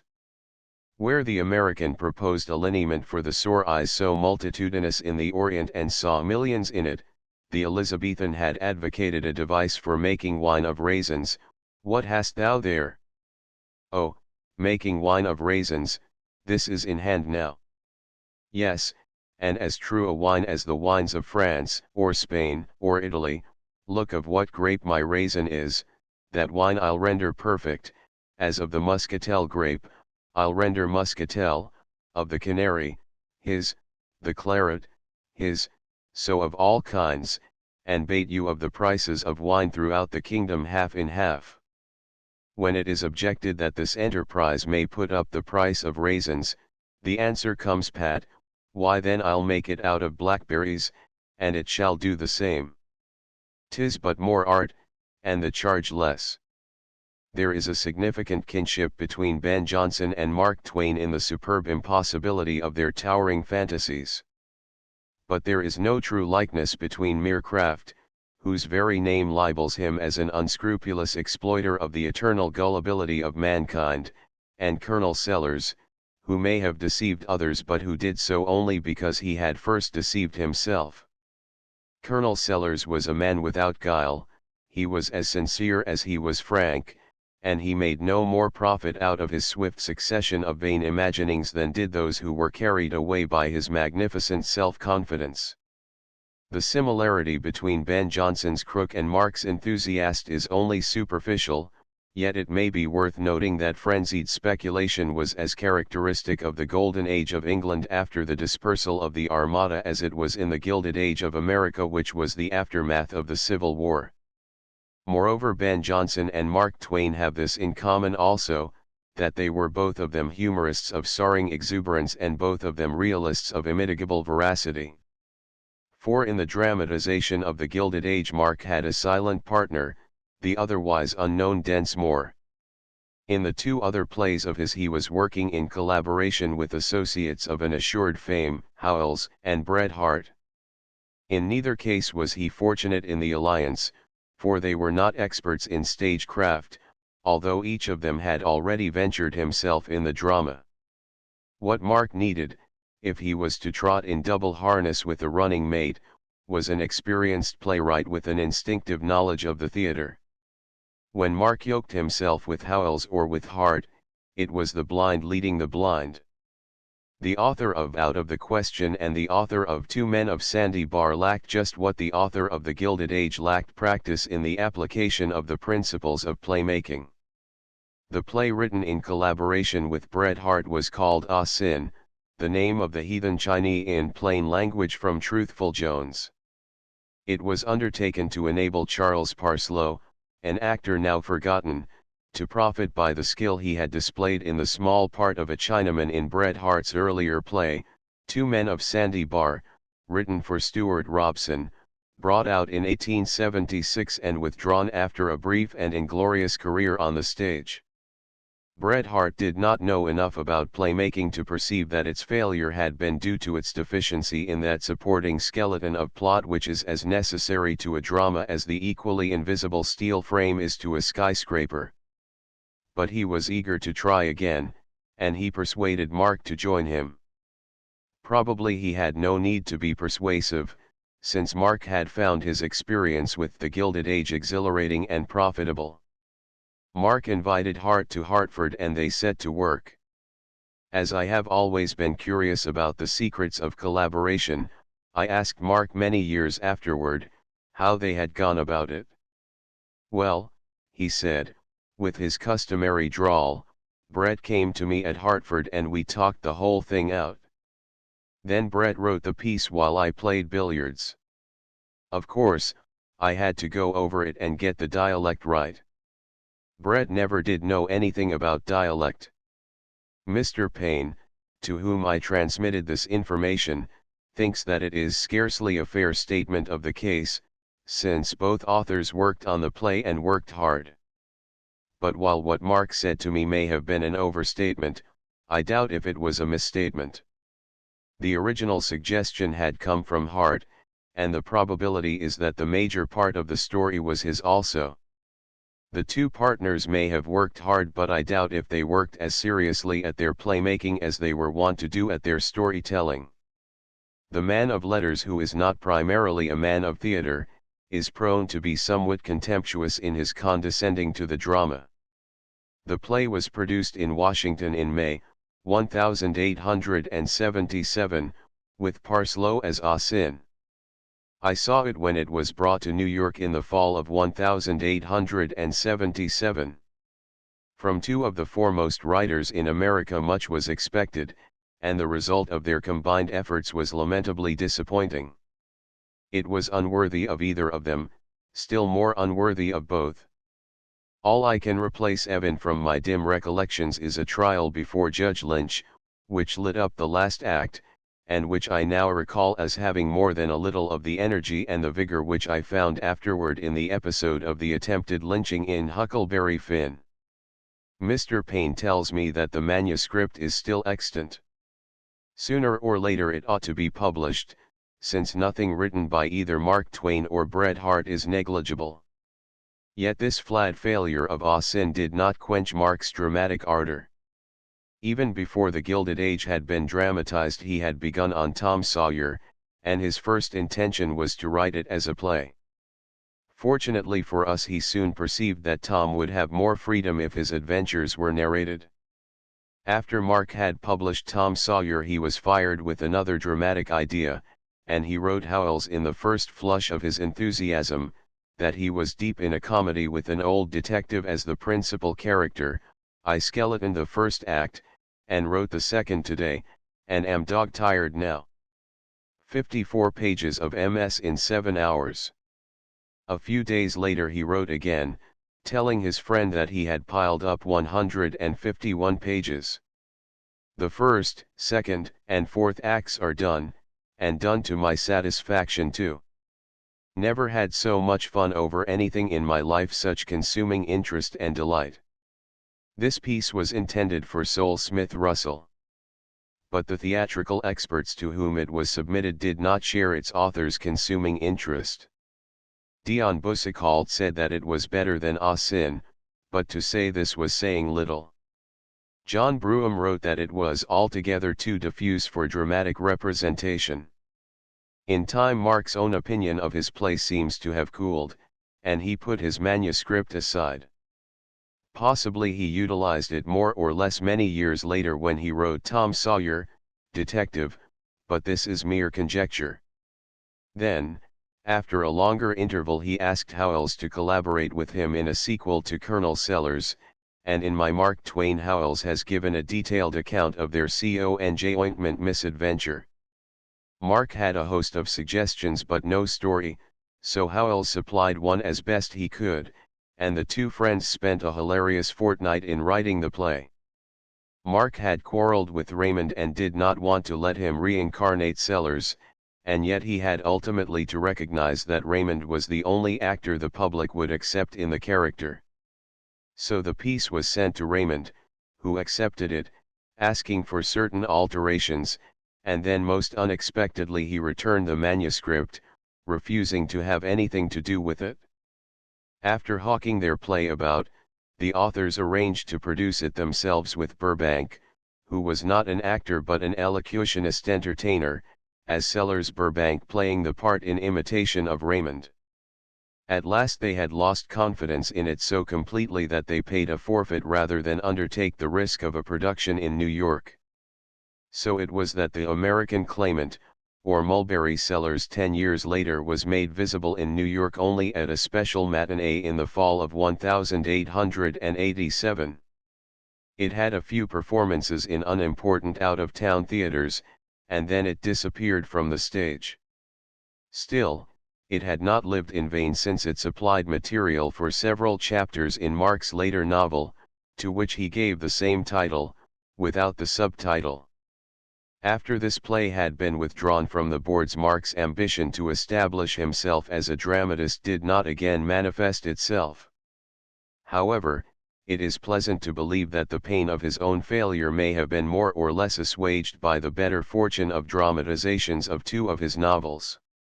I have already noted that not long after the publication of The Prince and the Pauper, Mrs. Clemens had arranged scenes from it to be acted by members of the family and by their young friends, and that Mark himself had undertaken the part of Miles Hendon. A little later a dramatization of the whole story was made by Abby Sage Richardson, and this was produced in New York in January, 1890. It achieved instant popularity, as well it might, since the story is indisputably dramatic and since it has a more direct action than any other of Mark's novels. This version, revised by Amelie Rives, was revived in 1920 by William Faversham, who appeared as Miles Hendon. The revival met with a reception as warm as that which had greeted the original production.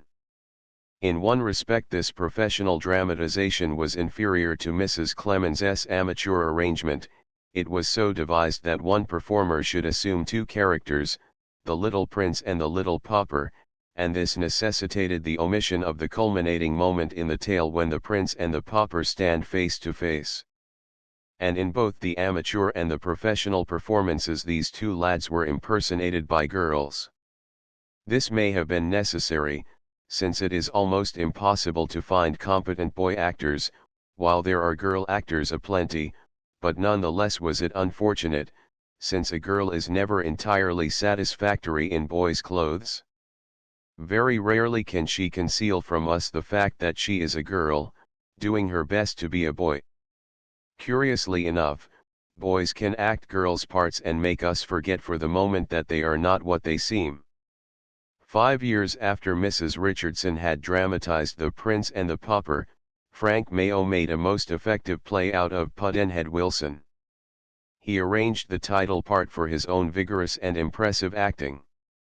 He simplified Mark's story and he amplified it, he condensed it and he heightened it, he preserved the ingenious incidents and the veracious characters, he made his profit out of the telling dialogue, and he was skillful in disentangling the essentially dramatic elements of Mark's rather rambling story. He produced it in New York in the spring of 1895. Mark was then in Europe, but when he returned he made haste to see the piece. He was discovered by the audience and called upon for a speech, in which he congratulated the playwright on a delightful play. He ended by saying, "Confidentially, I have always had an idea that I was well equipped to write plays, but I have never encountered a manager who has agreed with me, which was not strictly accurate since two different managers had accepted The Gilded Age and Sin. When The Gilded Age was brought out in New York in the fall of 1874, Mark climbed the 80 steps which led to the editorial offices of the New York World, then in the control of Manton Marble. He asked for the city editor and he was shown into the cubicle occupied by William C. Brownell. He explained that he had come to ask the editor to puff his play, whereupon Brownell inquired if it was a good play. "No," was Mark's drawling answer, "it isn't a good play. It's a bad play, a damned bad play. I couldn't write a good play. But it has a good character. I can write character, and that character is the best I can do. If it was a good play, I shouldn't have had to climb up here to ask you to puff it." Here Mark was unconsciously revealing his agreement with Aristotle, the master of all who know. Aristotle declared that in a tragedy, and the remark is even more applicable to comedy, plot is more important than character, since you can have an appealing drama without character but you cannot have it without plot. Lowell said the same thing in more detail, in one of his lectures on the Old English dramatists. In a play we not only expect a succession of scenes, but that each scene should lead by a logic more or less stringent, if not to the next, at any rate to something that is to follow, and that all should contribute their fraction of impulse to the inevitable catastrophe. That is to say, the structure should be organic, with a necessary and harmonious connection and relation of parts, and not merely mechanical with an arbitrary or haphazard joining of one part to another. It was this constructive skill that Mark lacked. He could create characters, he could make them reveal themselves in appropriate situations, he could carry on a story which in the library would delight all of us, but which was without the compact directness demanded by us when we are in the theater. He possessed all the qualifications of the dramatist except the one thing needful, without which the rest are unavailing. He could not organize a structure with the necessary and harmonious connection and relation of its parts. In other words, he was devoid of the engineering draftsmanship which plans the steel frame, foursquare to all the winds that blow. He may have had, indeed, he did have dramatic genius, but he never acquired the theatrical talent which would make his genius available. He could not cut and polish and set his own diamonds. 1921. X. Henry James and the Theatre. X. Henry James and the Theatre. The publication of Henry James's letters must have drawn the attention of many readers to the fact that James took an interest in the drama as an art second only to his interest in the novel. It has also informed these readers as to his long-nursed ambition to make money by writing plays, an ambition always frustrated by malign fate. Probably only a few of those who first became aware of his dramatic aspirations by the disclosures in this correspondence will recall the evidence in his published works which testifies to his always apt appreciation of the art of acting and his ever-persistent inquisitiveness as to the principles of playmaking. He came forward as a dramatic critic more often than is generally remembered, and his dramatic criticism is more intelligent, that is to say, it shows a better understanding of the theatre, than we had a right to expect from one who gave himself up to another art, that of prose fiction, closely akin to the art of the drama and yet widely divergent from it. So many were Henry James's excursions into the field of dramatic criticism that there are enough of them to fill a volume, and perhaps the task of making the collection will yet be undertaken by one of his staunch admirers. The book will be more welcome since James rescued only a few of these papers from magazines for which they were originally written. It may be well to list here the major part of the contents of this future gathering, certain to have a cordial reception from all students of the stage. In 1874 Henry James anonymously contributed to the Atlantic a discriminating, but somewhat chilly, consideration of the revival of the School for Scandal by the competent company of comedians who were then making brilliant the stage of the Boston Museum. In 1875 he gave to the Galaxy an illuminating review of Tennyson's Queen Mary, effectively contrasting it with Victor Hugo's more melodramatic treatment of the same enigmatic heroine in Marie Tudor. In 1875 again he included in his Transatlantic Sketches an earlier letter on the Parisian stage. In 1876 he wrote, again for the Galaxy, his enthusiastic appreciation of the actors and actresses of the Comédie Française, which he reprinted in 1878 in his volume of essays on the French poets and novelists. In these early days he prepared for one periodical or another articles on Ristori and on Salvini, on Henry Irving as Macbeth and on Macready's diary, all duly catalogued in Phillips's exhaustive bibliography. For the Galaxy again in 1877 he wrote a review of the London stage, and in 1887 he contributed to the Century his glowing tribute to that most consummate comedian, Coquelin. He seems to have overlooked both of these papers when he was selecting material for his successive volumes of essays in criticism, and it is not easy to understand why it was that he forgot the study of Coquelin. It is one of the most luminous of histrionic portraits, worthy to hang beside the best of Colley-Cibber's and Charles Lamb's. He was never more cordially enthusiastic about any artist than he was about the incomparable Coquelin, the most gifted and the most versatile comic actor of the last 3 decades of the 19th century. I recall that when I drew Coquelin's attention to this superb testimony to his talent, the actor smiled with pleasure. "Henry James," he said. "Yes, it appears that I have the privilege of throwing him into an ecstasy."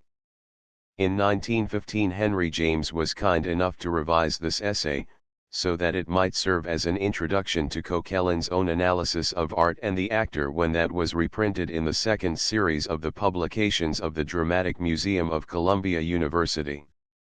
It remains to be recorded only that Henry James included among his essays in London and elsewhere 2 papers on Ibsen's plays, originally written in 1891 and 1893, and that in his notes on novelists he preserved a paper on Alexander Dumas' Films, written in 1895. Quite probably there may be other articles on theatrical themes contributed to one or another of the newspapers for which he served now and again as correspondent from Paris or from London. And not to be omitted from this record is the long story called The Tragic Muse, one of the most veracious of theatrical novels. It was published in 1890. From one or another of his dramatic criticisms I could borrow not a few pregnant passages, revelations of his penetrating insight into the inexorable conditions under which the playwright must do his work. Here is an early remark, culled from a letter on the Parisian stage, written in 1872, "An acted play is a novel, intensified, it realizes what the novel suggests, and by paying a liberal tribute to the senses, anticipates your possible complaint that your entertainment is of the meager sort styled intellectual. This does not pierce to the marrow of the matter, it does not detail all the difference between the acted play and the novel, but it has its significance, none the less." In the same letter Henry James ventures to speak of the colossal flimsiness of the Dame Auxiliary Camellias. Now Dumas's pathetic play may be more or less false, but it is not flimsy. It must have had a solidity of its own, and even a certain sincerity of a kind, since it kept the stage for 60 years and 10. Here, however, is a long paragraph from the paper on Tennyson's Queen Mary, written in 1875, which discloses an indisputable insight into the difficulties of the dramatist's art. The fine thing in a real drama, generally speaking, is that, more than any other work of literary art, it needs a masterly structure. It needs to be shaped and fashioned and laid together, and this process makes a demand upon an artist's rarest gifts. He must combine and arrange, interpolate and eliminate, play the joiner with the most attentive skill, and yet at the end effectually bury his tools and his sawdust, and invest his elaborate skeleton with the smoothest and most polished integument. The 5-act drama, serious or humorous, poetic or prosaic, is like a box of fixed dimensions and inelastic material, into which a mass of precious things are to be packed away. The precious things in question seem out of all proportion to the compass of the receptacle, but the artist has an assurance that with patience and skill a place may be made for each, and that nothing need be clipped or crumpled, squeezed, or damaged.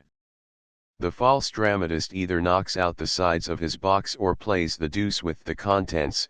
The real one gets down on his knees, disposes of his goods tentatively, this, that, and the other way, loses his temper but keeps his ideal, and at last rises in triumph, having packed his coffer in the one way that is mathematically right. It closes perfectly, and the lock turns with a click. Between one object and another you cannot insert the point of a penknife. It will be enough to risk only one more quotation, this time from the paper evoked by the first performance of Ibsen's Hedda Gabler in London in 1891. The stage is to the prose drama, and Ibsen's later manner is the very prose of prose, what the tune is to the song or the concrete case to the general law.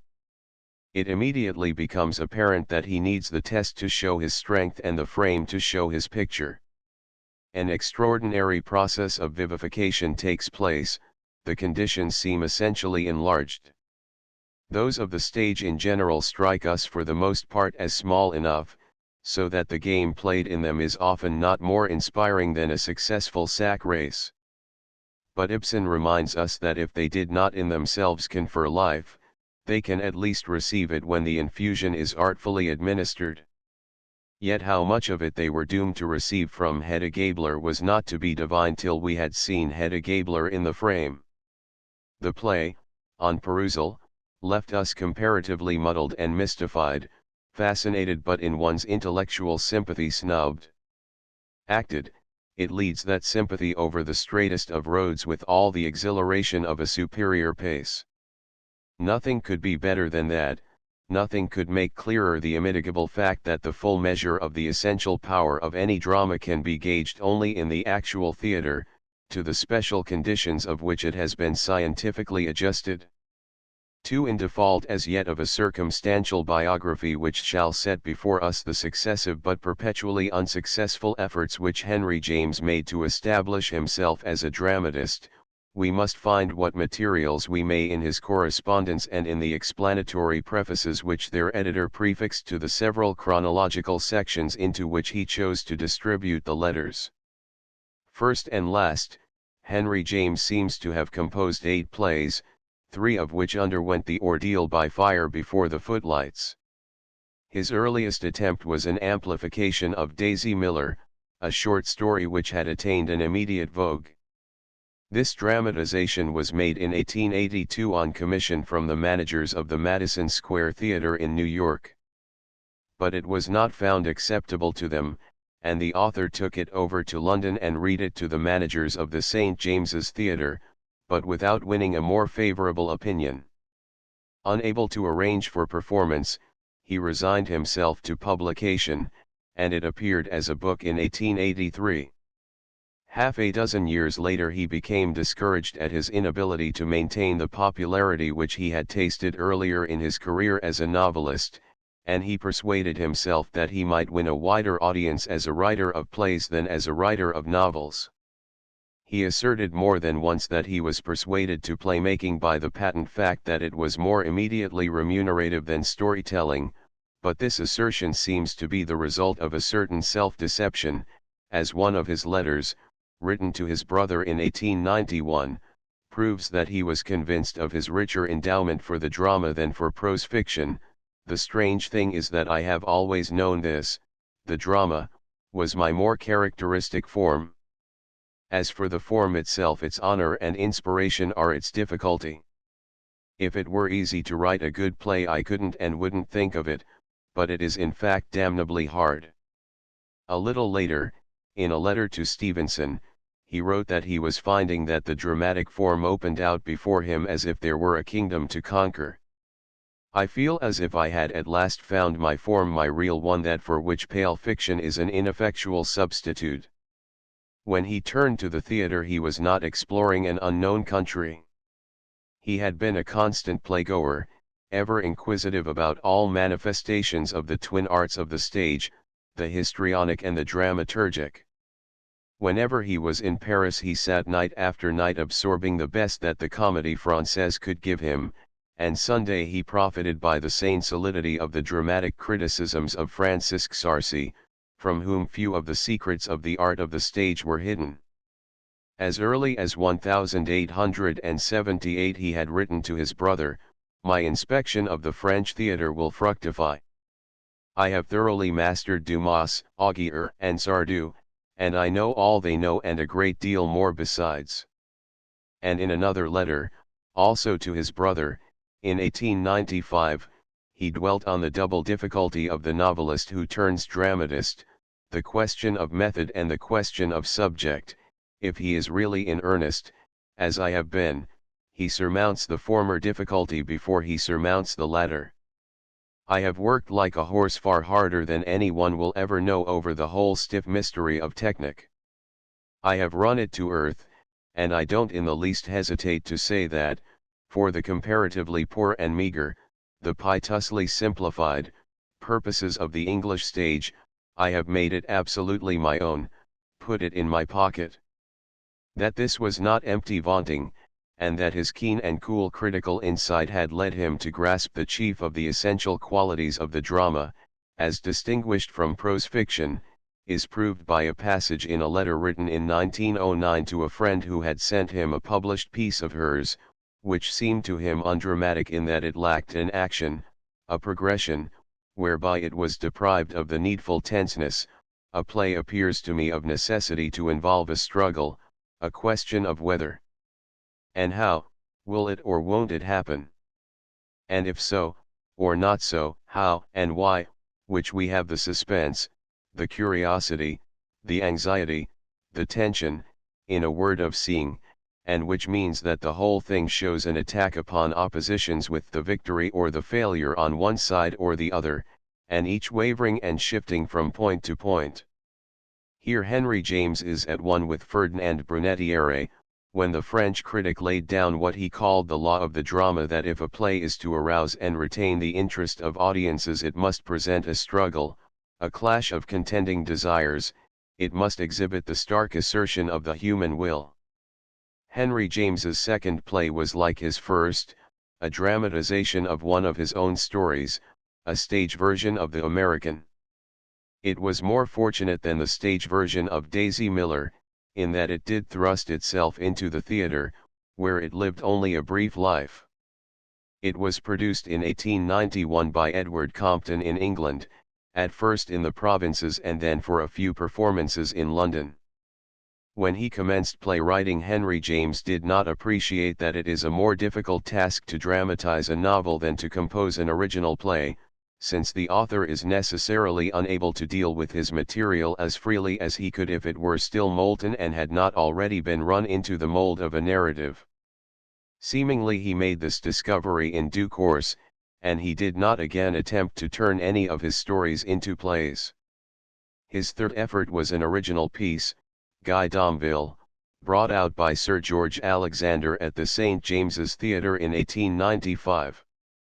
That it failed to be favourably received and that it had to be withdrawn at the end of a month, was a grievous disappointment to the author, a disappointment made more poignant by the gross discourtesy, not to call it wanton brutality, with which he was received by a portion of the audience when he was called before the curtain at the end of the first performance. It was perhaps due to this indignity that he did not publish the play, which had failed on the stage in the natural expectation that it might please in the study, appealing from the noisy verdict of its spectators to the quieter judgment of its possible readers. He had already, the year before, printed in 2 volumes, entitled Theatricals, 4 other comedies which he had vainly proffered to the manager's tenants, Disengaged, The Album, and The Reprobate. One other play he turned into a tale, called Covering End, published in 1898. Here he was not contending with any insuperable difficulty in transposition, since the novel may very well be dramatic, whereas the play shrinks in abhorrence from any tincture of the epic. The drama never lost its attraction for Henry James, but he was repelled, as well as repulsed, by the theatre, wherein it has its domicile. In 1893 he wrote to his brother, "The whole odiousness of the thing lies in the connection between the drama and the theatre, the one is admirable in its interest and its difficulty, the other loathsome in its conditions. If the drama could only be theoretically or hypothetically acted, the fascination resident in its all but unconquerable form would be unimpaired, and one would be able to have the exquisite exercise without the horrid sacrifice. This was a suggestion natural enough in a retiring and fastidious artist in letters, but inconceivable in the mouth of any born playwright, Shakespeare, or Molière, Sheridan or Beaumarchais, in whom the pain was physicalized by the labor they delighted in. Notwithstanding his distaste for any other than a theoretic or hypothetic playhouse, Henry James in 1908, 10 years after the publication of Covering End, did not hesitate to disinter the one-act play upon which it had been founded and to authorize its performance. He even permitted it to be cut into 3 acts, just as Scribe fourscore years earlier had made a 3-act comedy, Valerie, out of a 1-act comedy vaudeville, by the simple expedient of excising the songs and of dropping the curtain twice during the course of the action. The new old 3-act piece was entitled The High Bid. It was performed a few times in the provinces and a few times more in London by the Forbes Robertsons. But it did not make any definite impression on the playgoing public. It was not a disheartening failure like Guy Domville, yet it could not be called a success. Still, its milder reception encouraged its author to resume work on 2 more plays, The Other House and The Outcry. There were even negotiations for the production of these pieces, negotiations which came to nothing, chiefly because prolonged illness forced him to give up work on them. 3. In the deprecatory note which he prefixed to the 2nd volume of Theatricals, Henry James declared that the man who pretends to the drama has more to learn, in fine, than any other pretender, and his dog's-eared grammar comes at last to have the remarkable peculiarity of seeming a revelation he himself shall have made. Plainly enough, he had the conviction that to him the revelation was complete and that he had his self-made grammar by heart. Why then did he fail after efforts so persistent and so strenuous? Why did disaster follow fast and follow faster? It was plainly not from any lapse in painstaking or any easy ignoring of the difficulties of the dangerous task. It was not because his primary motive was pecuniary, since he was soon seized with ardor in his adventures into a new art. What then was it? I think that we can find a key to the secret in his letters, wherein he more than once exhibits his detestation of the audience he was aiming to amuse. He wrote to his brother in 1895, "The thing fills me with horror for the abysmal vulgarity and brutality of the theatre and its regular public, which God knows I have had intensely, even when working, from motives as pure as pecuniary motives can be, against it. What right had any man to hope that he might gain the suffrages of spectators he so totally detested and despised?" Henry James here takes an attitude, he discloses a frame of mind, as dissimilar as may be from the mighty masters of the drama, from Corneille's or Molière's, for example. In 1911 he wrote to a friend that the conditions, the theatre question generally in this country, England, are horrific and unspeakable. Utter, and as far as I can see, irreclaimable barbarism reigns. The anomalous fact is that the theatre, so called, can flourish in barbarism, but that any drama worth speaking of can develop but in the air of civilization.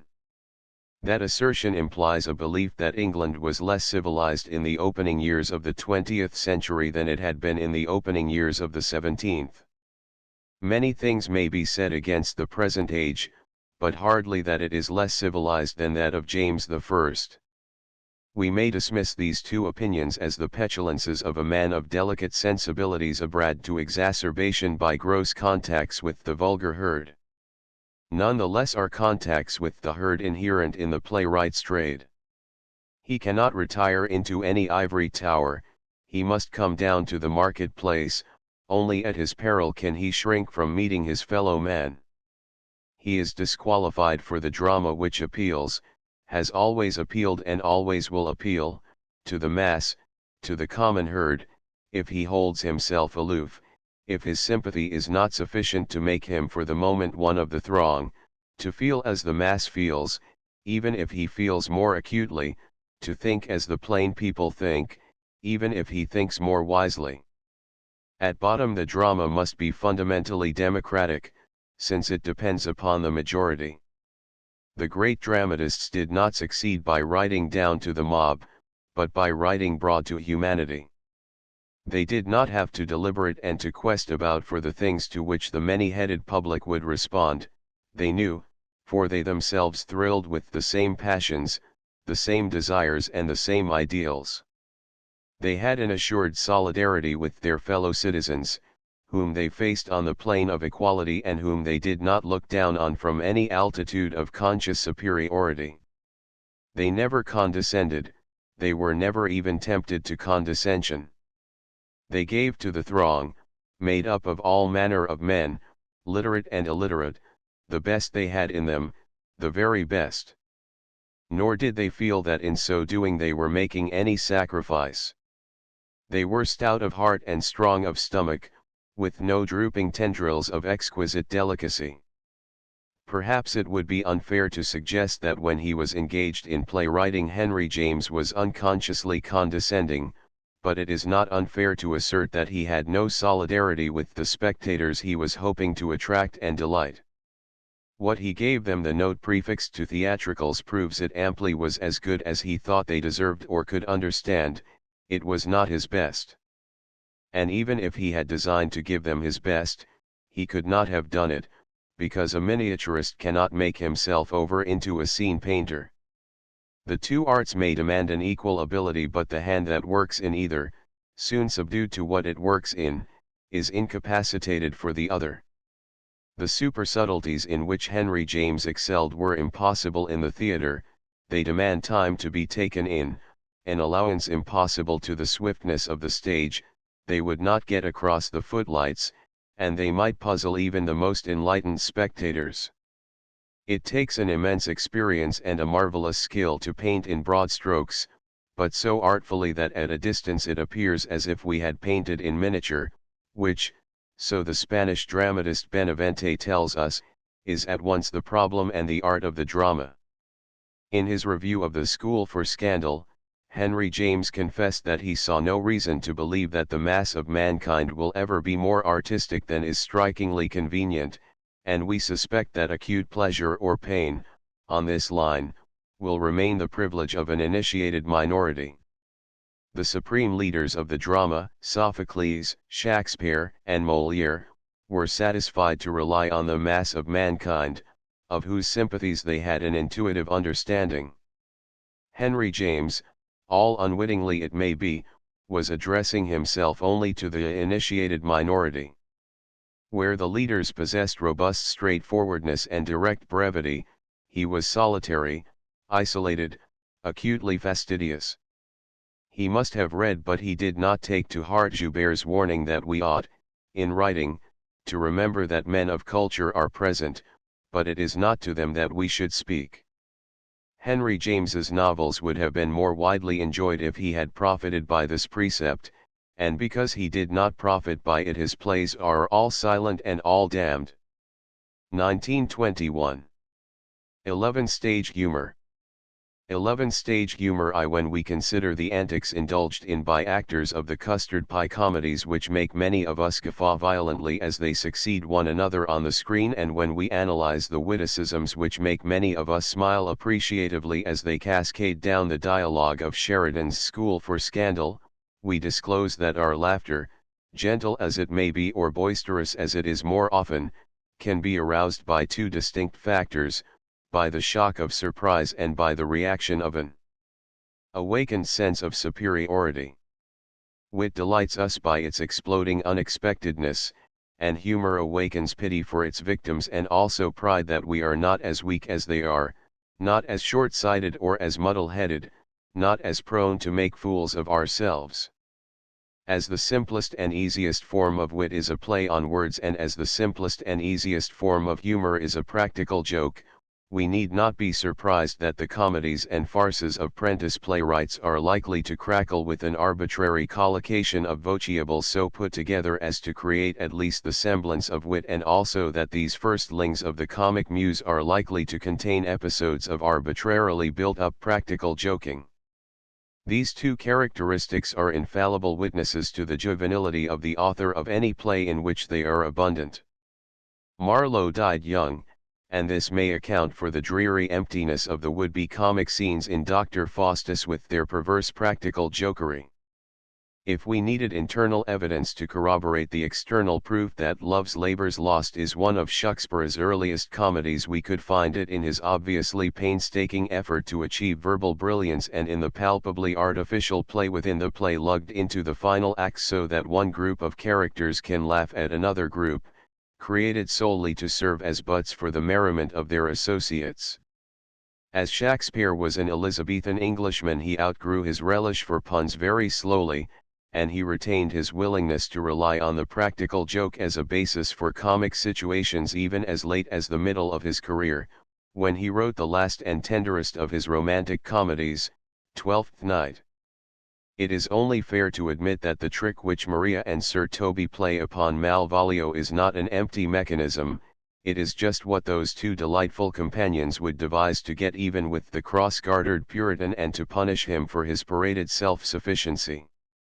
So the trick which Prince Hal and Poins play upon Falstaff and which prompts him to the noble narrative of his combat with the men in Buckram, this also is completely in accordance with the character of the fat knight and of the future king, and moreover it serves most admirably to reveal Falstaff's superb imperturbability and his infinite resourcefulness in extricating himself from a morass wherein a slow-wit man would have sunk helpless.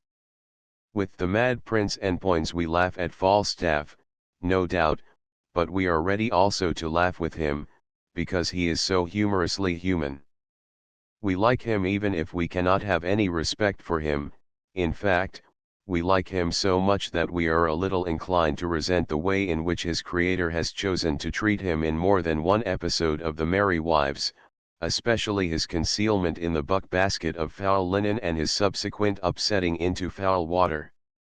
Shakespeare, even though his masterpieces may survive for all time, was himself a man of his own time, and at the end of the 16th century people were more callous than they are at the beginning of the 20th, thicker of skin and stouter of stomach, more tolerant of needless pain and even of purposeless brutality. We cannot doubt that Shakespeare must have been a spectator at the whipping of the blind bear, and to him as to other Elizabethans madness was comic rather than tragic. Today we have for Malvolio, and even for Shylock, a sympathy which is born of a better understanding and which assuredly would astonish no one more than it would Shakespeare. George Eliot, with her shrewd insight into the recesses of human nature, declared that a difference of taste in jests is a great strain on the affections, and there is no doubt that our affection for Shakespeare is now and again not a little strained by his eager pursuit of the obvious pun and by his persistent employment of the obvious practical joke. Our taste in jests is more restricted than his, and we labor in vain to excuse him by the plea that he descended to the pun and the practical joke only to gratify the ruder likings of the groundlings who stood restless in the unroofed yard of the Globe Theatre. It is simpler, and it is honester, to admit frankly, first of all, that Shakespeare was a right Elizabethan Englishman who shared the tastes of his contemporaries and his countrymen, and second, that the false glitter of dialogue and the artificial practical joking are simply testimony to the immaturity of his genius at the time when he composed the comic dramas in which we discover these defects. Not only has our taste in jests changed in more than 3 centuries, but Shakespeare's own taste in jests changed in less than 20 years. In his later masterpieces, in the best plays of his best period, the wit is intellectual rather than verbal and the humor is sympathetically human. To George Eliot, to quote her again, makes one of her philosophic characters declare that a liking for Bellini's music indicates a puerile state of culture. Certainly the liking for practical jokes is an even more certain indication of this condition. And puerile is an aptly chosen adjective, since the practical joke is boyish, and boys are pitiably uncivilized. Until they tame their native energy they are callous to the sufferings of others and they even enjoy cruelties they inflict in the spontaneous expression of their thereby demonstrated superiority. Just as the clown in the pantomime butters the slide so that the pantaloon shall slip and tumble down tumultuously, so the boy in real life delights in disguising the frozen pavement with scattered snow so that the unsuspecting gentleman in spectacles will make a violent and vain struggle to keep his balance. This evokes joyful shouts from the youthful perpetrators of the unkindly act. If a grown-up happens to witness the mishap, he is not moved to laughter. His immediate impulse is to go to the aid of the elderly victim. Yet this same grown-up, when he is one of the audience at a pantomime, reverts to the puerile stage of culture and becomes a child again. For the 2 hours traffic of the stage he is subdued to what he gazes at, and he may be moved to loud merriment by deeds which, seen in the street, would cause him instantly to summon the police. He laughingly approves of the unprovoked assassinations of Punch. We are assured by scientific investigators that civilization is only a thin veneer at best, and that beneath the courtesy of the most civilized society there lie dormant the archaic instincts of primitive man. However remote we may think ourselves from our probably arboreal ancestor, the beast within us is never dead, and he is ever ready to rouse himself from his long slumber and to put us to shame, sometimes by his bloodlust and sometimes by his monkey tricks. The scientists also assert that every one of us, from his conception to his coming of age, passes through the successive stages of the evolution of mankind, slowly rising year by year from savagery to barbarism and from barbarism to civilization, supposing that he is lucky enough to progress so far. If this must be admitted, then we need not be surprised that the audiences in our theaters can be interested by wit which is juvenile and by humor which is primitive. These audiences are made up of all sorts and conditions of men, in every stage of development. Even if we assume that most of these spectators are civilized, perhaps a precarious assumption, we cannot doubt that only a few of them have attained to a high level of culture, and by this very attainment these more advanced members of the audience are separated from the main body, which has not progressed in its preferences so far away from its ruder and cruder progenitors. The larger the theater itself, the more closely compacted the spectators, the more primitive is the comic effect which will provoke the swiftest and the most uproarious response, and the refined and delicate-minded minority finds itself conforming to the primitive tastes of the less particular majority, even if it does so only for the moment. While the curtain is up, the highbrow has a fellow feeling with his lowbrow companions, and he is therefore willing not merely to smile deprecatingly but even to laugh heartily at mechanical dislocations of the vocabulary and at equally mechanical practical jokes. When he is a spectator of the passing show, the self-conscious Pharisee of culture will consent to fellowship with publicans and with sinners. In one of his earlier philosophical inquiries, that in which he analyzed the sources of laughter, Bergson recalled the old story of the man in church who remained dry-eyed when the rest of the congregation were dissolved in tears by the pathos of the sermon, and who explained his failure to be moved as due to the fact that he did not belong to that parish. And Bergson asserted that this explanation, absurd as it may seem, is not unsatisfactory or illogical, if applied to laughter rather than to tears. However hearty a laugh may be, the French philosopher declared, it always conceals an afterthought of complicity with other laughters, real or imaginary.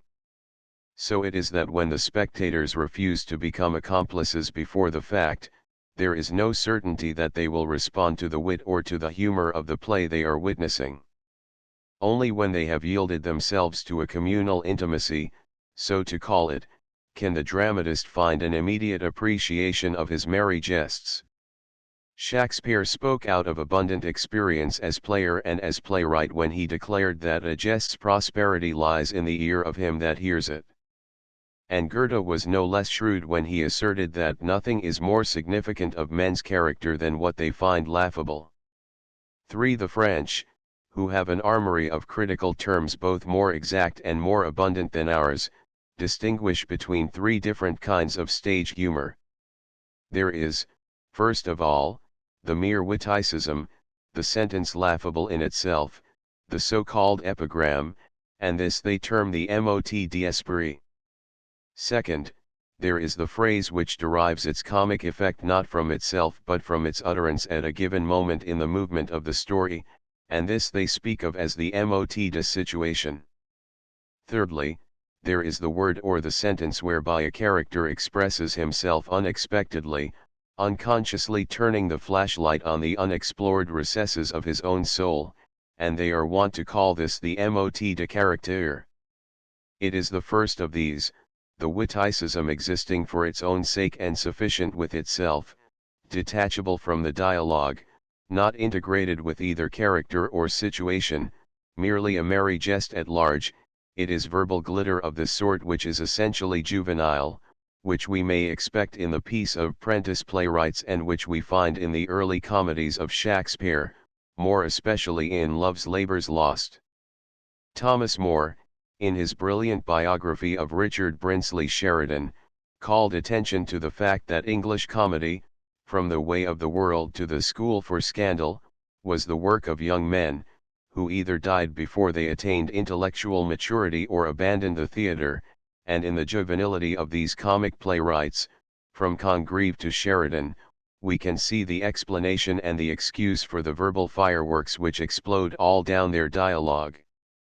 So the younger Dumas was under 30 when he wrote the Demi-Monde with its elaborately paraded epigram, and he was over 50 when he composed Francillon with its dialogue bathed in wit and yet devoid of detachable dewdrops. So Oscar Wilde left us only the comedies composed when he was comparatively youthful, and he had perforce to give up playwriting before he had attained to artistic sincerity. His epigrams, often amusing in themselves, are half of them taken out of his notebook to be tacked arbitrarily into his dialogue. They may glitter like spangles but they are only sewed on. The built-up reparoots and the manufactured retorts of Wilde's characters are sometimes too rude to be probable in the polite society which the author took a snobbish pride in putting into his plays, but at least they lack the bare brutality of the rejoinders we find in Congreve's comedies and more particularly in Wycherley's, rejoinders which recall Goldsmith's criticism of Johnson as a conversationalist, that whenever the doctor's pistol misses fire, he knocks you down with the butt. Even Sir Arthur Pinero in his juvenile pieces fell victim to a prevailing epidemic of epigram. At least, I can adduce one specimen of his youthful effort in his very youthful play, Imprudence. As it was unsuccessful it has remained unpublished, and I must therefore rely on my memory. The lovers have quarrelled and parted forever. This is at an afternoon tea, and when the time comes for the young lady to go home, the young gentleman approaches her with the courteously formal query, "Shall I call you a handsome?" To which she retorts, "You are mean enough to call me anything." Many things, no doubt, must be pardoned to a young lady who is desperately in love and who has just broken with her devoted lover, but this impossible repartee is not one of them. Sir Arthur Pinero's dialogue in his later social dramas is nervous, tense, highly individual, and totally devoid of these outgrown artificialities, and in them he evokes laughter by the clash of character on character. His piercing sayings are the product of essential wisdom and not of external wit. It is evidence of Molière's early maturity that there are no mots d'esprit even in his most brilliant comedies. He eschewed the empty witticism, and in his criticism of the School for Wives he explained with conscious pride that the jokes in his dialogue were not put there for their own sake, they were meant to illustrate situation and character. Molière has his clever sayings, his epigrams, and his aphorisms, but they are always germane, they are mots de situation and mots de caractère, and never merely mots d'esprit. More than any other comic dramatist does Molière deserve the praise that William Archer once bestowed on Bronson Howard, that his good things grow out of his story, like blossoms on a laburnum, and are not stuck on like candles on a Christmas tree. The same commendation may be given to Sir James Barrie, who has now come into his own and has conquered his juvenile tendency to get his laugh by whimsicalities lugged in by main strength like the husband's amputation of the excrescences of his wife's hat, in the professor's love story. In the later Dear Brutus, the whole fabric of the story is whimsical and fantastic, fanciful and delightful. To a play like this we may apply Goethe's characterization of Claude Lorraine's fairy palaces, that it was absolute truth without a sign of reality. At its performance little ripples of intimate laughter ran around the audience, never breaking into a unanimous guffaw. The humor of the dialogue may be, as indeed it must be, the humor of Barrie himself, but it seems to us the spontaneous utterance of the character from whose mouth it comes. For the mot de caractère, the word, or the sentence whereby a character expresses himself unconsciously, giving himself away, as the American phrase is, this is not to be confounded with that ancient stage trick, the catchword, repeated again and again with the hope and expectation that it will become more laughable the more often it is heard. The catchword may be effective when it is used with artful discretion, but it is a dangerous device likely at last to annoy a large part of the audience. Since Corporal Nym Companion's Falstaff in the Merry Wives as well as in Henry IV, we may infer that he had found favor in the eyes of the spectators at the Globe, or else Shakespeare would not have carried him over from play to play, and yet modern audiences soon weary of Nym's inability to open his mouth without letting fall the word humor. That's the humor of it is not at all humorous today. But even the catchword, said once and said again, and then said yet once more, may be made to serve as a mot de caractère, as a revelation of character. In Molière's Fourberies de Scapin, when the befooled father is told that his beloved son has rashly adventured himself on board a Turkish galley and has been seized and held for ransom, his reiterated query, "But what the devil was he doing on that galley?" is increasingly mirth-provoking because it is exactly the futile protest which that foolish parent would put forth again and again in that particular predicament. In itself the question "what the devil was he doing on that galley?" is not at all funny, it becomes funny only because of its utterance at a given moment by a given person. It is not quotable by itself, since it is meaningless when detached from its context. Nor is there anything funny in the remark, "It is at least as long since I was in a bank," or in the query, "Why don't you?" None the less have I heard the remark and the query arouse abundant laughter. When David Warfield played the part of a stage Jew in one of the Weber and Field's nondescript spectacles, cleverly compounded of glitter and gaiety, he had a brief dialogue with a subordinate stage Jew. This feeder explained in detail how he had taken out a fire insurance policy on his store and on his stock in trade for at least twice their value. When Warfield heard this, he looked puzzled for a moment and then he asked, "Vell, why don't you?" The elder Southern took an unsuccessful comedy of H.J. Byron's, The Prompter's Box, renamed it The Crushed Tragedian and rewrote it so that he might himself appear as a broken-down old actor, fallen upon evil days but forever puffed with pride in his own histrionic achievements. He comes in contact with a banker, who, when he learns that Southern is an actor, makes the remark that "it must be 10 years since I was in a theater." Whereupon the crushed tragedian, drawing himself up and draping himself in imaginary robes, delivers the annihilating retort, "It must be at least as long since I was in a bank." It is a little difficult to decide whether these two examples illustrate the mot de caractère or the mot de situation, since they illuminate both character and situation. But the mot de situation can exist independently, relying for its effect solely upon the moment in the action when it is spoken. In a forgotten farce called French Flats, Stuart Robson was warned to keep out of the way of a certain tenor, who was fiercely and fierily jealous. A little later we saw him venture into a room wherein we knew the operatic Othello to be concealed, and when he reappeared with his clothes torn from him and with a woebegone expression, we waited expectantly for him to explain the tenor was behind the door. This sentence, innocent of all humor when taken by itself apart from the situation, was only the eagerly looked-for explosion of a bomb fired by the long fuse which has been sputtering in full sight of the spectators. Much ingenuity has been expended in trying to draw a hard and fast line between qualities which are closely akin, between talent and genius, for example. We are told that talent does what it can and genius does what it must, and this sounds impressive, no doubt, but it does not get us any forwarder.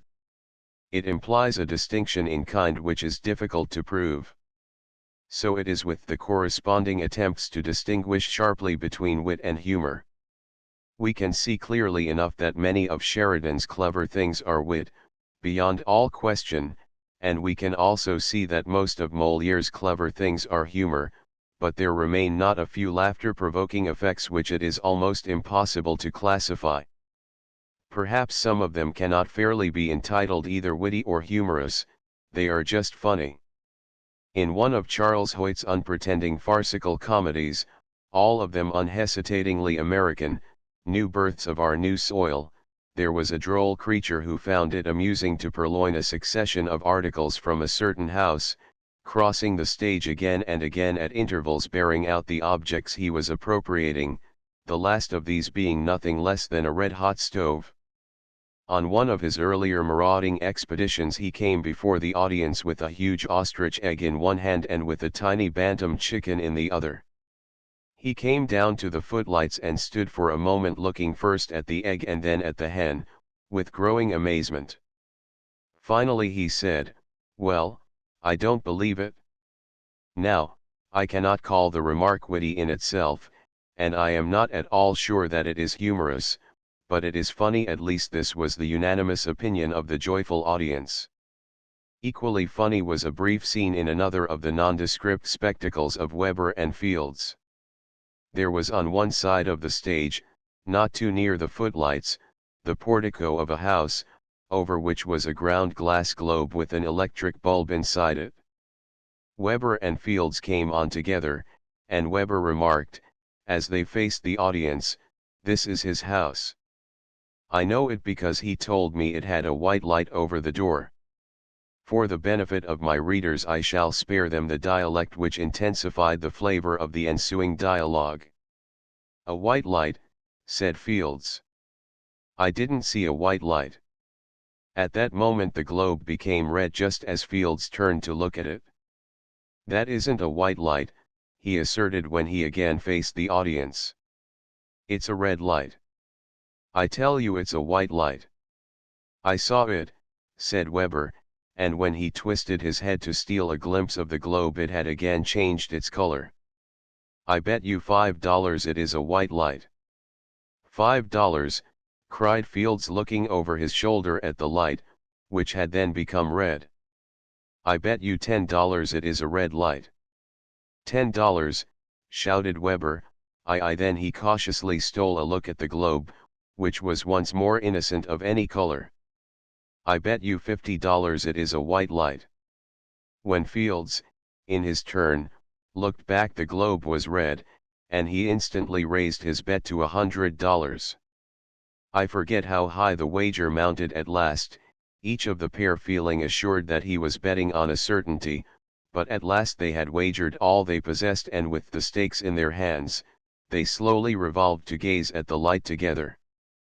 But to their astonished dismay, and to the vociferous delight of the spectators, the light over the door was green.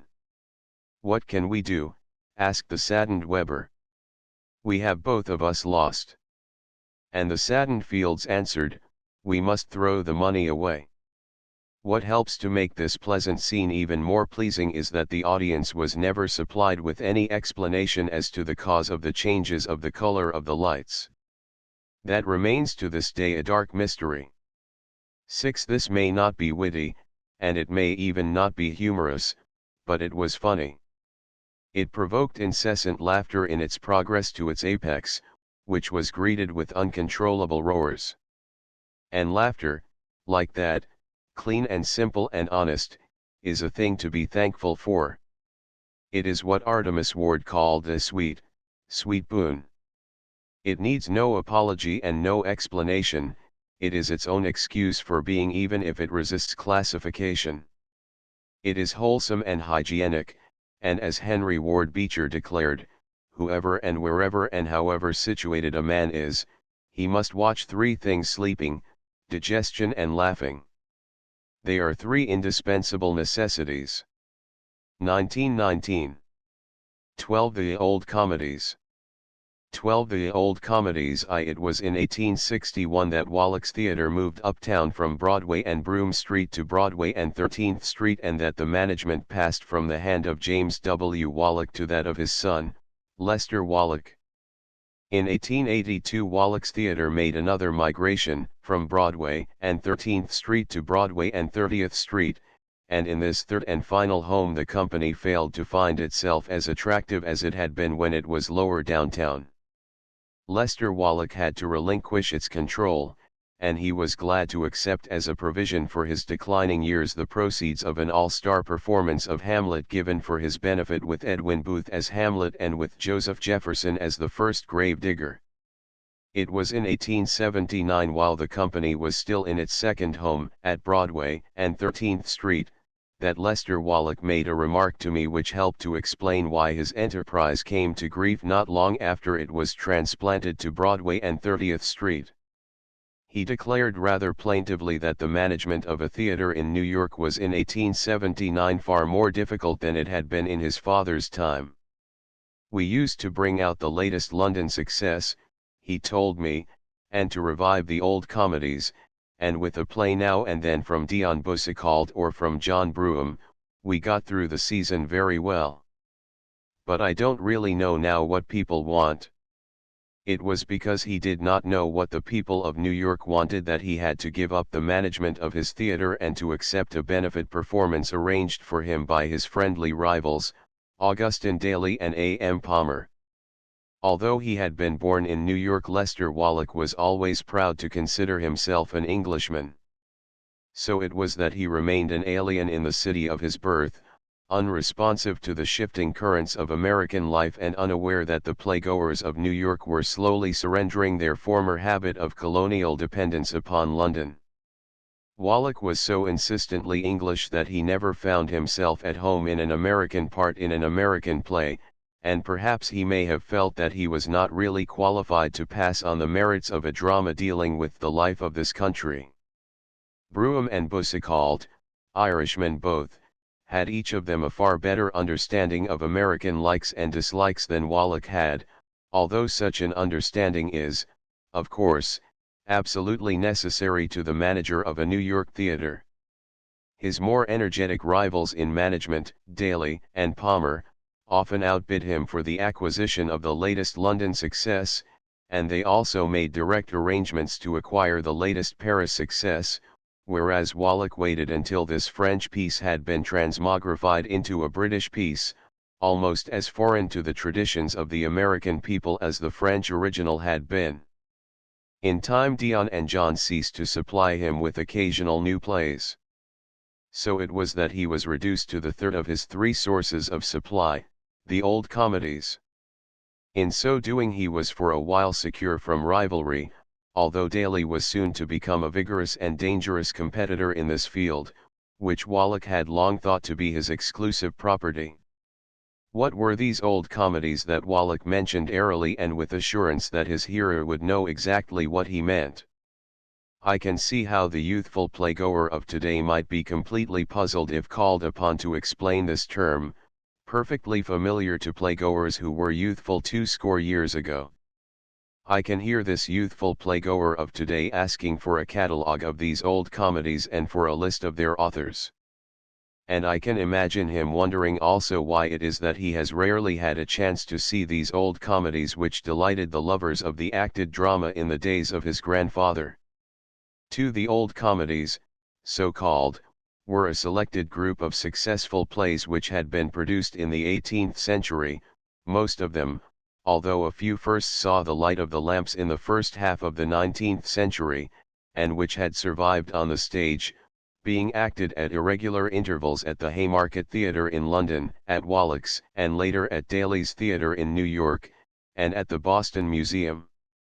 Curiously enough, no one of Shakespeare's humorous pieces, lovely comedies, and lively farces, was included in the catalogue of the old comedies, although they were a century older than the youngest of these old comedies, and no one of the comic plays of Shakespeare's contemporaries, no comedy of humours by Ben Jonson, no dramatic romance by Beaumont and Fletcher, was regularly enrolled in this special repertory.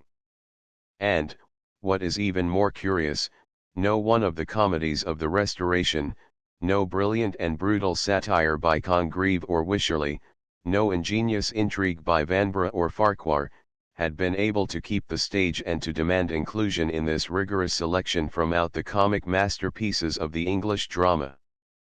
It may be noted, in a parenthesis, that Daly did revive two of Farquhar's amusing plays, The Recruiting Officer and The Inconstant, but these revivals were due to Daly's own taste, and neither of these bold and brisk pieces could claim admission to the recognized group of old comedies.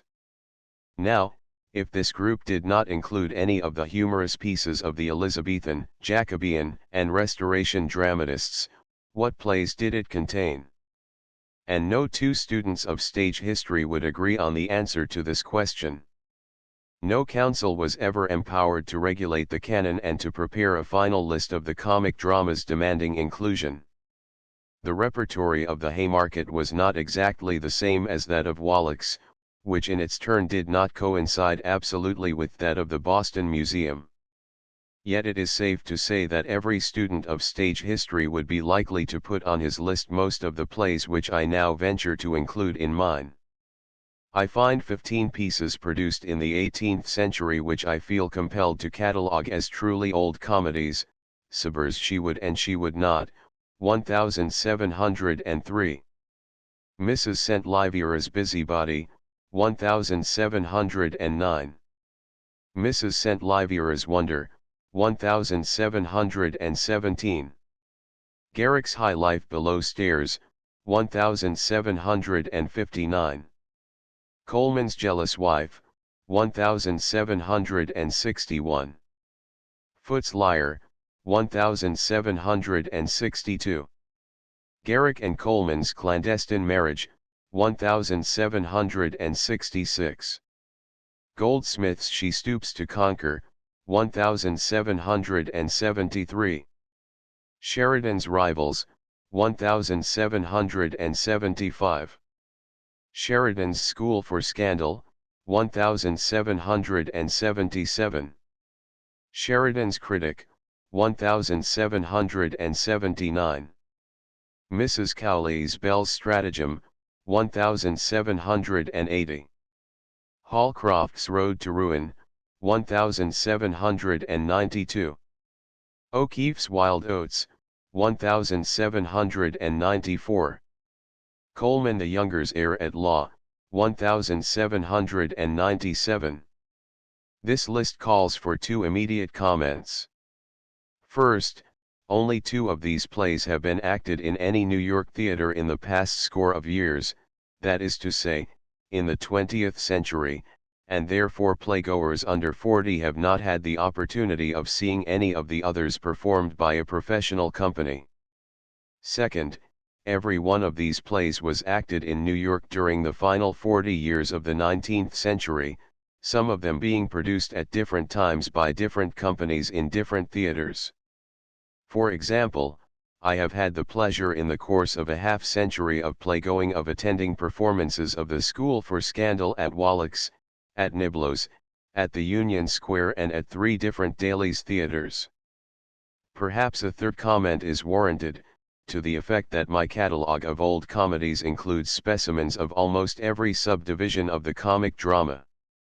The School for Scandal is the foremost example in English of what has been called high comedy, the humorous play in which character is more important than story and of which the plot is caused by the clash of character on character. She Would and She Would Not is a vivacious comedy of intrigue, and so is the Bell's Stratagem. The Jealous Wife in some of its situations, and The Road to Ruin also, are almost too serious to be classed as comic dramas.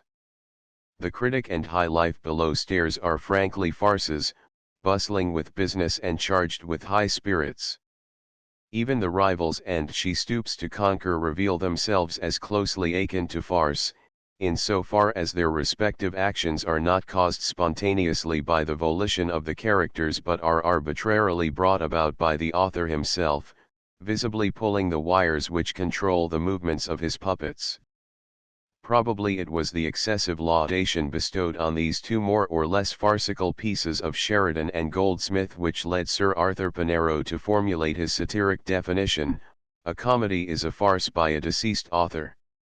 Possibly a fourth comment may be appended, although it must be apologized for as a doubtful digression.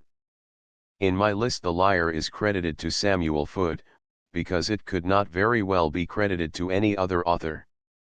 But when it was last acted in New York, the text used was a revision by Lester Wallack of an earlier condensation by Charles James Matthews. Moreover, Foote's own play was an adaptation of Corneille's Menta, an adaptation more or less influenced by an earlier version of the French piece, Steele's Lying Lover. To go still further back, Corneille had taken his story from a Spanish original, the Verdad Sospiciosa of Alarcon. And we may bring to an end the summary record of the strange adventures of a plot by setting down the fact that Alarcon, although a Spaniard, had been born in Mexico. So we can, if we so choose, claim The Liar in all its many transformations as the earliest play to be written by a Native American.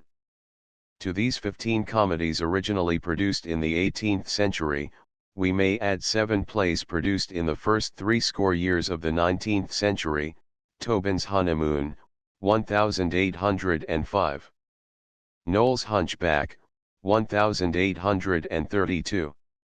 Noel's Love Chase, 1837. Bulwer Lytton's Money, 1840. Boucicault's London Assurance, 1841. Boucicault's Old Heads and Young Hearts, 1844. Reed and Taylor's Masks and Faces, often called Peg Woffington, 1852. To the best of my recollection, no one of these 19th century pieces has been seen on the New York stage since the 20th century began. I have no right to assume that any other theater-goer of 50 years of experience would select exactly these 22 plays as being the old comedies, but I make bold to believe that my selection includes all the pieces which demand to be so grouped together. 3. A lover of the theater whose playgoing has been done in the past score of years may be moved to ask why it is that these plays, which evoked the loyal laughter of his father and his grandfather, have been utterly banished from the 20th century stage, and why they are as unknown in the playhouses of London as they are in those of New York and of Boston. To this question it is possible to give 3 answers. In the first place, these old comedies show the signs of age, even when we read them. They seem to most moderns more or less arbitrary in plot, more or less artificial in dialogue, and more or less archaic in method. To assert this is to admit that they are hopelessly out of date both in their content and in their form. They abound, for example, in asides and in soliloquies, addressed directly to the audience, and they are decorated with frequent bravura passages, devised to exhibit the virtuosity of the performer, just as the solos of the earlier Italian operas were introduced merely to allow the soprano to execute her variations or the tenor to attain his high C. The tone of these humorous plays is too highly colored for our subdued taste, and many of their characters strike us as caricatures of humanity, almost fantastic in their willful eccentricity. In short, these pieces one and all belong to a type of drama hopelessly out of fashion, unfamiliar in many of its aspects. In the theater, what is unfamiliar is frequently ludicrous, merely because of its unfamiliarity, and we are inclined to laugh at it, as we do at the wearing apparel of a decade ago. In playmaking, as in dressmaking, styles change with disconcerting swiftness. This brings us to the second reason for the disappearance of these old comedies from the 20th century theater. Their departure was coincident with the breaking up of the stock company, kept together year after year with only occasional changes in its membership.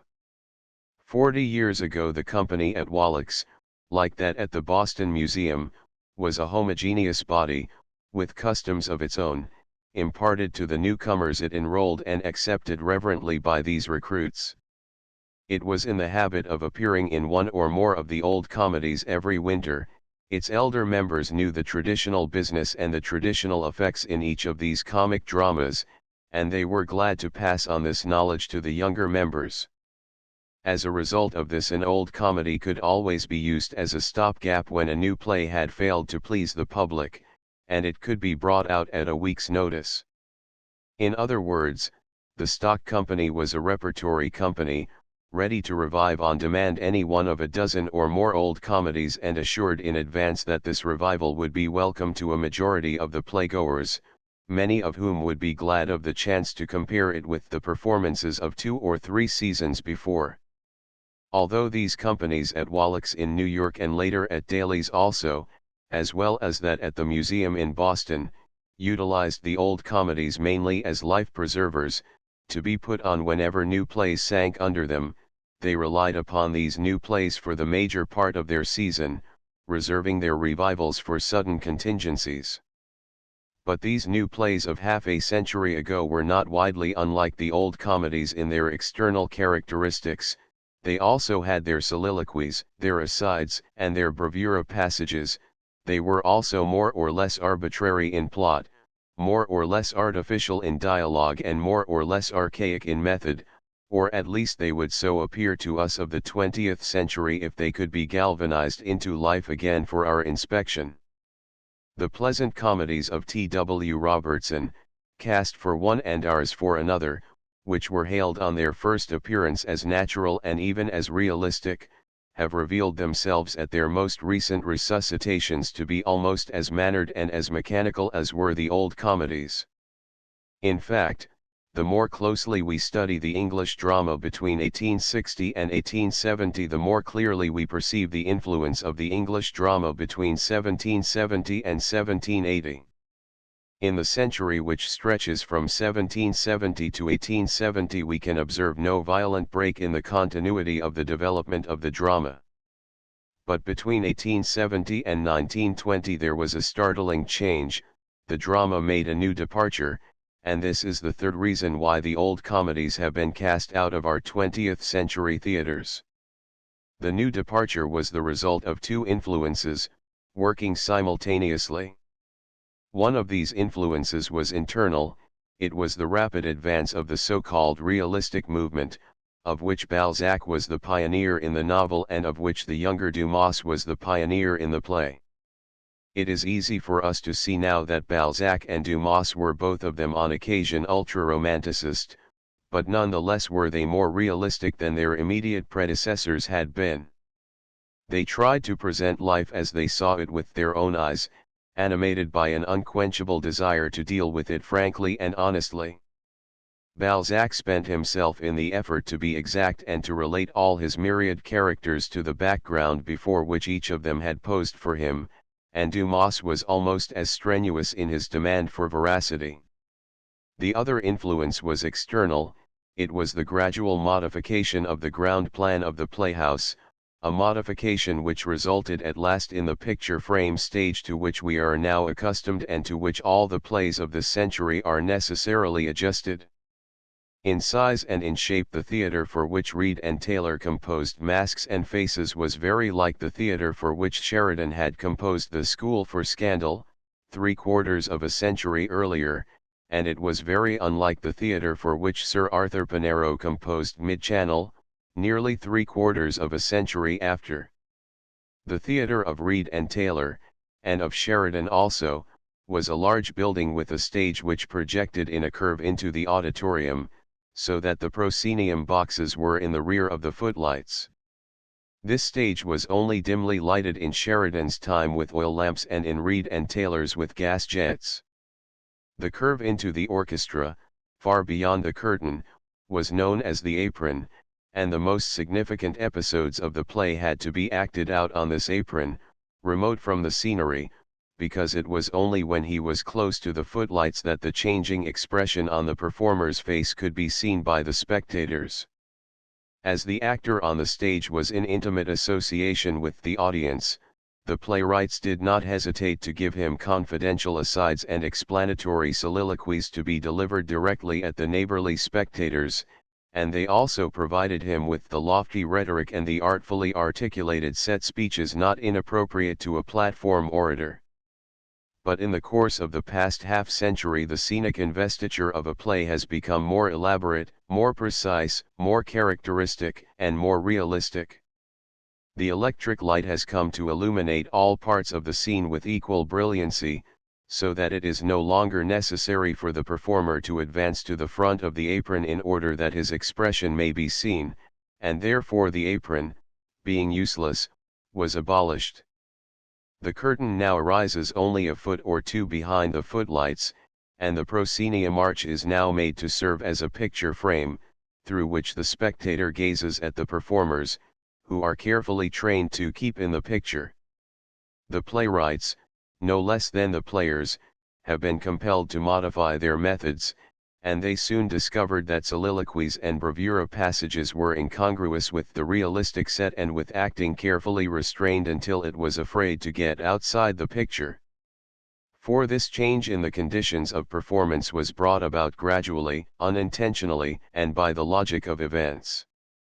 Nonetheless is it one of the most momentous in all the long history of the drama, and we may doubt whether its remoter results have even yet made themselves manifest. It is perhaps the chief cause why the old comedies have gone out of favor. They were composed for a different theater, to be performed by actors with a different training, before audiences with different expectations. The companies who were accustomed to act the old comedies and who were conversant with their traditions have been dispersed, and the actors of today would be ill at ease in these robust and florid comic dramas, but perhaps not more ill at ease than would be the spectators of today. It is not that our actors are individually any less gifted than their predecessors of half a century ago, or that the art of acting has declined in the past 50 years, and we may venture the suggestion that the old-time performers might be almost as awkward and as constrained in our modern problem plays composed for the picture frame stage as the contemporary performers would be in the old comedies composed for the apron stage. It may very well come to pass in the final quarter of this 20th century, when the conditions of the theater have been still further modified, in ways we cannot foresee, that the best and most representative of the plays popular in the first quarter of this century will reveal themselves as archaic in method as are now the old comedies of the 18th century. If that should come to pass, some writer of 1970 may be moved to inquire into the reasons why the problem play of 1920 has been banished from the boards. 1919. 13. The organization of the theater. 13. The organization of the theater. The drama is now, and always has been, dependent upon the theater. It is only in the playhouse itself that a play reveals its full force. For the complete disclosure of its power, a drama demands not only the theater itself, with the actors and all the accessories, it requires also the presence of the spectators, that we may feel the contagion of communal emotion aroused by its passionate appeal. It has to be born on the stage and to prove thereon its right to live, before it can hope for survival in the study. It must perforce please the playgoers of its own time and of its own country for whom it was specially composed, because only after it has gained their approval is there any chance of its winning the favor of succeeding generations. The theater can exist without the drama, as it did in imperial Rome when the stage was given over to dancers and acrobats and animal trainers. But the drama can never exist without the theater, and thus it is that those of us who love the drama of our own tongue and who want to see it flourish luxuriantly both today and tomorrow, cannot but take a keen interest in the organization of the theater. We would like to see it organized on a sound basis, for we are well aware that any defect in its organization will necessarily react injuriously upon the development of the drama. It need not surprise us that the organization of the theater in the United States in the opening decades of the 20th century has been the subject of attacks as violent as they are vociferous. I say that it need not surprise us, because all students of the history of the stage are aware that the organization of the theater has never been satisfactory in any country or at any period except possibly in Greece in the glorious days when Aeschylus and Sophocles and Euripides brought forth their rival masterpieces in the spacious theater of Dionysus just below the towering Parthenon. And we cannot tell whether or not the organization of the Athenian theater was really as satisfactory as it seems to have been, since there may have been many an adverse criticism which has not come down to us after 20 centuries. We do know that the organization of the theater in Rome in the period of Plautus and Terence was most unsatisfactory, with its actors who were slaves and who might be scourged if they failed to receive the plaudits they begged for piteously at the end of the play, and with its audiences made up of a mob of freedmen often imperfectly familiar with the Latin tongue. The organization of the theatre in England under Elizabeth and in France under Louis XIV was not approved by many of the subjects of these monarchs, and the better we know it, the less it approves itself to us, since it imposed harsh restriction upon actors and authors alike. The organization of the French theatre under Louis XVI was bitterly attacked by Beaumarchais, and every reader of the Apology for the Life of Cauliflower will recall his diatribes against the conditions which obtained in England in his time. So every reader of Joseph Jefferson's autobiography will recall his account of the squalid life led by the wandering companies of actors here in the United States in the second quarter of the 19th century. Within the past few years Henry Arthur Jones and William Powell have declaimed against the organization of the theatre in England at the present time, and the latter has gone so far as to demand drastic legislation to remedy a situation which he deems intolerable. This being the state of affairs in other lands and in other centuries, we need not be surprised by the vehement protests against the existing organization of the theatre here in America. Nor need we assume that these present protests have as little foundation as had many of those which were raised in the past. The first thing we find when we undertake investigation is that the organization of the theatre here and now is unlike any other which has ever existed anywhere else. In Greece the annual performances were in the hands of the state. In Rome performances were given gratuitously, more often than not, the cost being borne by an aspiring politician wishing to win the suffrages of the mob. In the Middle Ages the performances were at first in the churches under the complete control of the priests, and later they were out of doors on church festivals, and in charge of the guilds.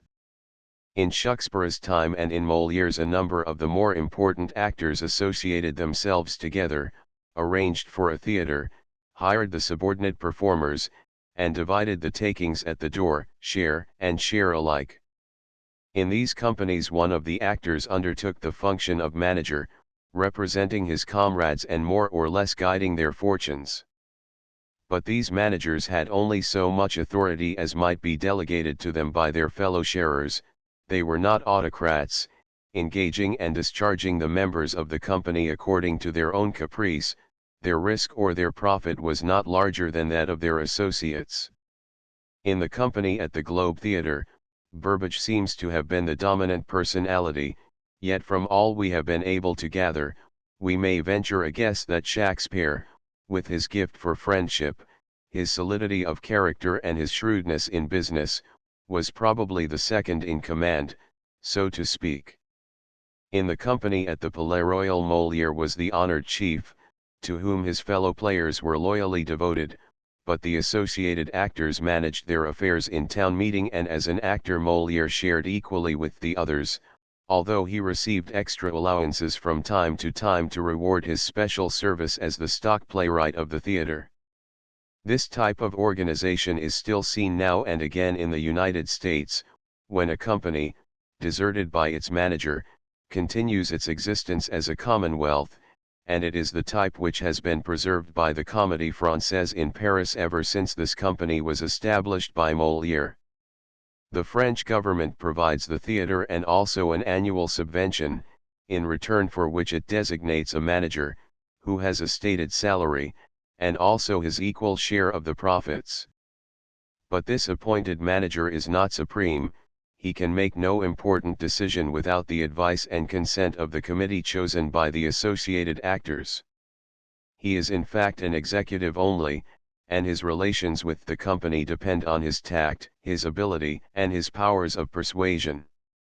If he has these qualifications, and if he is successful in rolling up the profits which are annually divided by the associated actors, and which are in addition to their modest salaries, he may be allowed more or less to have his own way. If, on the other hand, he is fussy and feeble, and especially if the receipts fall off, then the associated actors make his life a burden, and the last state of that manager is worse than the first. Although this type of organization has many evident advantages, and although it was once almost universal in France, in England, and in Italy, it has been generally abandoned in favor of a simpler type, whereby the power and the profit are concentrated in the hands of a manager who is solely responsible for the recruiting of the company, for the choice of the plays, and for the debts of the concern. The change seems to have taken place slowly, and Collisaber was one of 3 actors who directed the destiny of the theatre to which he was attached. Yet at that very time the rival theatre was most autocratically managed by an illiterate speculator named Rich. The reason for the change is not far to seek. The management of a theatre is, after all, a complicated business enterprise, exceedingly difficult to conduct successfully, and a business enterprise is always one man's job. A commonwealth is impossible unless there is the cordiality which makes for cooperation, and actors are often superabundantly endowed with the artistic temperament which makes them kittle-cattle to drive. Even in Paris, it would probably be impossible to start a rival company to the Comédie Française, organized on the same basis. Indeed, the Comédie Française itself has more than once been on the edge of shipwreck. Its most popular actors and actresses have deserted it from time to time, Rachel and Sarah Bernhardt, Coquelin and Lebargy, and its continued existence is due to the cohesive force of its inherited traditions, some of which go back to Molière, while others are codified in the famous decree signed at Moscow by Napoleon. In the 18th century the 2 rival theatres in London, Covent Garden and Drury Lane, were managed for long periods by George Coleman the Elder and by David Garrick. They had secured as members of their respective companies almost every actor and actress in Great Britain who had achieved eminence, and the companies they collected remained almost unchanged from year to year, new recruits being drafted from the provinces only as the veterans ceased to lag superfluous on the stage. As the result of this continuity of association, the tragedians and the comedians knew each other intimately, and they were accustomed to the team play which is essential to an effective performance. In the 19th century, Montigny made the Gymnase the most attractive playhouse in Paris, excepting only the Théâtre Français. Madame Vestris gave a temporary vogue to Covent Garden, and Buckstone held the reins for a longer period at the Haymarket. In New York there were stock companies of a similar permanence, although of a less even excellence, first at the Park Theatre, next at Burton's, and finally at Wallack's and at Daly's. In Boston, R.M. Field at the museum was able to keep together, for a term of years, in fact, for more than a quarter of a century, a strong and coherent company of comedians headed by William Warren, and in San Francisco for a briefer period John McCullough and Lawrence Barrett surrounded themselves with actors and actresses of undeniable ability. It was only in the last third of the 19th century that this type of theatrical organization slowly disappeared. When the Bancrofts had firmly established themselves in London in the Little Prince of Wales's theatre, they began to engage actors not for the whole of a single theatrical season, but only for the run of the piece. It is true that half a dozen of the more important performers remained with them and were provided with parts in play after play, but there was no longer any permanence in the membership of the company. The example of the Bancrofts was followed by the Kendalls, by Wyndham, and by Hare, and even by Henry Irving. These managers all engaged special performers to suit the characters of the successive plays that they produced, and they were thus relieved of the increasing expense of maintaining a stock company capable of presenting any kind of play, comedy, or tragedy or melodrama. As England is only a comparatively small island and as the multiplying railroads made it easily accessible from all parts of the kingdom, people from the provinces flocked to the capital and the plays presented in London ran for constantly increasing periods, from 100 to even 1,000 nights. And during these runs the manager was not paying salaries to actors whose names were absent from the program. So it came about that the stock companies ceased to be and that the leading performers became part-time workers, appearing now in one playhouse and now in another, and yet fairly familiar with the methods of the other performers likely to be engaged with them for any new play or for any revival of an old play. 3. The abandonment of the permanent stock companies and the practice of engagements only for the run of the piece, was brought about in Great Britain by economic pressure due in part to geographic conditions. And it was brought about in the United States almost simultaneously by a similar economic pressure due to widely different geographic conditions. The organization of the American theater prior to 1870 was very much what the organization of the British theater had been a century earlier. In every town of any importance there was at least one theater, occasionally owned by the manager but more generally leased by him. It was his private enterprise, he engaged the actors and the actresses, who were likely to remain with him season after season, he accumulated his own scenery, his own costumes and his own properties, he stood ready always and at 48 hours' notice to put up Hamlet or The School for Scandal, The Lady of Lyons or Camille, Uncle Tom's Cabin or 10 Nights in a Bar Room, Mazeppa or The Naiad Queen, without invoking any outside assistance.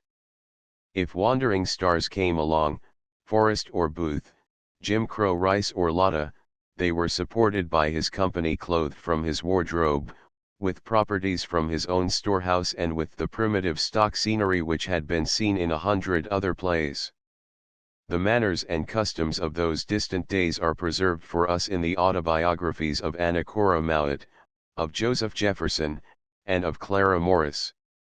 More often than not, the manager was himself an actor, Burton or Wallack appearing now and again on his own stage, and his wife was not infrequently the leading lady.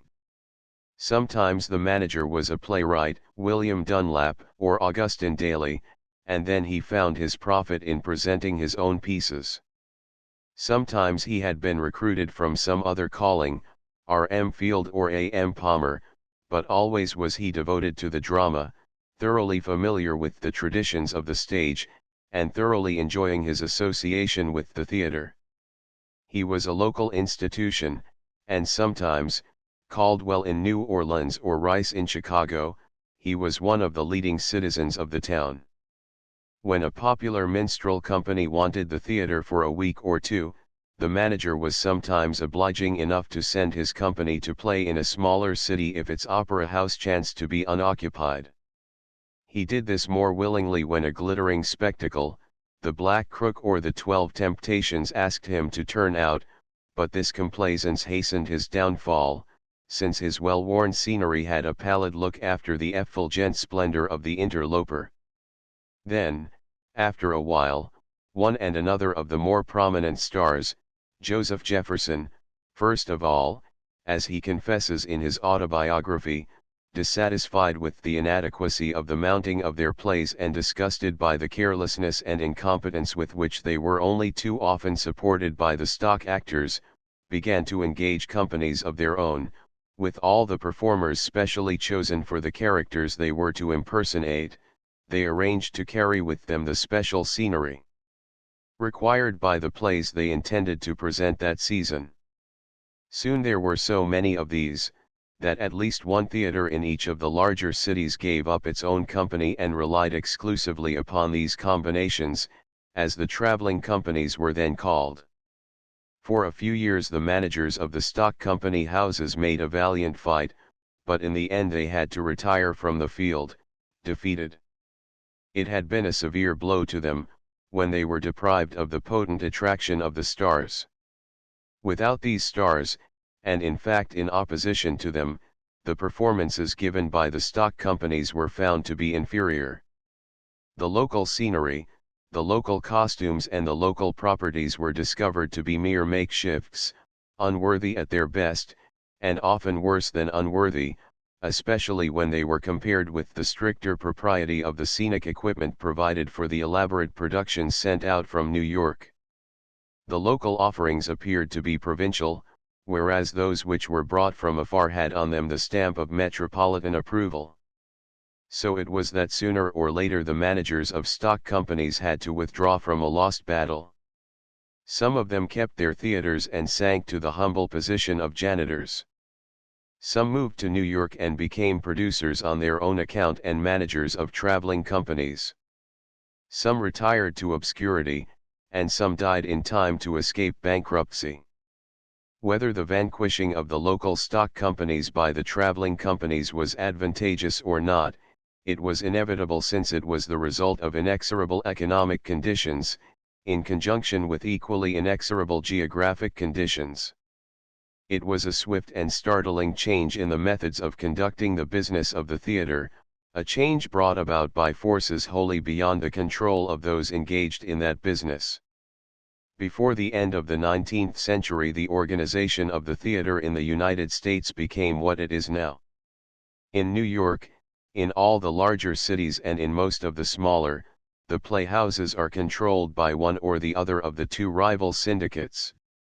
The resident managers of these playhouses are scarcely more than caretakers, since they can exercise little or no choice as to the attractions which play engagements in their theaters. The producing managers choose plays, engage actors and are responsible for all the accessories. Most of these producing managers are in partnership with one or the other of the syndicates, because these syndicates control all the important theaters in all the important towns.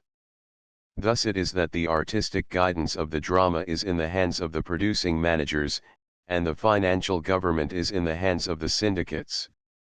Many of the producing managers are akin in type to the managers of the resident stock companies, that is to say, they are sometimes actors, sometimes playwrights, and sometimes men drawn from other callings by the lure of the theater. Most of the members of the syndicates are men of affairs, who have gone into the theater business as they would go into any other business, mainly for their own profit, and their interest in the drama as an art is intermittent, whereas their interest in the theater as a business is incessant. Their attitude and their actions have called for sharply hostile criticism, summed up in the accusation that they have commercialized the theater.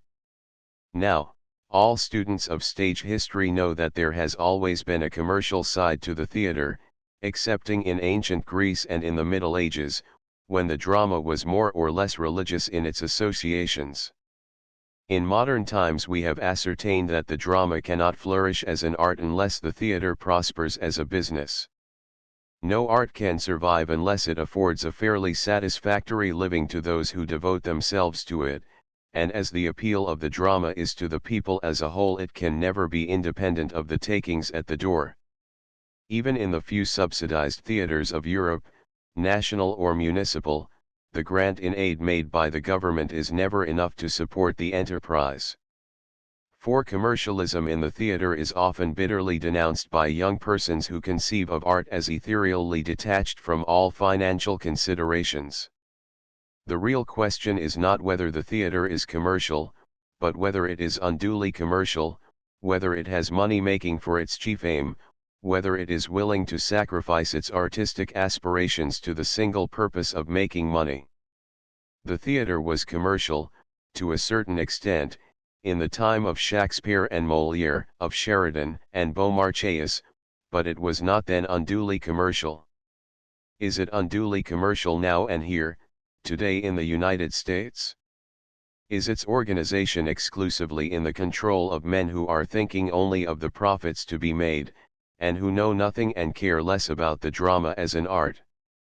Here again it is necessary to distinguish and to point out the yawning gulf between the playhouses which are truly homes of the drama and the playhouses which have been surrendered outright to mere spectacles.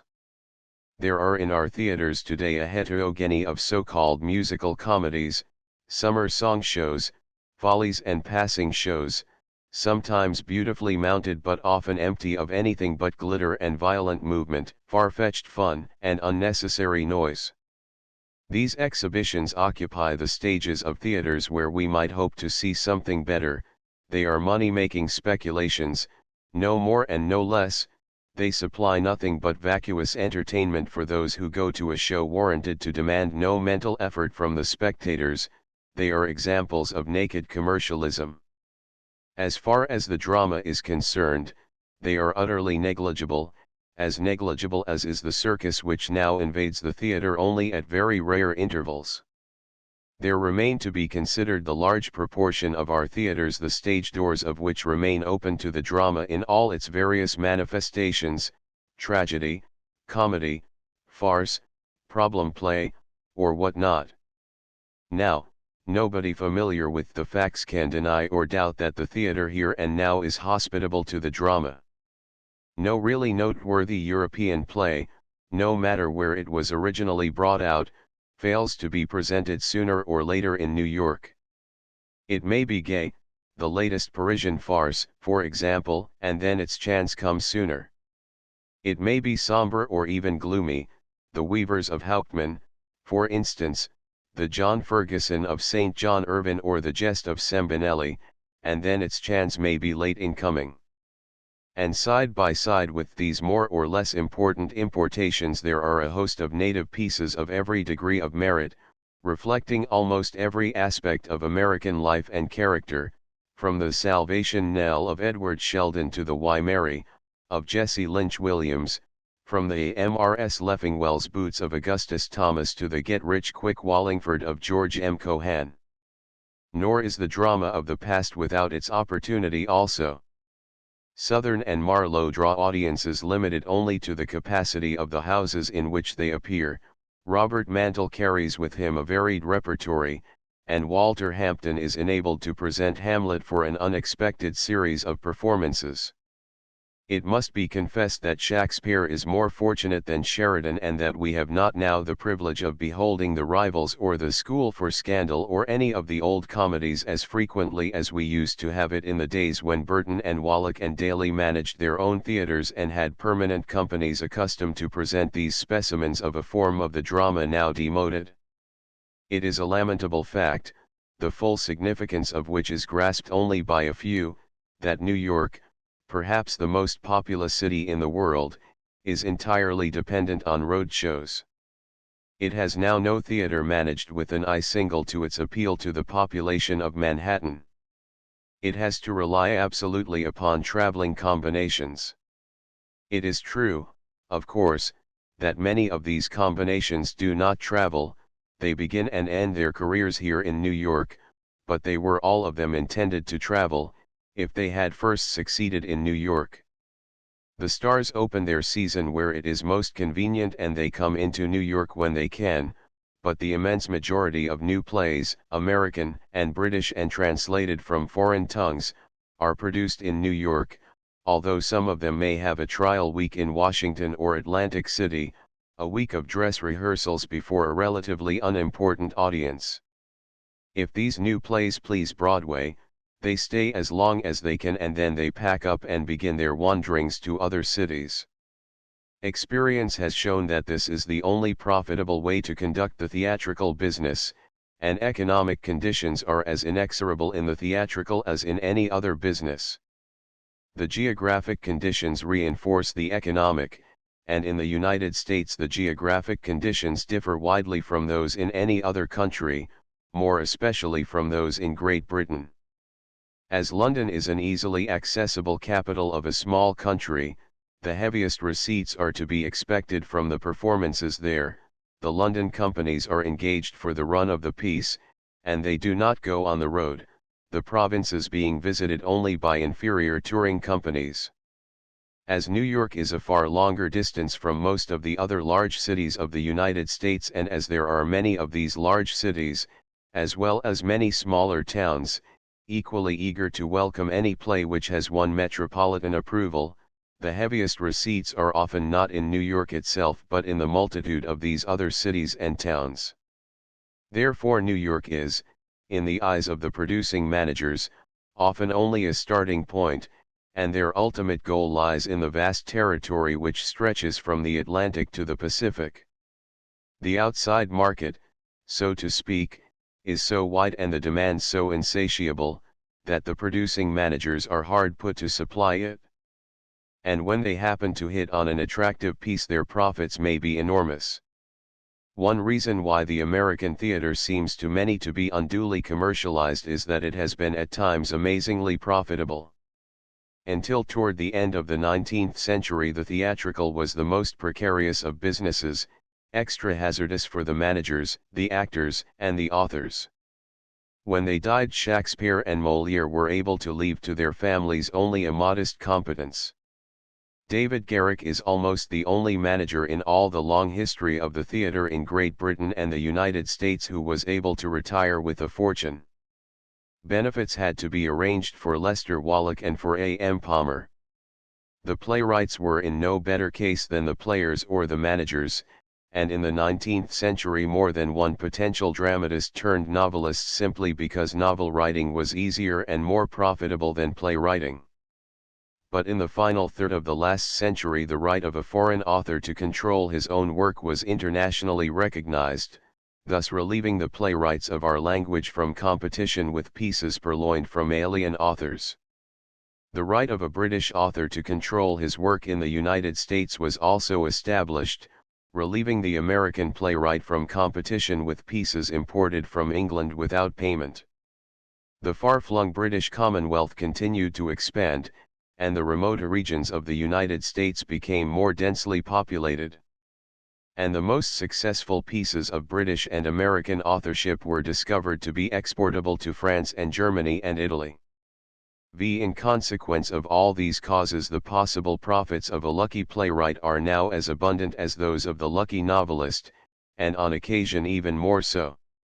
One play in every score draws a prize, and one in every 100 draws a grand prize of several $100,000. In addition to the ordinary business profit, there is now the possibility of holding one of these superlatively lucky numbers in the lottery, and 2 or 3 of these may come out of the wheel of fortune in the same season. This possibility is encouraging to those possessed by the spirit of speculation and rather discouraging to those who are more inclined to honor the drama as an art. At best, the presentation of a play is a gamble, since no one, not even the most expert, can do more than guess at the impression it will make on the public. What everyone can see is that the broader and bolder its topic and its treatment, the more likely is a drama to prove attractive to the largest body of playgoers, while the comedy of lighter fabric and of more delicate texture will probably please only a smaller group of the more refined and the more intelligent. Of course, this has always been the case, and the managers of the past have always been tempted to enlarge their audiences by indulging in sensation and in spectacle. But today the temptation is greater than ever before, and perhaps it is more often yielded to. And here we feel the unfortunate power of the purely commercial syndicates who are ready always to smooth the path of the overwhelming success by opening all their theaters to it, while they are inhospitable to plays of a less emphatic allurement. This is perhaps the most obvious defect of the present organization of the theater in America, that it puts great power in the hands of a small group of men, most of whom take little or no interest in the drama as an art, regarding a play as a manufactured article out of which they expect to make all that the traffic will bear. Yet as this present organization is the result of economic and geographic causes, it is idle to declaim against it, and it is foolish to indulge in offensive personalities. What is, and what will be, will be. We can find comfort in the fact that the best plays of this burgeoning dramatic epoch do get acted and have their chance, here and now. and we can hope that some device will be discovered to make easier the production of plays of the highest class. There are managers now, and not a few of them, who have aspirations and ambitions, and who would be contented with a modest profit on a fair business risk without seeking always for wealth beyond the dreams of avarice through a long-shot gamble. Perhaps it may be well to remark that the present organization of the theater is not responsible for the fact that the average play presented today is often seen to be a pretty poor thing. In this respect, the present is no worse than the past. The average play has always been a pretty poor thing, and playhouses of other times and other lands have presented a host of plays below the average. The Titus Andronicus, which is more or less Shakespeare's, is a barbarous and brutal piece, and Measure for Measure is only a little better in its blatant crudity of motive and method. The contemporaries of Corneille and Molière and Racine are deservedly forgotten. So are the contemporaries of Aeschylus and Sophocles and Euripides. Only devoted explorers of the annals of the drama are aware of the ineptness and imbecility to be found in the pieces of the inferior playwrights even in the most glorious epochs of the theatre. Certainly the average play of today is a better play, it is better acted, and it is better mounted than the average play of 50 or 100 years ago. 6. That the drama of our language has been born again in the last 3 or 4 decades is proof positive that the organization of the theatre has not been wholly inefficient. It cannot be as defective as has been shrilly proclaimed by juvenile enthusiasts who are in a hurry for the millennium and who are disappointed that it does not arrive overnight. It is to be put to its credit that in one city at least, in the city of New York, the persistent playgoer has a very wide range of opportunity probably unrivaled anywhere else in the world. He has his choice of 100 new American plays every season, plays good, bad and indifferent. He has a chance to see the most important plays by contemporary foreign dramatists. He is likely to have occasion in the course of a single season to renew his acquaintance with half a dozen or half a score of Shakespeare's comedies or tragedies. He may wander at will to playhouses where the performances are given in French or in German, in Chinese, or in Yiddish. He can feast his eyes on the puppet shows of the Italians and on the ballet pantomimes of the Russians. He can adventure himself in any one of half a dozen little theaters devoted to the very latest effusions of the most idealistic idealists and the most realistic realists, native and foreign. In short, he will find on the annual bill of fare a heterogeny of tempting dishes, lacking, it is true, more than one delicacy which he may desire to taste. The other side of the ledger, however, tells another story. While New York has a plethora and while a few of the largest cities may find a sufficiency, the smaller cities suffer from painful penury, and the less important towns are starving to death.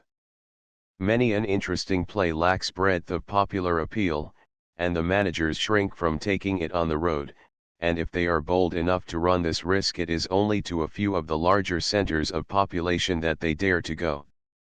In the smaller cities possessing only one important playhouse, this may be occupied week after week by mere shows.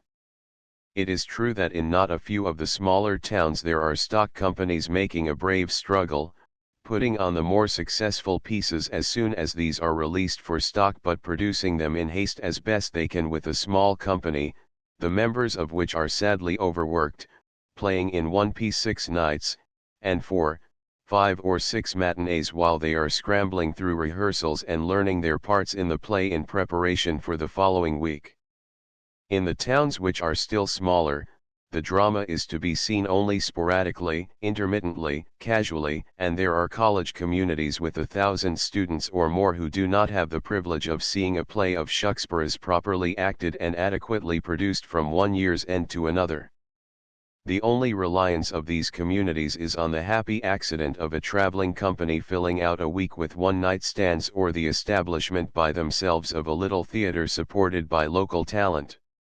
These little theaters are helpful in keeping alive an understanding of the drama, but their scope is strictly limited and their continued existence depends upon the fortunate accident of their control by someone who has a native gift for management and for stage management. The existing organization is not unsatisfactory as far as New York is concerned. It is less satisfactory even in the largest of the other cities. It is entirely unsatisfactory in the smaller cities and the larger towns. How then shall this unfortunate condition be remedied? Professor W. L. Phelps has no doubt that he has discovered the cure, and he tells us with all the emphasis of italics that there must be a stock company in every city. He explains that by this he does not mean the kind of stock company which exists today but the older type of stock company such as existed 40 years ago in New York at Wallack's and Daly's and in Boston at the Museum. What Professor Phelps is proposing is a return to the system which flourished a century ago, and 2 centuries ago, and which is entirely unfamiliar to the present. As it happens, I am old enough to be able to supplement with my own recollection the ample information easily accessible in actors' autobiographies and in stage histories. Memory is treacherous, so I cannot be certain, but I believe that I was present in 1869 at the opening of the Fifth Avenue Theatre by Augustin Daly and in 1872 at the opening of the Union Square Theatre by A. M. Palmer. I know that I was able to follow the shorter careers of the companies at the Madison Square directed by Steele Mackay and the Malorus, at the Park Theatre by Abbey, at the Empire by Charles Frohman and at the Lyceum by Daniel Frohman. In all these theaters there was a permanent company, which changed its membership slowly and which contained at least half a dozen actors and actresses of distinction. In all of them the manager was an autocrat, selecting the performers and choosing the plays. Now and again he engaged a traveling star, Edwin Booth, or Mrs. Scott Siddons at Daly's and Charles James Matthews or Dion Boucicault at Wallack's, and then all the other parts in the repertory of these stars were assumed by the actors of the stock company. But these star engagements were infrequent, and for the most part the burden fell upon the stock company, which had to be large enough to undertake any kind of piece, comedy or farce, tragedy or melodrama, or even burlesque or extravaganza. The manager distributed the parts subject always to the unwritten law that no performer should be called upon to appear in a character which was not in his or her line of business. The hero had to be given to the leading man and the heroine to the leading woman. The villain, and in the dramas of those distant days there was likely to be a villain of the deepest dye, was assigned to the heavy man, while the brisk young fellows fell to the lot of the juvenile lead or of the light comedian. The broadly comic parts were assigned to the low comedian, and there were frequently 2 of him, the first low comedy and the second low comedy. Strongly marked characters went to the character actor, who had to be a master of makeup. The elderly characters were in the hands of the old man and the old woman. There was sometimes also a second old man, although if the character actor was both versatile and obliging he could be prevailed upon to play one of the more aged characters. The serving maids were attributed to the singing chambermaid, who would have her best chance when a farce or extravaganza was in the bill. 7. The stock company system had its advantages and its disadvantages, both artistic and economic. The actor, sometimes under contract for several years, could settle down and have a home where he could bring up his children. He was not a tramp, ever on the go and not knowing where he might be one week from another. He was informed as to approximate length of the theatrical season, and he was not in dread of being thrown out of an engagement in the middle of the winter or of being stranded on the road with his salary unpaid for a month. There was a certain stability and security in his position, although there was also always the possibility that the manager might exhaust his often meager resources and so find himself unable to keep the theater open or to meet his obligations to his company. With its incessant changes of bill and with the unending variety of the plays presented, the actors had far more practice in their art than the performers of today. With the frequent production of Shakespeare's comedies and tragedies, even the minor members of the company had at least an opportunity to learn how to read blank verse. The permanence of the organization enabled the inexpert young people to become familiar with the methods of their more skillful elders, and it also tended toward the development of that harmony of effort, that team play, which is of prime importance. On the other hand, the haste with which the constant succession of pieces had to be prepared interfered with thoroughness and with delicacy of interpretation.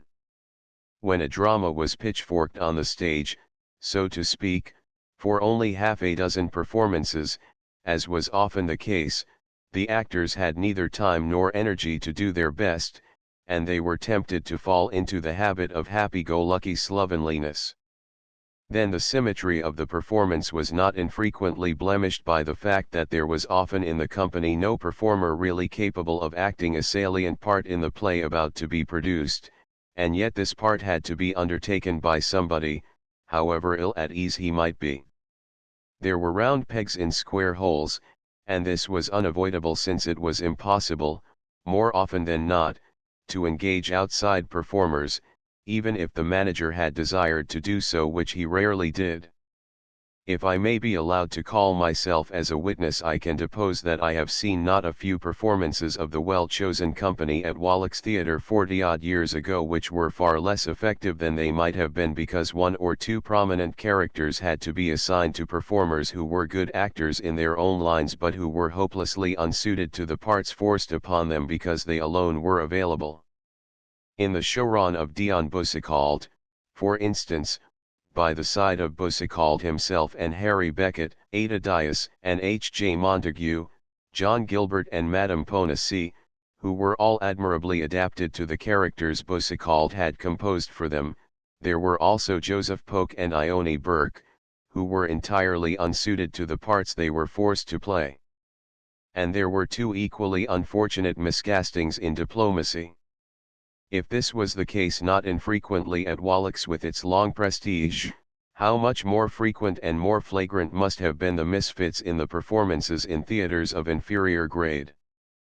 Professor Phelps tells us that all would go well if there could be established a stock company in every city and even in every large town, but Professor Phelps, fortunately for him, was not born long enough ago to have seen the artistic inadequacy which is inevitable in the stock company, inadequacy in the acting, in the stage management and in the mounting.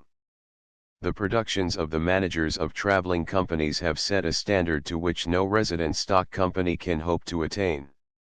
And the cost of an ambitious attempt to satisfy the expectations of the play-going public would be prohibitive to any intending manager of a stock company.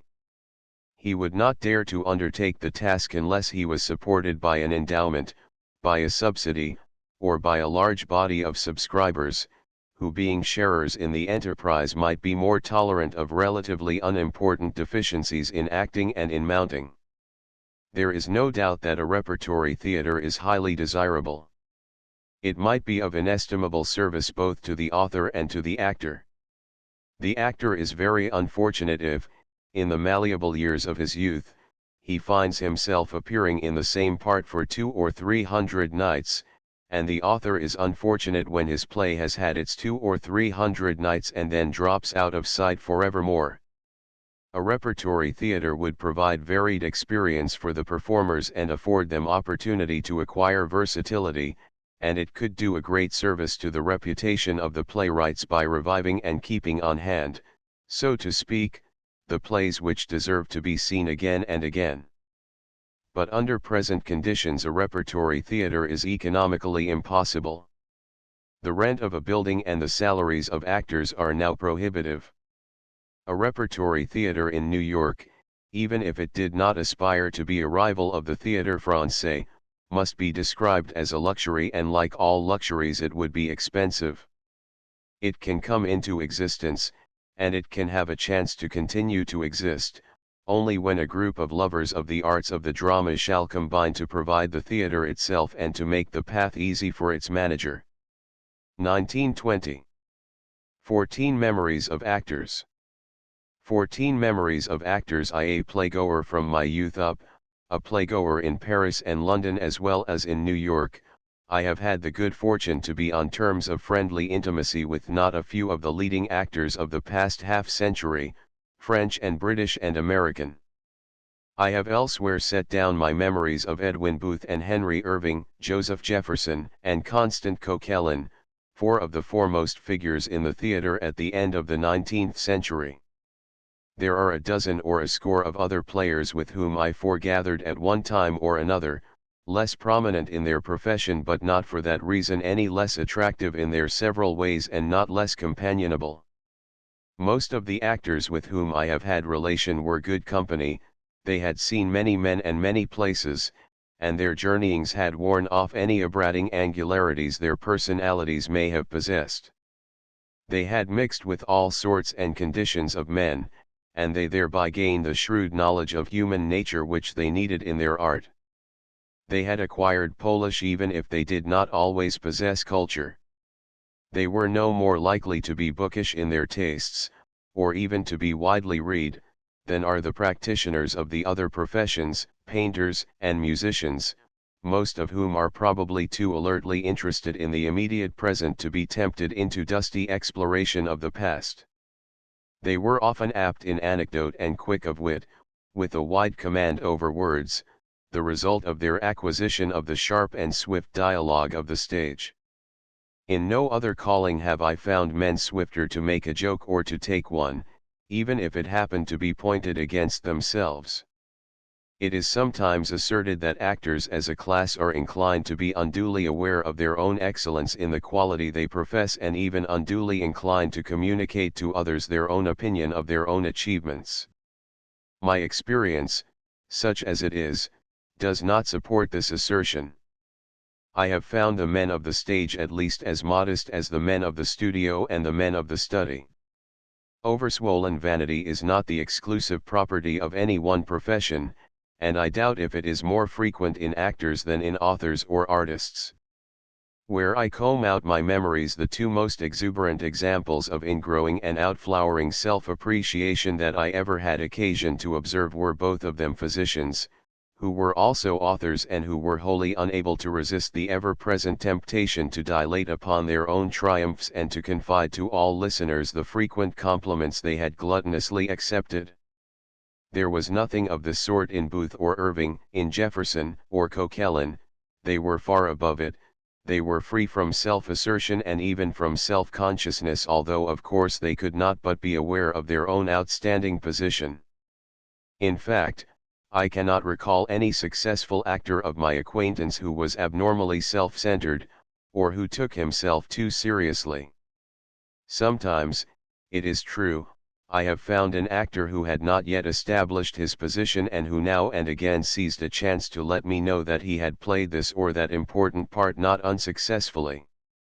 But this was not boastful self-praise, even if it might so seem to the uninformed listener. It was only a supplying of information not otherwise available. A writer or a painter has no need to call attention to his book or his picture, because these survive to speak for themselves, even if there are only a few who have them in mind. But the work of the actor has no permanence, it perishes as it comes into being, it instantly ceases to be, except as a memory, and it is as a memory that the actor feels himself called upon to revive it. The difference is that whereas the book of the author, the picture of the artist may be only overlooked, the performance of the actor might be actually unknown to us if he himself did not tell us about it. The first actor whom I came to know was one of the most companionable, the genial John Brougham. In 1869, as a boy I had been present at the opening and at the closing nights of his brief management of the little playhouse in 24th Street, behind the Fifth Avenue Hotel, a playhouse which not long after became the Fifth Avenue Theater of Augustin Daly and which was rebuilt as the Madison Square Theater by Steele Mackay. At Brougham's I had seen his ever-delightful burlesque, Pocahontas, in which he himself was the rollicking King Powhatan, and I saw also a later burlesque of his, Much Ado About a Merchant of Venice, in which he was an amusing but rather Hibernian Shylock. So it was that when I was elected to the Lotos Club, in the spring of 1871, while I was still an undergraduate at Columbia College, I seized the earliest opportunity to make Brougham's acquaintance. He was not a great actor, that I knew already, although he was a competent performer, but he had a charming personality, and when he chanced to be cast for a character with which his personality coincided, he was entirely satisfactory. Of course he appeared to best advantage in Irish parts, the O'Grady in Boucicault's Ara and Apog and O'Flanagan in Lester Wallack's Veteran, and above all Sir Lucius O'Trigger in Sheridan's Rivals. I doubt if Sir Lucius has been more sympathetically impersonated by any performer of the second half of the 19th century than it was by Brougham. I have seen the character undertaken by W. J. Florence and by Nat Goodwin, actors of a far more opulent equipment than Brougham, yet neither of them succeeded so well in bringing out the gentlemanly simplicity of this lovable character. Goodwin was too completely an American of the 19th century to be able to assume the part of an Irish gentleman of the 18th century, and Florence, excellent as he was in Irish characters of another kind, bestowed on Sir Lucius a rather finicky affectation, quite out of keeping with the part. In those distant days the dramatist was sadly underpaid. Brougham told me once that his price for writing a play for a star was $3,000, payable on delivery of the manuscript, a sum smaller than a month's royalty on a successful play of today. And yet more than one of the vehicles Brougham put together for this modest price, ran like the one Hosche. The stage version of the Old Curiosity Shop, in which Lotta doubled Little Nell and the Marchioness, must have been performed several hundred times, and only less successful were other of the made-to-order pieces he composed for Mr. and Mrs. Barney Williams and for Mr. and Mrs. Florence. These last were congenial labor, since they dealt with Irish themes, more or less in imitation of Boucicault's more solidly built Ara and Apog and Colleen Bawn. Where Boucicault was dominating, not to say domineering, Brougham was yielding and unambitious. Their early disagreement over the authorship of London Assurance did not prevent their professional association in later years. When Ara and Apog was revived in 1873 at Booth's Theatre, Brougham played the O'Grady, supporting Boucicault as Sean the Post and Mrs. Boucicault as Ara. And when Boucicault in 1879 was strangely ill-advised to undertake Louis XI, in his own adaptation of the play which Casimir Delavigna had made out of Quentin Durward, Brougham was courtier, and I can testify that on this occasion the honors were divided, or at least the laughs, for I never listened to any dialogue more ludicrous than that between a French king with a pronounced Irish accent and a French physician with an equally persistent brogue. These, as Beau Brummel's valet explained, these are our failures. Brougham had his full share of Irish wit, more spontaneous than Boucicault's and less likely to be borrowed. He had also the more English delight in punning. In Pocahontas, after the opening song Powhatan thanks his attendant braves, well roared, my jolly Tuscadoras. Most loyal corps, your king encores your chorus. And in the same burlesque when John Smith is tied down and about to be put to death, Pocahontas rushes in, crying, for my husband I scream. Whereupon the endangered hero raises his head and inquires lemon or vanilla. These be but airy trifles floating like bubbles atop the dark wave of forgetfulness, which has engulfed many things far more precious. An airy trifle also is Brougham's remark when Pat Hearn, a once notorious gambler, drove past the Ocean House at Newport one summer afternoon with a very pretty woman by his side. Isn't that Pat Hearn and his wife? Somebody asked, and Brougham replied at once, that's Hearn, I know, but I can't say whether or not she is his n. 3. It was also at the Lotos that I got to know John T. Raymond. This was probably in the fall of 1874, when he was appearing as Colonel Sellers in Mark Twain's Gilded Age. The actor and the author quarreled after a while, quarreled bitterly and never made up their quarrel. No doubt, Mark knew his own creature better than anyone else and certainly better than the rather shallow Raymond.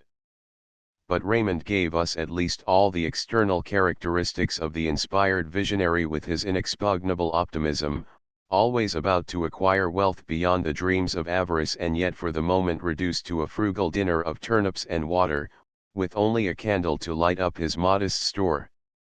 I have an impression that the cause of the breach with Mark was Raymond's unwillingness to forego 2 or 3 easy effects which were always rewarded with thoughtless laughter but which were not really in keeping with the character. Raymond was unduly inclined to skylark even on the stage. I have seen him, in the last act of The Gilded Age, match silver dollars with a friend he had recognized in the audience. Of course, he chose a moment for the flip of his coin when the attention of the spectators was bestowed upon some other performer, and only a few of them detected his inexcusable pantomime. These lapses from the standard of propriety may not have been frequent, but they occurred far too often, and they could not but be offensive to the author of the play in which the actor was appearing. When Raymond indulged in tricks of this sort he displayed a lack of respect alike for his audience and for his art. The art had to suffer in silence, but the audience might at any time be moved to protest. I recall that when Raymond was playing Ichabod Crane in 1879 he sent me a box, to which my wife invited 3 or 4 of her young friends. In the last act Ichabod comes out into the garden to ask Katrina into the house, where there was merry-making. To the startled astonishment of our party, Raymond said, "Come on in, Katrina. There's lots of fun. Brander Matthews has brought a whole boxful of pretty girls." A speech which nobody in the house except the boxful seemed to hear or at least to apprehend, probably because it had no relation to the story being acted on the stage. None the less was Raymond an accomplished comedian, brisk, lively, laughter-compelling and authoritative. Like many another comic actor, he longed to play pathetic parts, and unlike most of those who have this ambition, he did possess the power of drawing tears. I had first seen him as Asa Trenchard in Paris during the Exposition of 1867, when Southern had ventured across the Channel to disclose Lord Dundreary to the unresponsive French, and I have never forgotten the simple and manly pathos of the scene in which Asa burns the will, leaving him the fortune which would otherwise go to the girl he is in love with. Audiences are always ready to appreciate a brief pathetic episode when the comic character unexpectedly turns his serious side to the spectators. But they are resentful when the funny man whom they have gone to laugh with, and even to laugh at, is presented in a play wherein he is persistently pathetic and not even intermittently humorous. Raymond lost money for himself and for his managers when he impersonated a dreary sob-seeker in a dull domestic drama, My Son, derived from a tearful Teutonic tale of woe. In collaboration with H.C. Bunner I put together a rather boisterous farce called Touch and Go, which Raymond liked enough to contract to produce but not enough for him ever to set about its production. In its place he had brought out in succession 2 plays in which the fun was less acrobatic, In Paradise and For Congress. After these pieces had run their course, G. H. Jessup, who was a part author of In Paradise, came to me with an idea for a comic drama for Raymond and asked me to join him in working it out. It was to be called A Gold Mine, and having in mind Raymond's Asa Trenchard in The American Cousin, I suggested that we lay the scene in London, so as to repeat the contrast of an American with the British. We also decided to develop our plot so that at the end of the second of our 3 acts Raymond should have a chance to be pathetic if only for a brief moment. When our play was read to Raymond he was delighted with it, the character suited him and he rejoiced that he was to have an opportunity to show that he could be serious when the situation required it. During his annual tour he tried out our comedy in one of the smaller western cities on a Friday night. He sent us a glowing report of the reception of our play and of his own triumph at the end of the second act. And in less than a fortnight thereafter we read in the morning paper that he had had a sudden seizure which had carried him off within 24 hours. For fortunately for the authors, thus unexpectedly bereft of the actor for whom the piece had been composed and to whose personality it had been adjusted, Helen Tracy, who had played the heroine in the single performance which Raymond had given, wrote at once to Nat Goodwin, advising him to secure our play, as it had made a hit and as the star part would just suit him. Goodwin asked us to let him read the piece. He liked it and we soon came to terms with him, both Jessup and I believing that he was an actor of promise, although up to that time he had never undertaken a part demanding any subtlety of treatment or any veracity of characterization. When he was a very young man, Goodwin had made his first appearance in a variety show, giving imitations of the actors then prominent. It is a curious fact that even the most adroit mimics are rarely able to become accomplished actors, competent to sustain a character consistently throughout a play. Goodwin was one of the few exceptions to this rule. He soon gave up mimicry for burlesque, succeeding that fine comedian William H. Crane, in the chief comic part of the perennially popular Evangeline and playing it in careful imitation of his predecessor. As Joseph Jefferson, who had often appeared in burlesque early in his career, notably in a parody of Mazeppa, once said to me, "Burlesque is a very good school for a young comedian, as it tends to give him breadth of effect and certainty of execution." From burlesque Goodwin progressed to farce, and when he came to us for A Gold Mine, he was playing the part of a drunken undertaker in Turned Up, a robust piece of British manufacture. As the attraction of this whirlwind farcicality was not exhausted, Goodwin arranged with us to postpone our play for a year, and he utilized the delay to prepare the public to accept him in a comedy of a more refined type. He added to his bill the ingenious and whimsical piece called Lend Me 5 Shillings, which Jefferson was still acting occasionally. As he said to me, "I'd sooner finish third to Jefferson than run a dead heat with Dizzy." Dizzy having just made a great hit in Adonis.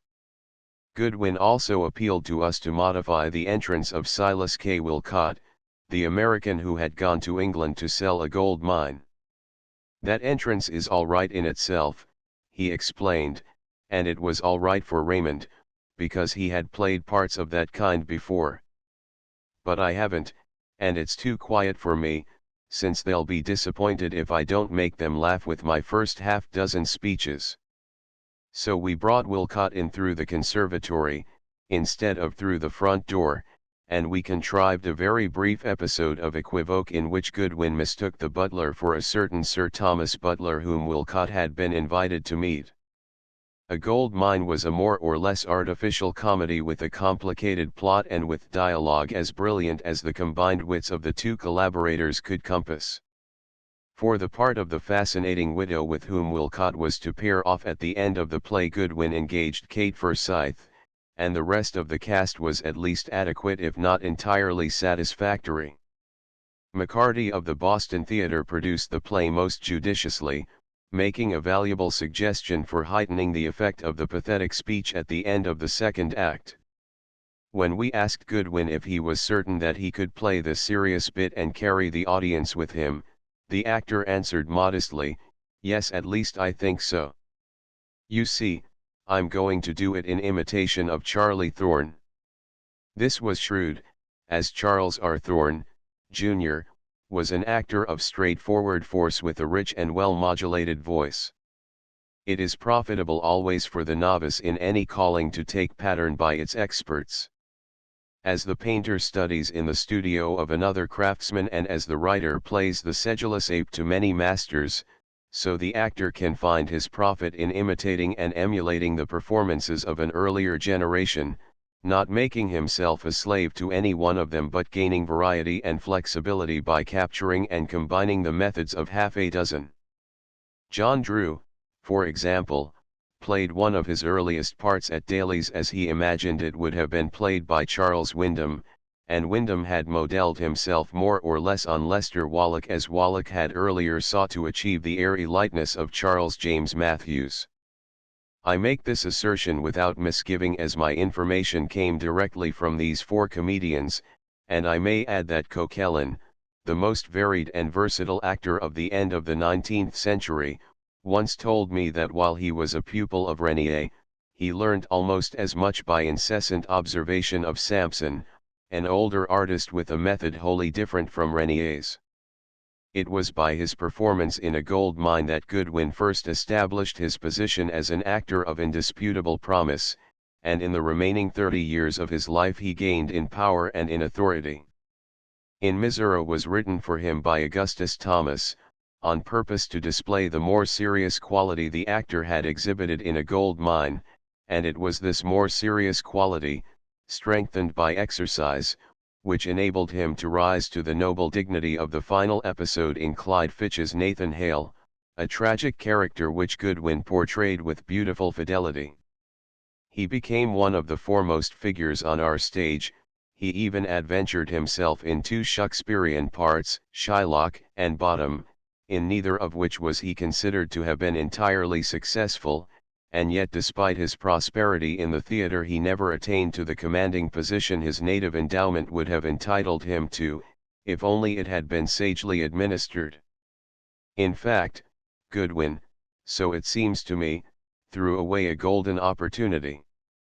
After the retirement of Edwin Booth, Lawrence Barrett, and John McCullough, there was an opening for an ambitious actor to win recognition as their worthy successor, and this was an altitude to which Goodwin could have aspired, if he had not been deficient in that intangible and indefinable quality which we call character, and which for success in life is really more important than ability. Ability he had in abundance, but he did not husband it. He did not take life seriously enough, and therefore his art suffered and failed to mature as it might have done. He dissipated his ardor and wasted his strength in default of the implacable ambition which compels self-control. Nature had bestowed on him a richer gift than on Lawrence Barrett, who had made himself what he was by stern determination, whereby he overcame his disadvantages. Goodwin had more intensity, more power, more resources, and he might have carved a name for himself as Shylock, Richard III and Iago. But it was not to be, and he made shipwreck of his career.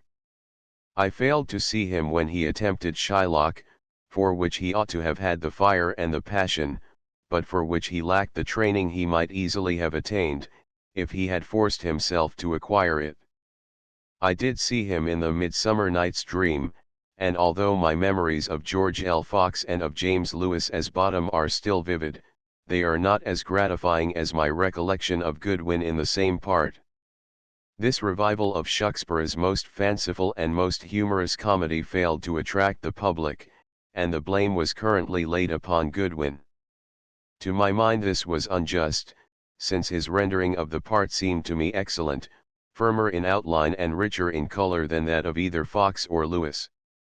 I can never forget the delicious self-sufficiency of his performance in Pyramus and Thisbe, his exuberant vanity, his adroit suggestion of the eternal complacency of the self-satisfied amateur. I may be wrong, of course, I may be crediting Goodwin with more than he possessed, as I am certainly ascribing to him more than he ever displayed.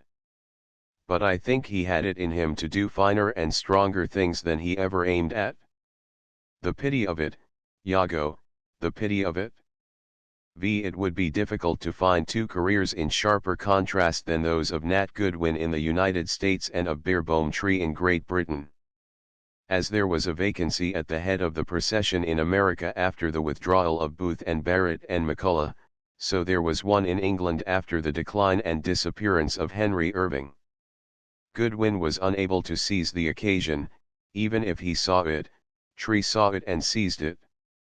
Although nature had been niggardly to Tree where she had been bountiful to Goodwin, Tree had the inestimable advantage of a resolute will and of the innate power which impels a man to master the many difficulties besetting our paths in life.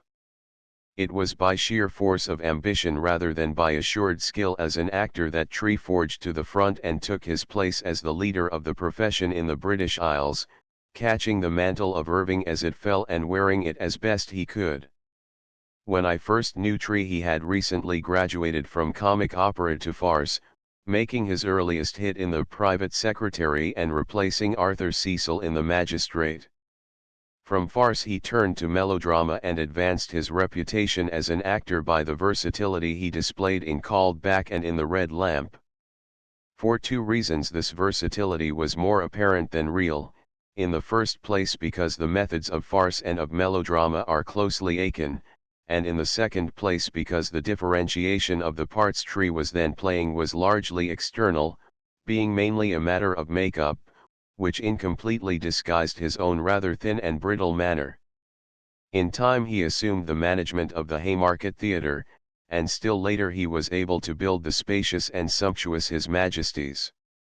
At the Haymarket he produced more than one interesting modern comedy, and he made more than one interesting revival, notably of W. S. Gilbert's ever delightful Engaged.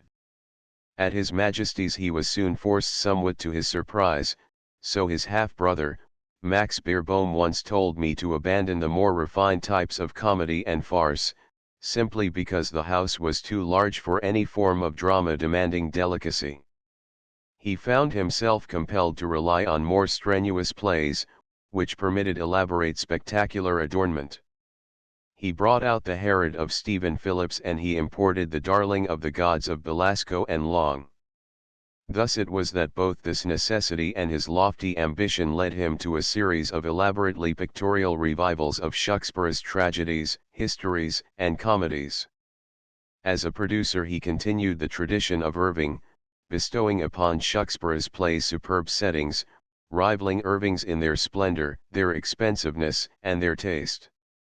For Twelfth Night, for example, he designed an Italian garden, rising terrace upon terrace to the very back of the stage, a scene so exquisitely beautiful in itself, so completely satisfying to the eye, that so Sir Martin Conway told me some spectators felt it to be an intrusion when the actors entered and distracted attention from the lovely vision. Tree displayed his scenic dexterity and his artistic invention in a dozen or a score of other Shakespearean plays, notably Antony and Cleopatra, produced while Queen Victoria was still upon the throne. There is an anecdote which is doubtless familiar to many, but which I feel I have no right to omit here, to the effect that as the amorous adventures of the Serpent of Old Nile were unrolled before the entranced audience, one British matron whispered to another British matron, "How different to the happy home life of our dear Queen." Of course, Tree reserved for himself all the great Shakespearean characters, tragic and comic, Mark Antony, Macbeth and Hamlet, Falstaff, and Malvolio. For the loftier tragic parts he lacked the physique and the temperament. He had not the beauty of person, the grace of gesture, the princely bearing, the appealing voice, which the performer of Hamlet ought to possess. He had not the power, the passion, the largeness needed for Macbeth.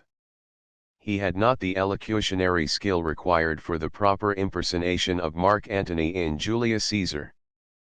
But he was intelligent, untiring, strong-willed, and self-willed, and he was able to get the British public to accept him in these unsuitable parts, perhaps in some measure because there was then no actor on the British stage who could contest its chieftainship with him. It is reported that Gilbert said to him after seeing his Hamlet, "Very good, Tree, very good indeed. You were funny without being vulgar." And when Gilbert went around to Tree's dressing room after his exhausting performance of another of Shakspeare's tragic characters, a performance which had left the actor weakened and perspiring, the pitiless wit remarked, "Tree, how well your skin acts." Although Tree took himself seriously, he had a keen sense of humor, and even if he winced under the satiric lash of Gilbert, he could take the joke without offense. In fact, his sense of humor often came to his rescue, as another anecdote testifies. He was once acting Hamlet in the provinces when his friend, John Hare, happened to be in the same town. He sent Hare a box, and the unwilling Hare felt that as a fellow manager he could not refuse this unwelcome invitation. Hare sat in the box in solitary state, and after the curtain fell, he was about to escape when Tree's secretary caught him at the door with the request that he should come to supper.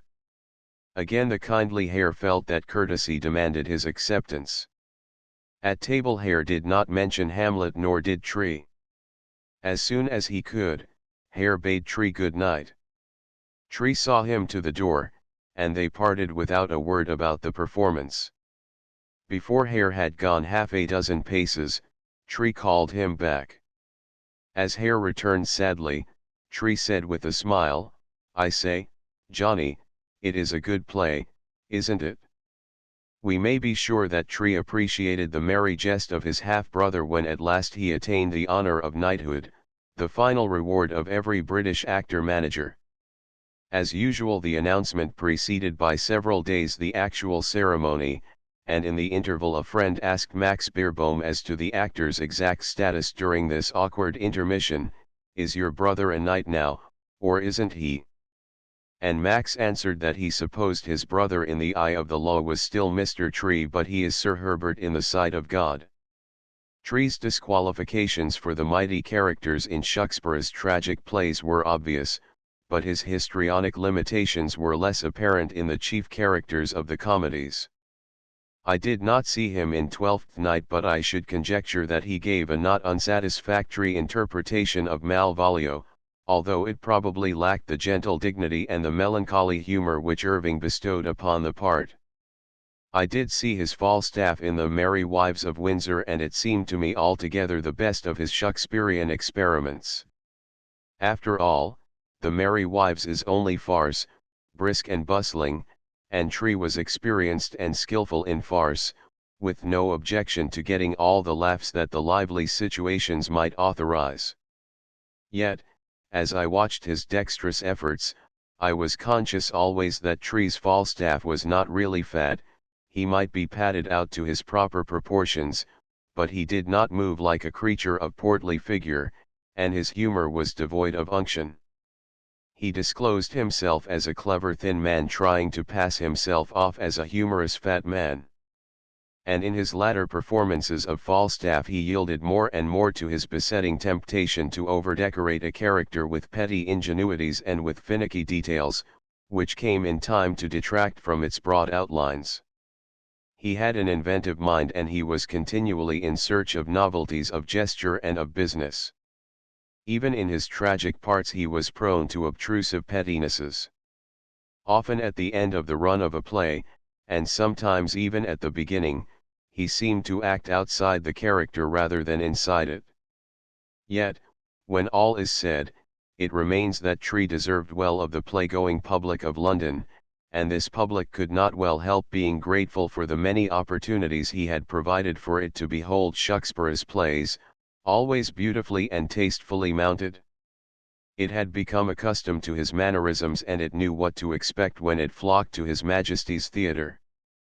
But in the United States, Tree was never able to establish a position comparable with that which he held in Great Britain. On our side of the Atlantic he was only a wandering star. He was not the manager of the foremost theatre with the credit of a score of Shakespearean revivals, and we Americans had not become habituated to his defects, and therefore we could not be expected to be as tolerant of them as were his British followers. He was well aware of this atmosphere of indifference, so to speak, in America, an atmosphere he could never dispel. When I saw him last in London, 10 or 15 years ago, he told me that he was thinking of crossing over again. "But you don't like my acting in New York," he added sadly, and I could not honestly contradict him, as perhaps he hoped that I should. 6. Where the performances of Shucksburgh's plays at His Majesty's were sometimes insufficient was in the acting, and this was not Tree's fault, for he was always eager to strengthen his cast by the engagement of the best actors available. At more than one of his revivals of The Merry Wives he persuaded Ellen Terry and Mrs. Kendall to emerge from retirement to disport themselves as the joyous dames who delight in befooling Falstaff. The fault lay in the fact that fine performers were not to be had. Actors who were good in Shakespearean parts have always been scarce, and they are now steadily becoming scarcer. Even 50 years ago, when Edwin Booth opened the stately theatre he had built for himself, there arose a loud outcry against the mediocrity of his company, an outcry which rankled in Booth's memory and which led him a score of years later to explain to me that he thought the complaint, even if justified, was unjust to him, since he had secured as well equipped a company as it was then possible to collect, with Edwin Adams and Mark Smith at the head of it. This came back to my memory when Henry Irving a little later spoke to me about the difficulty he had had in getting fit performers for Laertes and Mercutio and the other important parts of youthful buoyancy. I engaged Forbes Robertson and George Alexander and William Terrace, one after another, and I tried to tempt them to stay with me, so Irving said to me. But they preferred to set up for themselves. I don't blame them, of course, but it is now almost impossible for me to find anybody whom I can trust with these important parts. It was sometimes meanly suggested that Booth and Irving were each of them unwilling, and perhaps even afraid, to surround themselves with first-class actors. The suggestion is as absurd as it is unworthy, and it is plainly contradicted by the record. In the 60s of the last century, when Booth was consolidating his reputation by the earliest 100-night run of Hamlet that any actor had ever achieved, Bogomil Davison came to New York, and the young American promptly invited the German tragedian to play Othello to his own Iago. More than a score of years later Booth again appeared as Iago to the Othello of Salvini. At one time or another he joined forces with Charlotte Cushman and with Modjeska. Henry Irving was equally free from petty jealousy. He always treated Ellen Terry as a co-star, and when he engaged Mrs. Sterling for the nurse in Romeo and Juliet he advertised her name as prominently as his own. No actor ever displayed more generosity to a friendly rival than Irving did when he invited Booth to come for a fortnight to the Lyceum to alternate Iago and Othello. It was never difficult for Jefferson to find competent actors to support him as Rip Van Winkle, and he always rehearsed the piece carefully to make sure of the needful unity of tone. But it was very hard indeed to find performers of presence, of authority, and of the sweep of style required by the boldly contrasted and highly colored characters of a rich old comedy like The Rivals. At one time or another Jefferson secured the companionship of Mrs. Drew, of John Gilbert, and of W. J. Florence, gladly sharing his glory with them.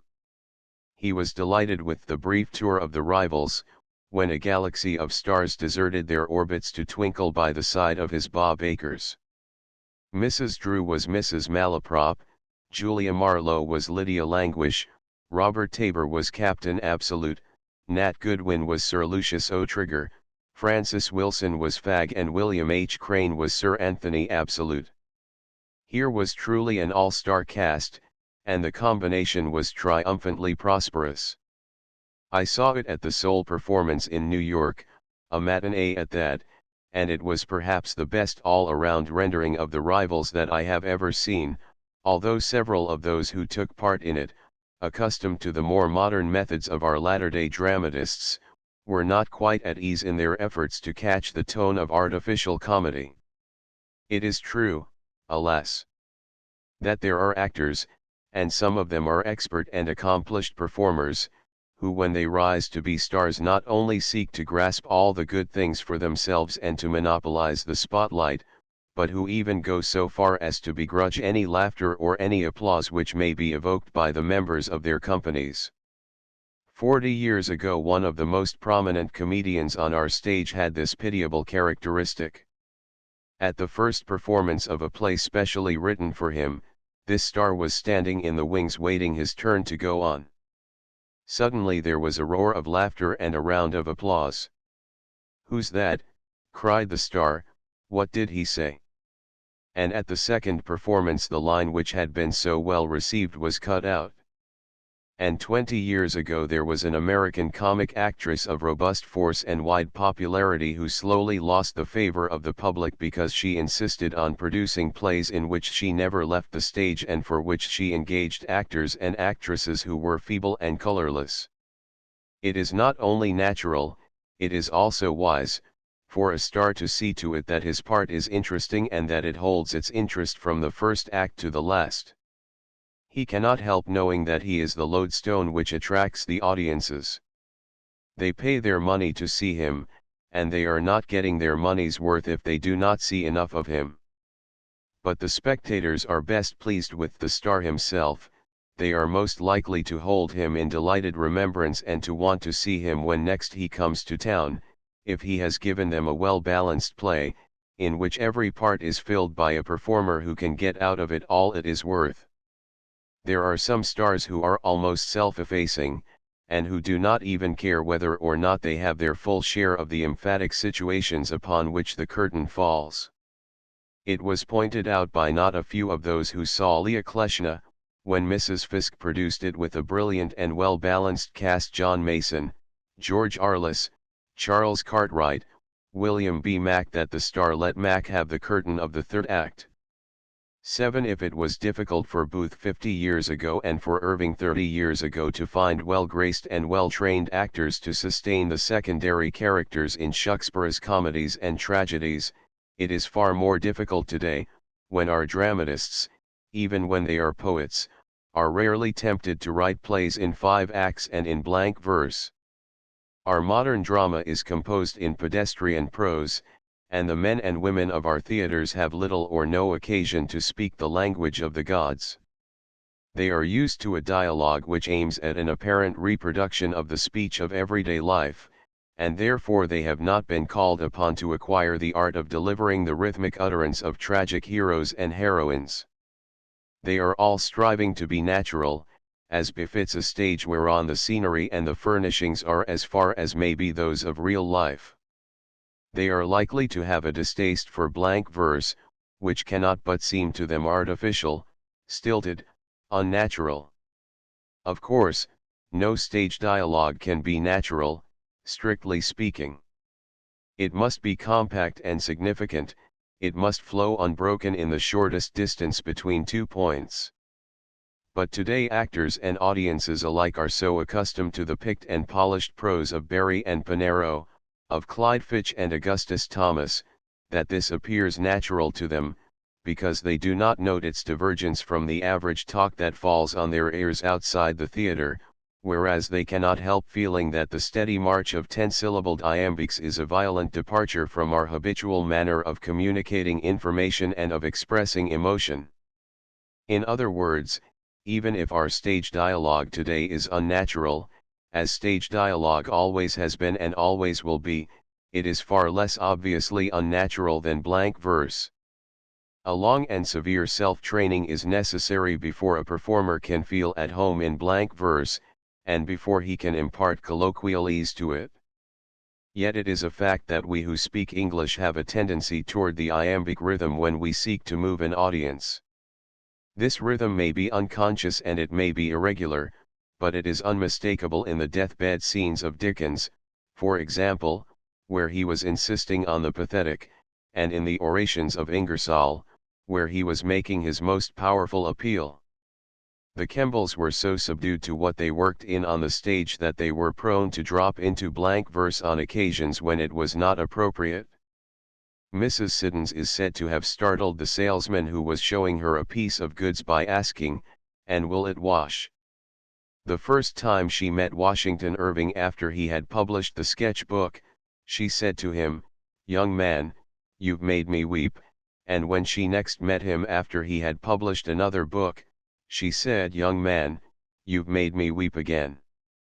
Her brother, John Philip Kemble, was a great friend of Sir Walter Scott, and once when they were crossing a field together, they were chased by a bull. "Sheriff," said the actor to the author, "methinks I'll get me up into a tree."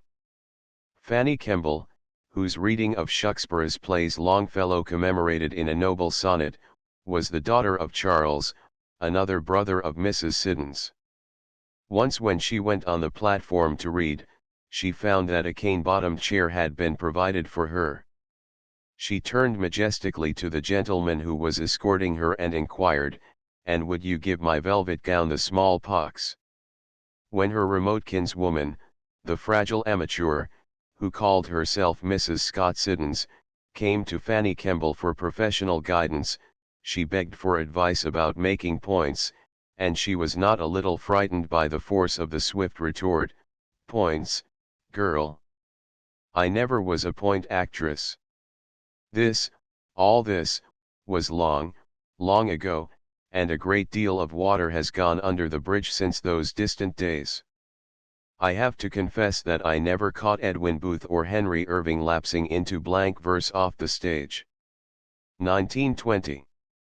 Transcribers note obvious typographical errors and punctuation errors have been corrected after careful comparison with other occurrences within the text and consultation of external sources. Some hyphens in words have been silently removed, some added, when a predominant preference was found in the original book. Except for those changes noted below, all misspellings in the text, and inconsistent or archaic usage, have been retained. PG 46, were also accusable replaced by were also accusable. PG 59, Racine, imitigably replaced by Racine, immitigably. PG 78, had helped to replaced by had helped to. PG 133, two different tongues replaced by two different tongues. PG 141, first appearance as replaced by first appearance as. PG 142, floor et zephyr replaced by floor et zephyr. PG 144, qualities of the replaced by qualities of the. PG 152, if may be recorded replaced by it may be recorded. PG 217, unpublished, and I replaced by unpublished, and I. PG 269, or less Shakespeare replaced by or less Shakespeare. End of the Project Gutenberg ebook. Playwrights on Playmaking. Updated editions will replace the previous one. The old editions will be renamed. Creating the works from print editions not protected by U.S. copyright law means that no one owns a United States copyright in these works, so the Foundation, and you, can copy and distribute it in the United States without permission and without paying copyright royalties. Special rules, set forth in the General Terms of Use part of this license, apply to copying and distributing Project Gutenberg trademark electronic works to protect the Project Gutenberg trademark concept and trademark. Project Gutenberg is a registered trademark, and may not be used if you charge for an ebook, except by following the terms of the trademark license, including paying royalties for use of the Project Gutenberg trademark. If you do not charge anything for copies of this ebook, complying with the trademark license is very easy. You may use this ebook for nearly any purpose such as creation of derivative works, reports, performances, and research. Project Gutenberg ebooks may be modified and printed and given away. You may do practically anything in the United States with ebooks not protected by U.S. copyright law. Redistribution is subject to the trademark license, especially commercial redistribution.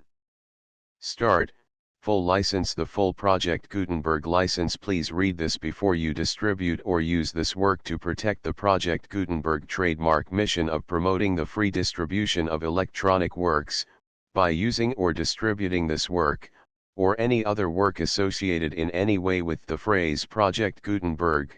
You agree to comply with all the terms of the full Project Gutenberg trademark license available with this file or online at www.gutenberg.org/license. Section 1. General Terms of Use and Redistributing Project Gutenberg Trademark Electronic Works 1.a. By reading or using any part of this Project Gutenberg trademark electronic work, you indicate that you have read, understand, agree to and accept all the terms of this license and intellectual property, trademark/copyright, agreement. If you do not agree to abide by all the terms of this agreement, you must cease using and return or destroy all copies of Project Gutenberg trademark electronic works in your possession. If you paid a fee for obtaining a copy of or access to a Project Gutenberg trademark electronic work and you do not agree to be bound by the terms of this agreement, you may obtain a refund from the person or entity to whom you paid the fee as set forth in paragraph 1.e.8. 1.b. Project Gutenberg is a registered trademark. It may only be used on or associated in any way with an electronic work by people who agree to be bound by the terms of this agreement. There are a few things that you can do with most Project Gutenberg trademark electronic works even without complying with the full terms of this agreement. See paragraph 1.c below. There are a lot of things you can do with Project Gutenberg trademark electronic works if you follow the terms of this agreement and help preserve free future access to Project Gutenberg trademark electronic works. See paragraph 1.e below. 1.c. The Project Gutenberg Literary Archive Foundation, the Foundation or PGLOF, owns a compilation copyright in the collection of Project Gutenberg trademark electronic works. Nearly all the individual works in the collection are in the public domain in the United States. If an individual work is unprotected by copyright law in the United States and you are located in the United States, we do not claim a right to prevent you from copying, distributing, performing, displaying, or creating derivative works based on the work as long as all references to Project Gutenberg are removed. Of course, we hope that you will support the Project Gutenberg trademark mission of promoting free access to electronic works by freely sharing Project Gutenberg trademark works in compliance with the terms of this agreement for keeping the Project Gutenberg trademark name associated with the work. You can easily comply with the terms of this agreement by keeping this work in the same format with its attached full Project Gutenberg trademark license when you share it without charge with others. 1.d. The copyright laws of the place where you are located also govern what you can do with this work. Copyright laws in most countries are in a constant state of change. If you are outside the United States, check the laws of your country in addition to the terms of this agreement before downloading, copying, displaying, performing, distributing or creating derivative works based on this work or any other Project Gutenberg trademark work. The Foundation makes no representations concerning the copyright status of any work in any country other than the United States. 1.e Unless you have removed all references to Project Gutenberg, 1.e.1.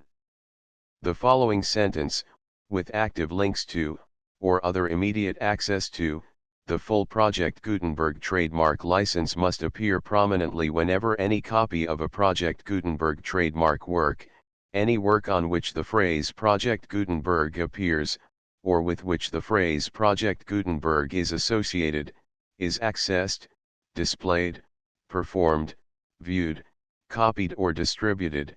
This ebook is for the use of anyone anywhere in the United States and most other parts of the world at no cost and with almost no restrictions whatsoever. You may copy it, give it away or reuse it under the terms of the Project Gutenberg license included with this ebook or online at www.gutenberg.org. If you are not located in the United States, you will have to check the laws of the country where you are located before using this ebook. 1.e.2.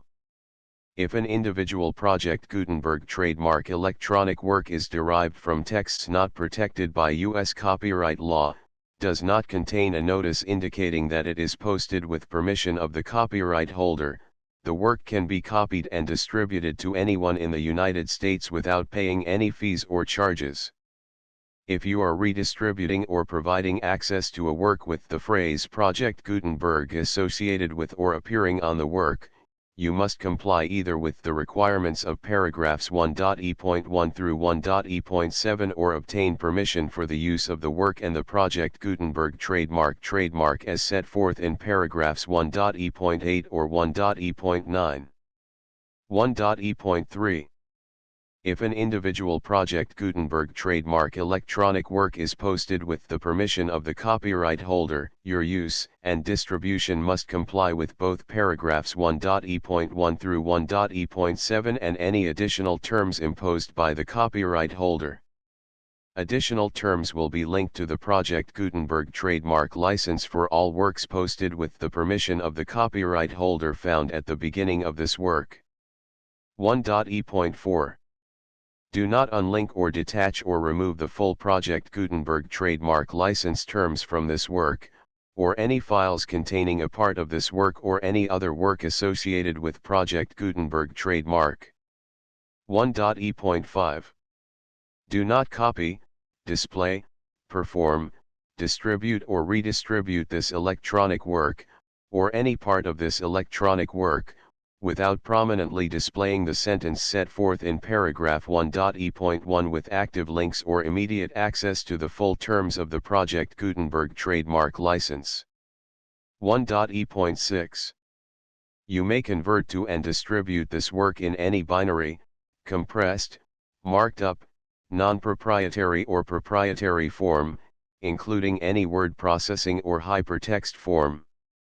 However, if you provide access to or distribute copies of a Project Gutenberg trademark work in a format other than plain vanilla ASCII or other format used in the official version posted on the official Project Gutenberg trademark website, www.gutenberg.org, you must, at no additional cost, fee, or expense to the user, provide a copy, a means of exporting a copy, or a means of obtaining a copy upon request, of the work in its original plain vanilla ASCII or other form.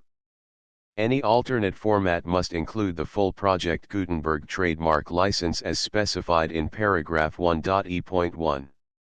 1.e.7.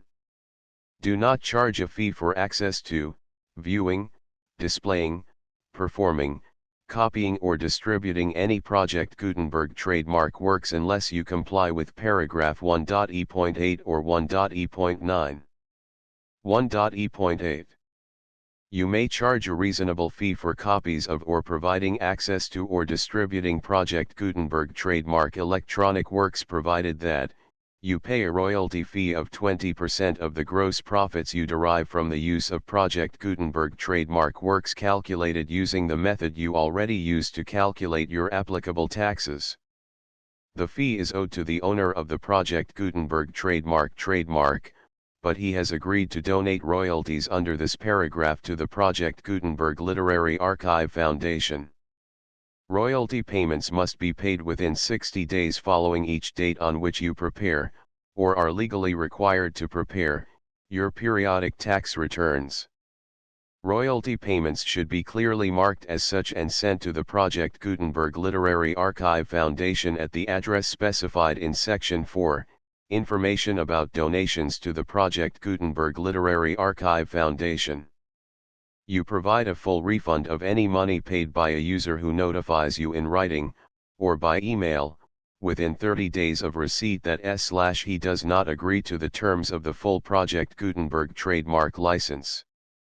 You must require such a user to return or destroy all copies of the works possessed in a physical medium and discontinue all use of and all access to other copies of Project Gutenberg trademark works. You provide, in accordance with paragraph 1.f.3, a full refund of any money paid for a work or a replacement copy, if a defect in the electronic work is discovered and reported to you within 90 days of receipt of the work. You comply with all other terms of this agreement for free distribution of Project Gutenberg trademark works. 1.e.9. If you wish to charge a fee or distribute a Project Gutenberg trademark electronic work or group of works on different terms than are set forth in this agreement, you must obtain permission in writing from the Project Gutenberg Literary Archive Foundation, the manager of the Project Gutenberg trademark. Contact the Foundation as set forth in Section 3 below. 1.f.1.f.1. Project Gutenberg volunteers and employees expend considerable effort to identify, do copyright research on, transcribe and proofread works not protected by U.S. copyright law in creating the Project Gutenberg trademark collection. Despite these efforts, Project Gutenberg trademark electronic works, and the medium on which they may be stored, may contain defects, such as, but not limited to, incomplete, inaccurate or corrupt data, transcription errors, a copyright or other intellectual property infringement, a defective or damaged disk or other medium, a computer virus, or computer codes that damage or cannot be read by your equipment.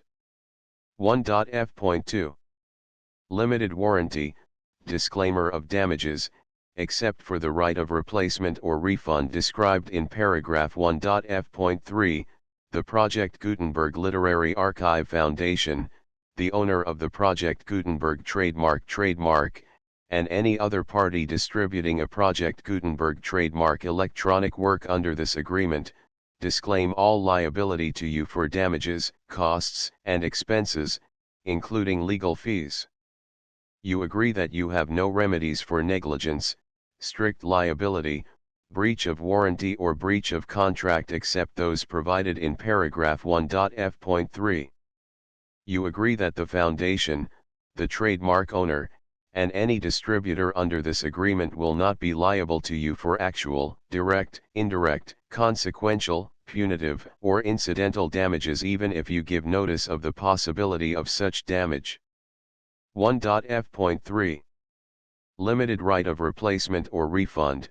If you discover a defect in this electronic work within 90 days of receiving it, you can receive a refund of the money, if any, you paid for it by sending a written explanation to the person you received the work from.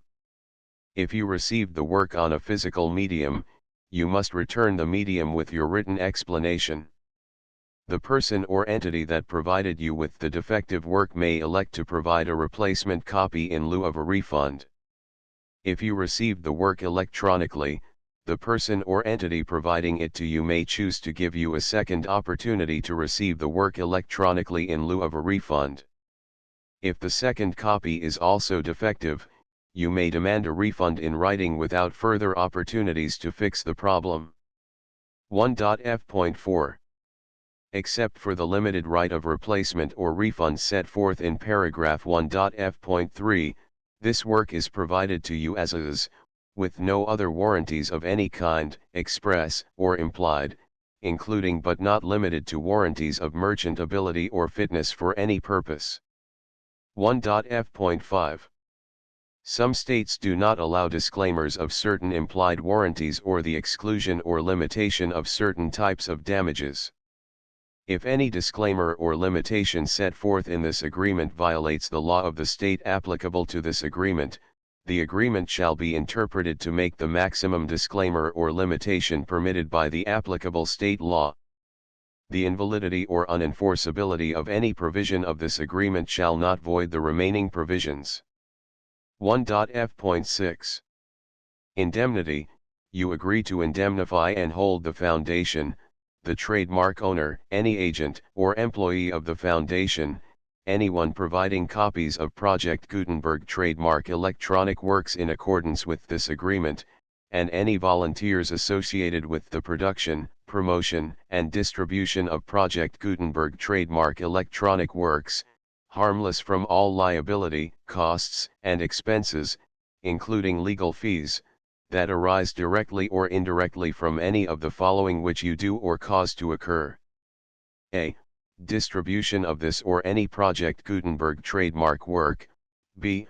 Alteration, modification, or additions or deletions to any Project Gutenberg trademark work, and C. Any defect you cause. Section 2. Information about the mission of Project Gutenberg trademark. Project Gutenberg trademark is synonymous with the free distribution of electronic works in formats readable by the widest variety of computers including obsolete, old, middle-aged, and new computers. It exists because of the efforts of hundreds of volunteers and donations from people in all walks of life. Volunteers and financial support to provide volunteers with the assistance they need are critical to reaching Project Gutenberg trademark's goals and ensuring that the Project Gutenberg trademark collection will remain freely available for generations to come. In 2001, the Project Gutenberg Literary Archive Foundation was created to provide a secure and permanent future for Project Gutenberg trademark and future generations. To learn more about the Project Gutenberg Literary Archive Foundation and how your efforts and donations can help, see sections 3 and 4 and the Foundation information page at www.gutenberg.org. Section 3. Information about the Project Gutenberg Literary Archive Foundation. The Project Gutenberg Literary Archive Foundation is a nonprofit 501(c)(3) educational corporation organized under the laws of the state of Mississippi and granted tax-exempt status by the Internal Revenue Service. The Foundation's IN or Federal Tax Identification Number is 64-6221541. Contributions to the Project Gutenberg Literary Archive Foundation are tax-deductible to the full extent permitted by U.S. federal laws and your state's laws. The Foundation's business office is located at 809 North 1500 West, Salt Lake City, Utah 841-16801-596-1887. Email contact links and up-to-date contact information can be found at the Foundation's website and official page at www.gutenberg.org/contact. Section 4. Information about donations to the Project Gutenberg Literary Archive Foundation. Project Gutenberg trademark depends upon and cannot survive without widespread public support and donations to carry out its mission of increasing the number of public domain and licensed works that can be freely distributed in machine-readable form accessible by the widest array of equipment including outdated equipment. Many small donations, $1 to $5,000, are particularly important to maintaining tax-exempt status with the IRS. The Foundation is committed to complying with the laws regulating charities and charitable donations in all 50 states of the United States. Compliance requirements are not uniform and it takes a considerable effort, much paperwork, and many fees to meet and keep up with these requirements. We do not solicit donations in locations where we have not received written confirmation of compliance. To send donations or determine the status of compliance for any particular state, visit www.gutenberg.org/donate. While we cannot and do not solicit contributions from states where we have not met the solicitation requirements, we know of no prohibition against accepting unsolicited donations from donors in such states who approach us with offers to donate. International donations are gratefully accepted, but we cannot make any statements concerning tax treatment of donations received from outside the United States. U.S. laws alone swamp our small staff. Please check the Project Gutenberg web pages for current donation methods and addresses. Donations are accepted in a number of other ways including checks, online payments, and credit card donations. To donate, please visit www.gutenberg.org/donate. Section 5. General information about Project Gutenberg trademark electronic works. Professor Michael S. Hart was the originator of the Project Gutenberg trademark concept of a library of electronic works that could be freely shared with anyone. For 40 years, he produced and distributed Project Gutenberg trademark ebooks with only a loose network of volunteer support. Project Gutenberg trademark ebooks are often created from several printed editions, all of which are confirmed as not protected by copyright in the U.S. unless a copyright notice is included. Thus, we do not necessarily keep ebooks in compliance with any particular paper edition. Most people start at our website, which has the main PG search facility, www.gutenberg.org. This website includes information about Project Gutenberg trademark, including how to make donations to the Project Gutenberg Literary Archive Foundation, how to help produce our new ebooks, and how to subscribe to our email newsletter to hear about new ebooks. Playwrights on Playmaking. Prefatory note. Contents: Playwrights on Playmaking I-232 Undramatic Criticism I-2343 Old Plays and New Playgoers I-2344 Tragedies with Happy Endings I-234 On the Advantage of Having a Pattern I-236 Did Shakespeare write plays to fit his actors? I-2347 Strange Shakespearean Performances I-2348 Thackeray and the Theatre I-2349 Mark Twain and the Theatre I-234VX Henry James and the Theatre I-2311 Stage Humor I-234V612 The Old Comedies I-23413 The Organization of the Theatre I-234V6714 Memories of Actors I-234V67 The Full Project Gutenberg License PG 9X 11 12 13 PG 1 2 3 4 5 6 7 8 9 10 11 12 13 14 15 16 17 18 19 20 21 22 23 24 25 26 27 28 29 30 31 32 33 34 35 36 37 38 39 40 41 42 43 44 45 46 47 48 49 50 51 52 53 54 55 56 57 58 59 60 61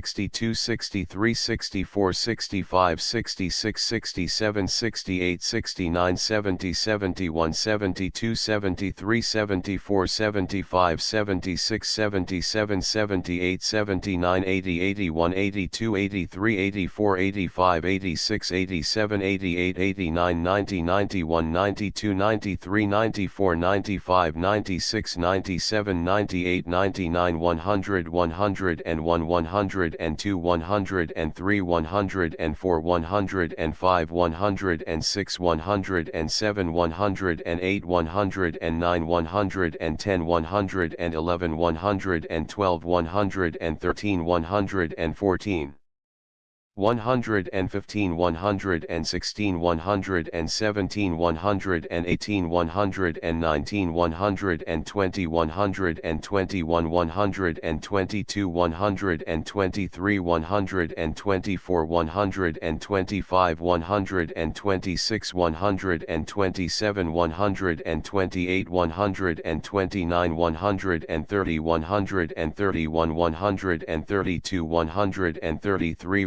134 135 136 137 138 139 140 141 142 143 144 145 146 147 148 149 150 151 152 153 154 155 156 157 158 159 160 161 162 163 164 165 166 167 168 169 170 171 172 173 174 175 176 177 178 179 180 181 182 183 184 185 186 187 188 189 190 191 192 193 194 195 196 197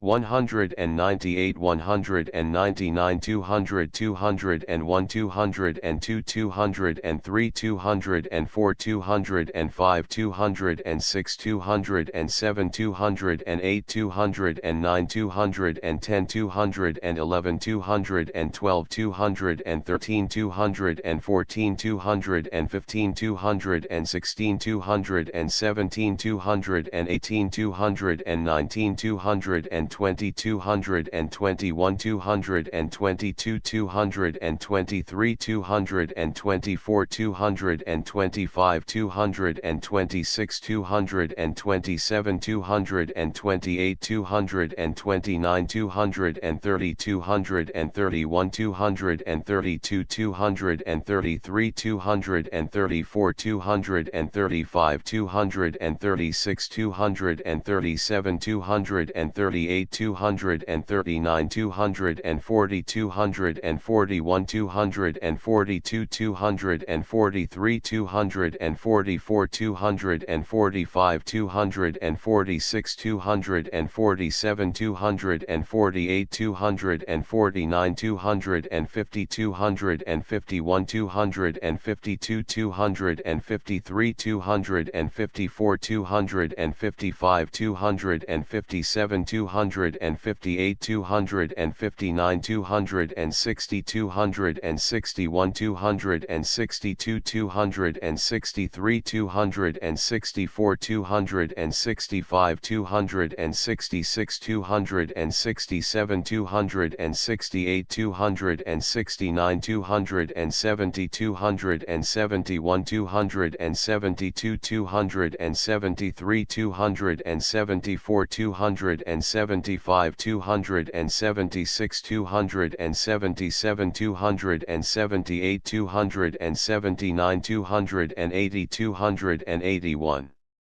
282 283 284 285 286 287 288 289 290 291 292 293 294 295 296 297 298 299 300 301 302 303 304 305 306 307 308 309 310 311 312 313 314 315